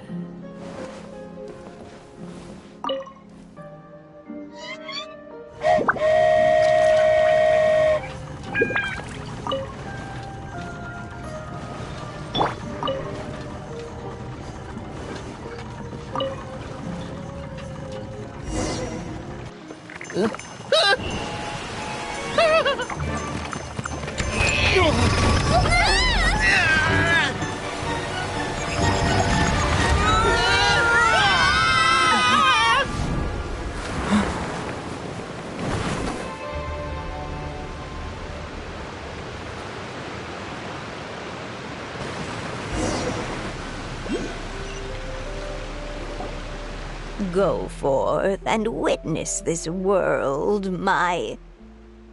Make sure to be nice to everyone. I leave it to you. Are you okay, Miss Nilu? I'm fine, but I think the traveler is still unconscious. We're lucky this guy caught us on the way down.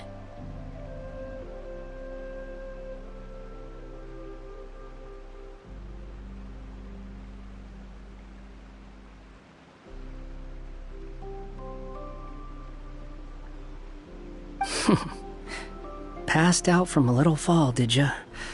How fragile. Aw, cut him some slack. The traveler's had a rough few days. We should just let him nap for a bit. But my leg's falling asleep. You couldn't have set him down on the grass over there, Hat Guy? Ha! I go out of my way to save 4 people who fall out of the sky, and now you're nitpicking my choice of soft landing? That's the most ridiculous thing I've ever heard.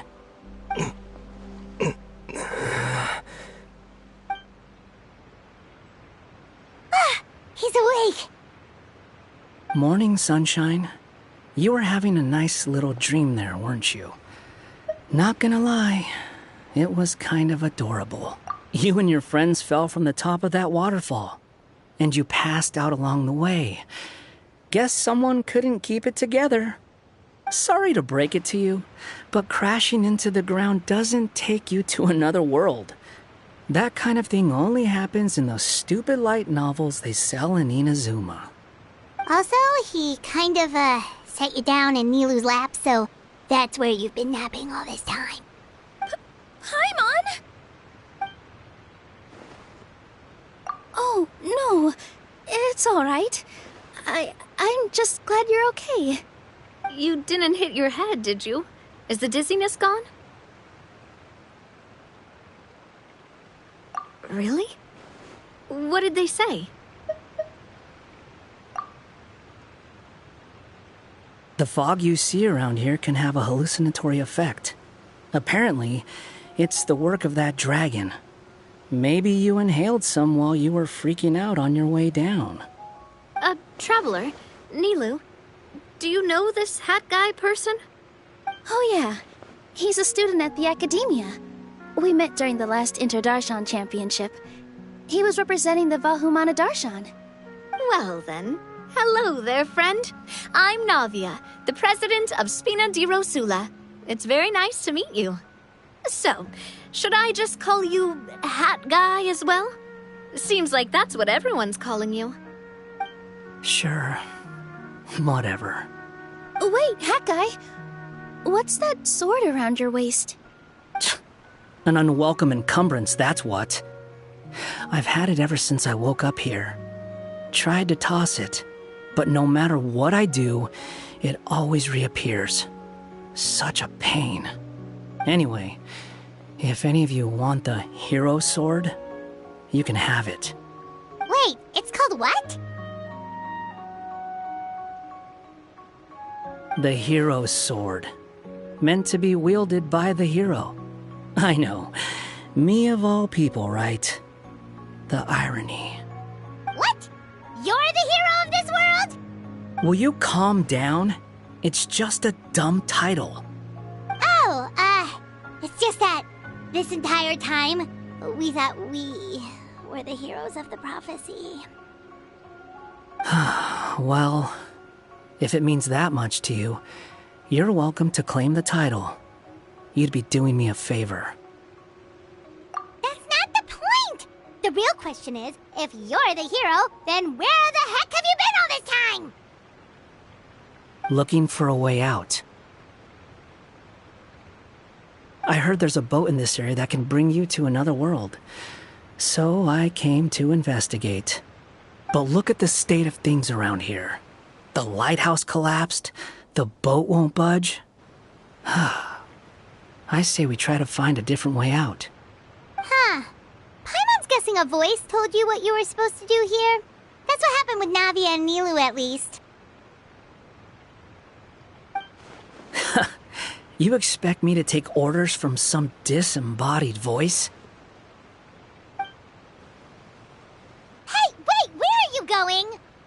To find the so-called source of this world's misfortune. The dragon responsible for this whole mess. Wait, we came here to fight the dragon as well. Why don't we go together? Grab that dragon scale over there before you leave. It'll come in handy later. A dragon scale? Where? How did you know about it? What's it for? And... Have you ever considered keeping your questions to yourself?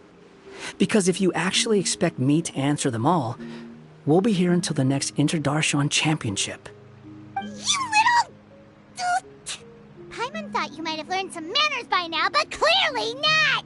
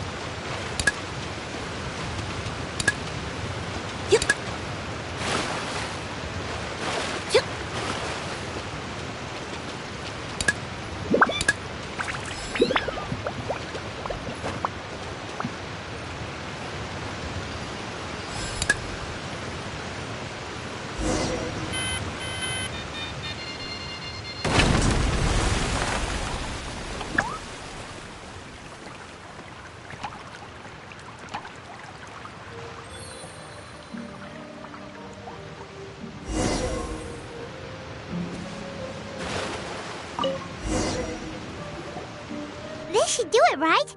Wow, this scale is amazing! It turns everything it touches into something hard, almost like a toy block!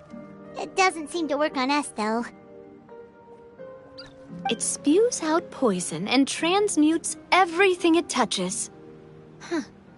No wonder they call it the evil dragon. Your Majesty! Madam Fairy, brave hero! What are you looking at me for? He's obviously talking to you. Mr. Wheel! You didn't get hurt when we fell, did you? Oh, not at all. Thankfully, the young man in the hat was kind enough to lend me a hand.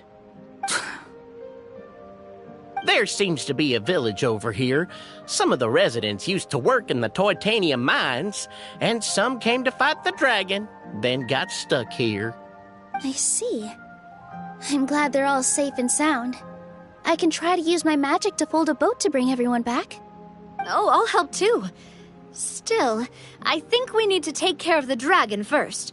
We don't want it to start causing trouble when we're trying to load people onto the ship. Apparently, the villagers often see the dragon fly into a space behind the waterfall. They think that's the location of its lair.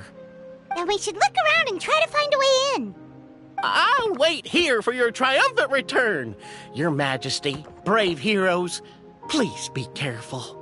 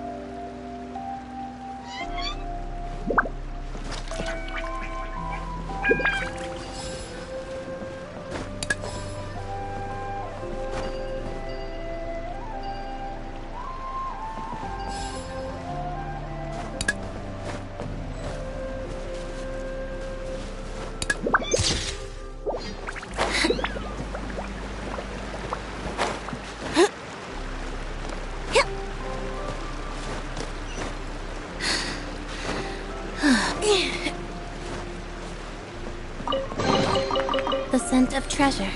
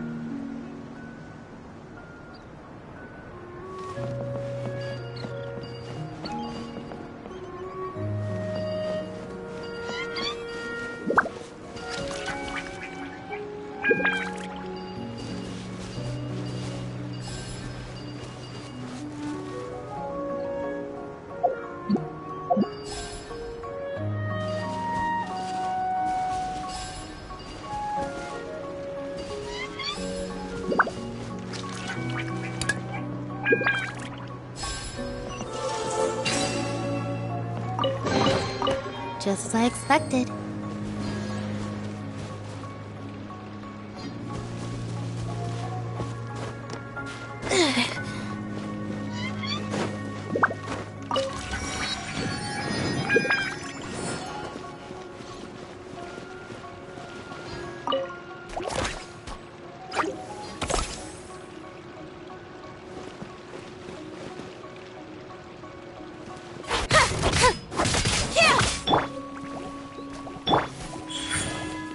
Right now, emerge.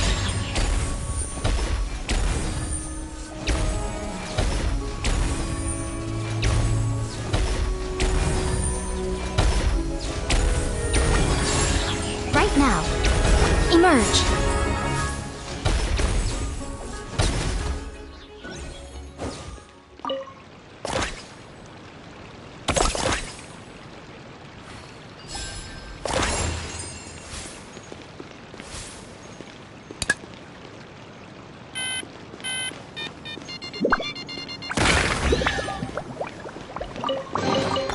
Go on, open it up. Show me what's inside.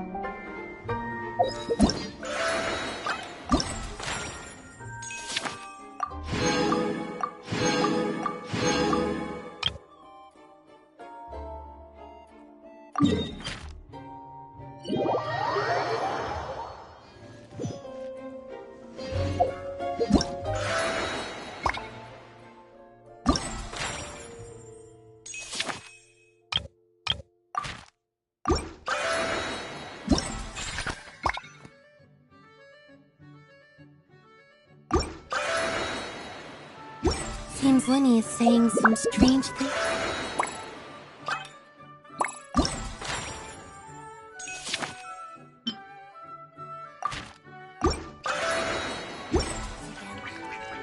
It's really worrying.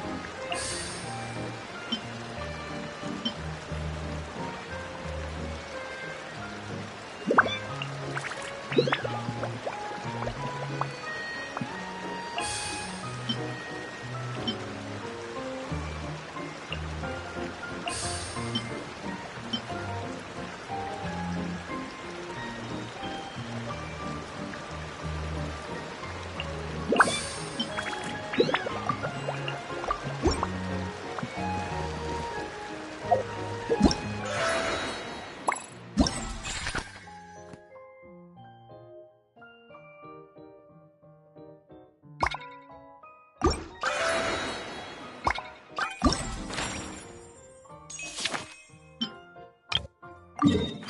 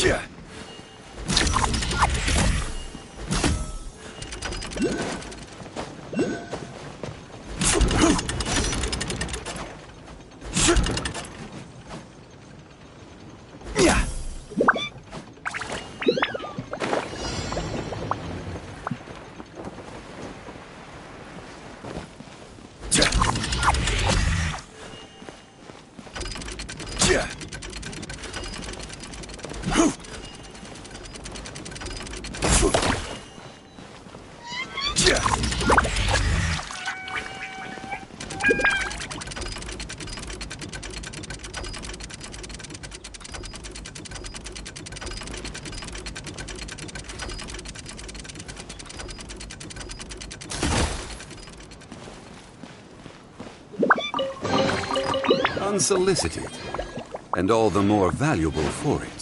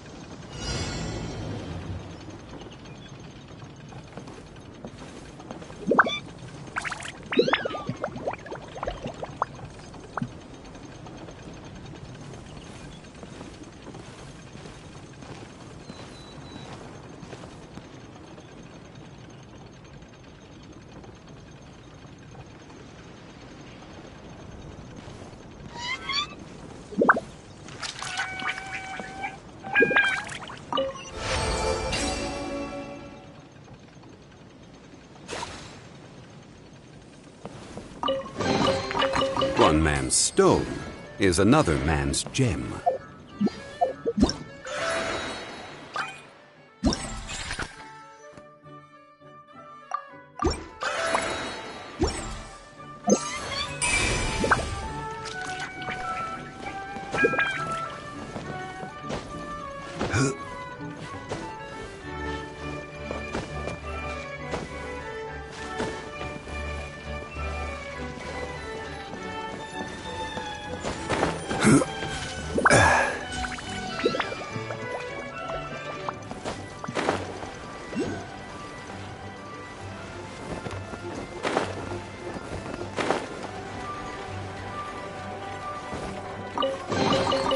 Unsolicited, and all the more valuable for it.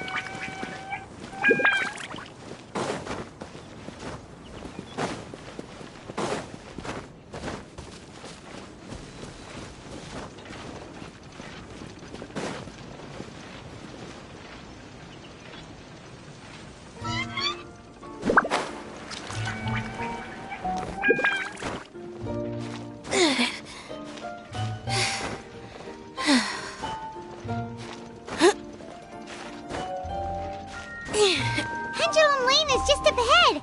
Something must have happened here after all. Everyone's crowded around.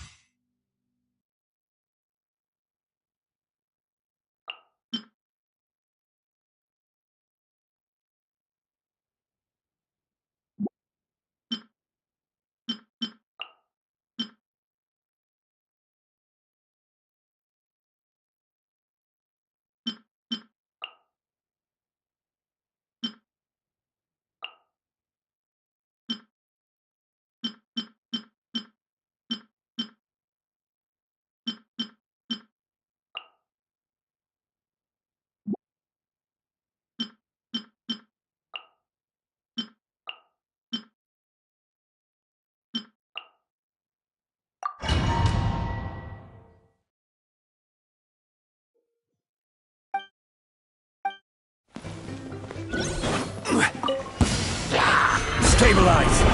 Right now. Emerge. Right now. Yahoo! Show them. Emerge. Gather! Come on out. Right now. Let's play! This may hurt a little. Committed to memory. Solidify! Here we go. Emerge. Yahoo! Grow! Committed to memory.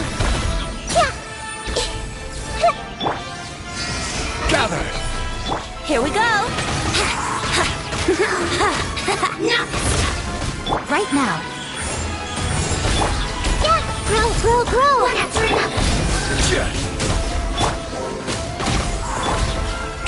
Stabilize! Think you can get away?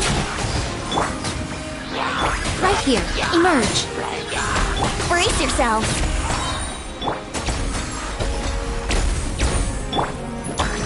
Committed to memory. Time for takeoff. Gather! Yahoo!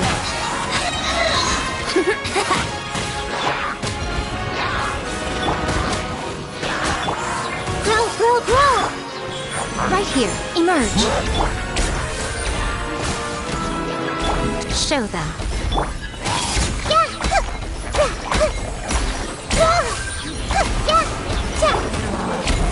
Solidify!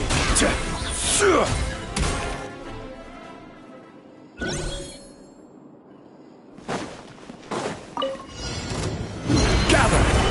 Here we go. Right now. Emerge. Right here. Grow! Order guide you!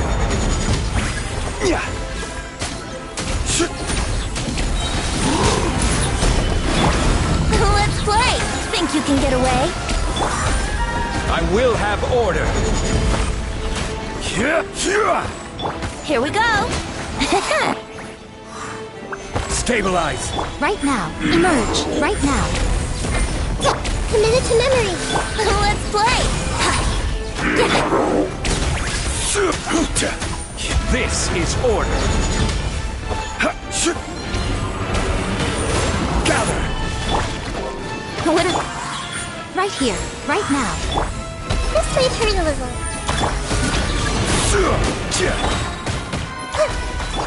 Yahoo! Stabilize! Emerge. Right here. Right now.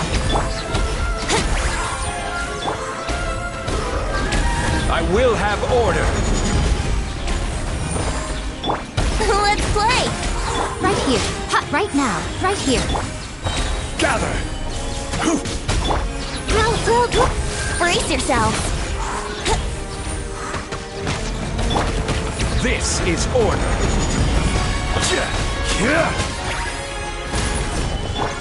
Here we go. Right now.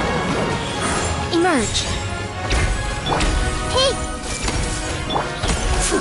Order guide you!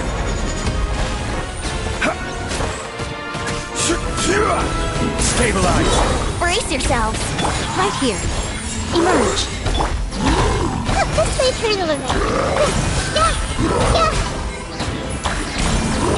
Committed to memory.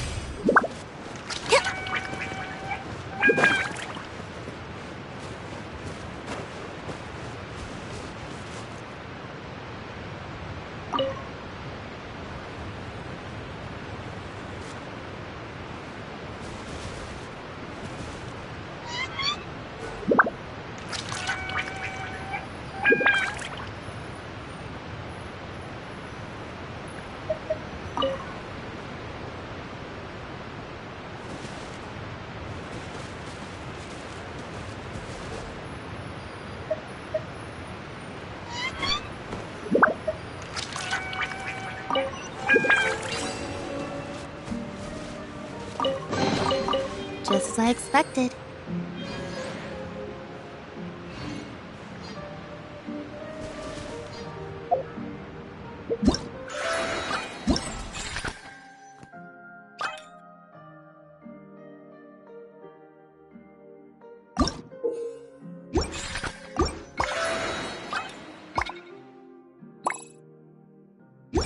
Tea is ready.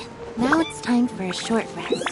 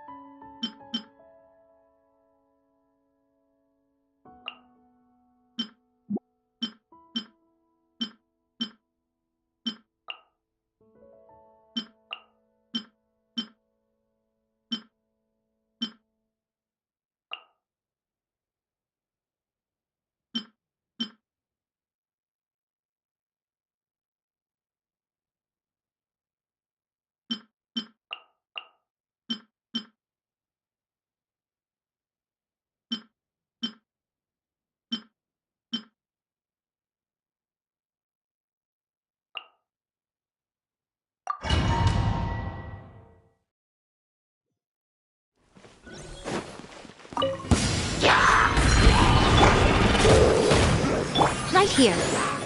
Right now. You me! Surprise!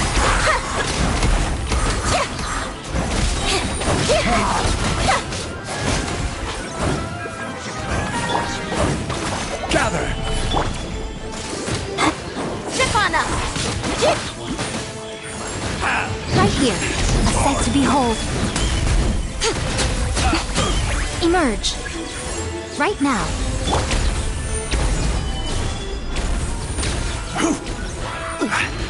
This is order. Right here. Emerge. Right here.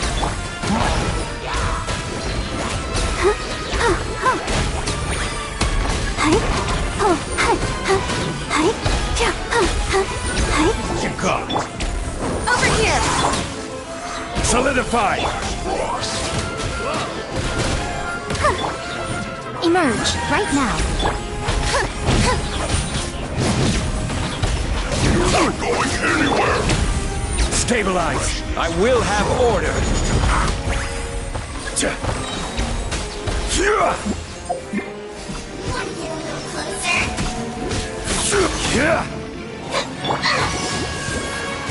Right here.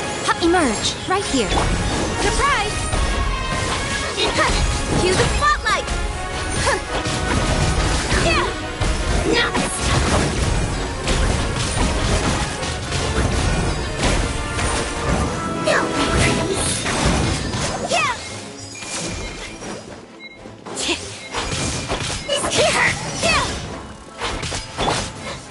Solidify.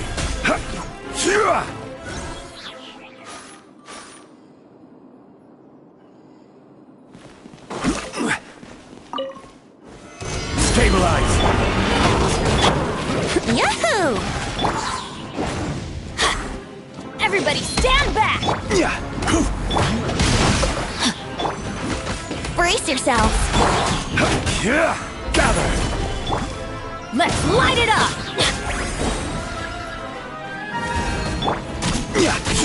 This is order.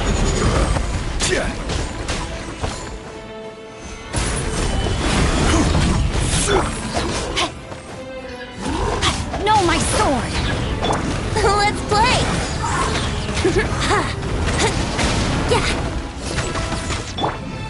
Stabilize.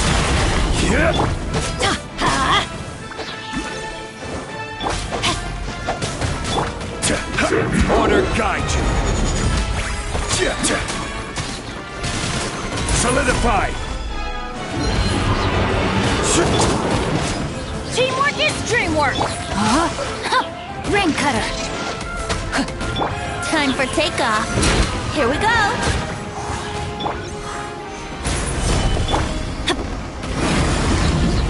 Let's light it up!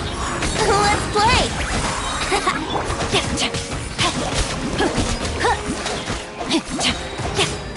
Rain outlines your fate. Gather.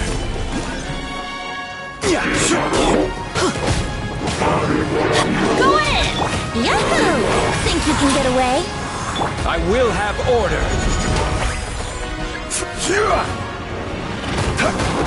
Stabilize.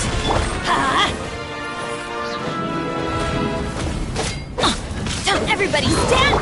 This is order. Solidify.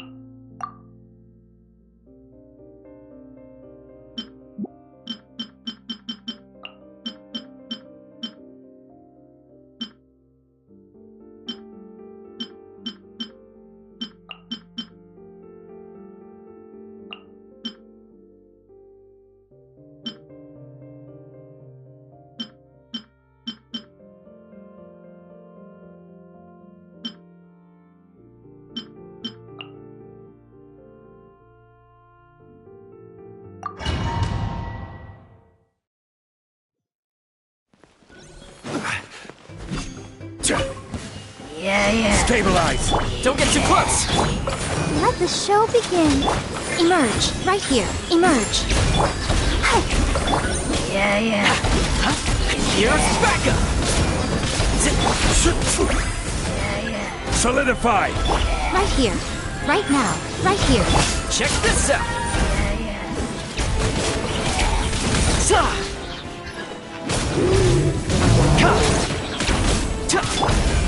Stabilize! Right now. Don't get too close! I got you covered! Order guide you!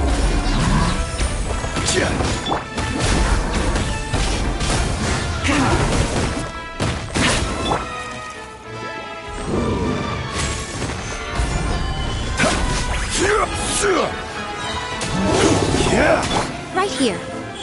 Right now. Fire it up!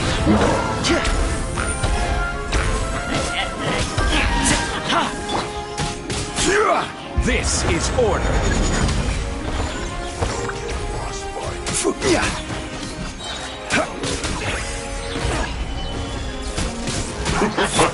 Check this out! Order guide you!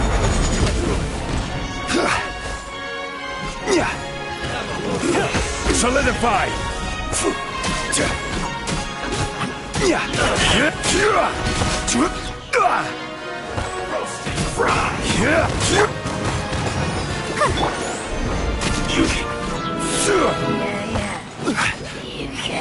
Gather! Emerge. Right now. Here's Becca!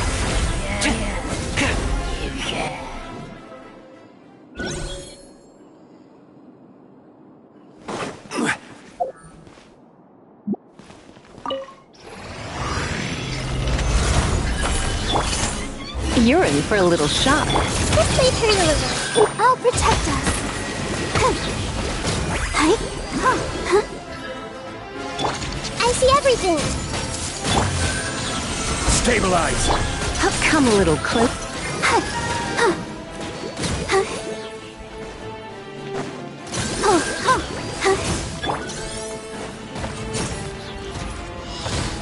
Gather!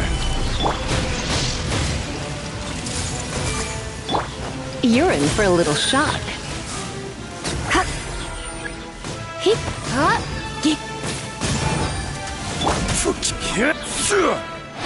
Solidify! Hey!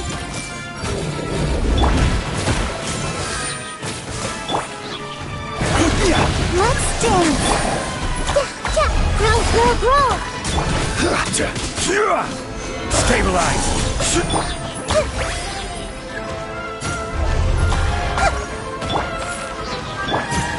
Everyone hold hands! Solidify! Come a little closer.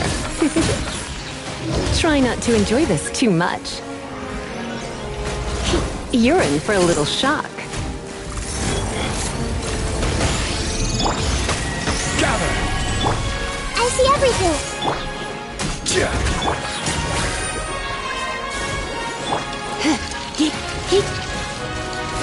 I will have order! Stabilize! Come a little. This may hurt a little. Make yourselves at home! Order guide you!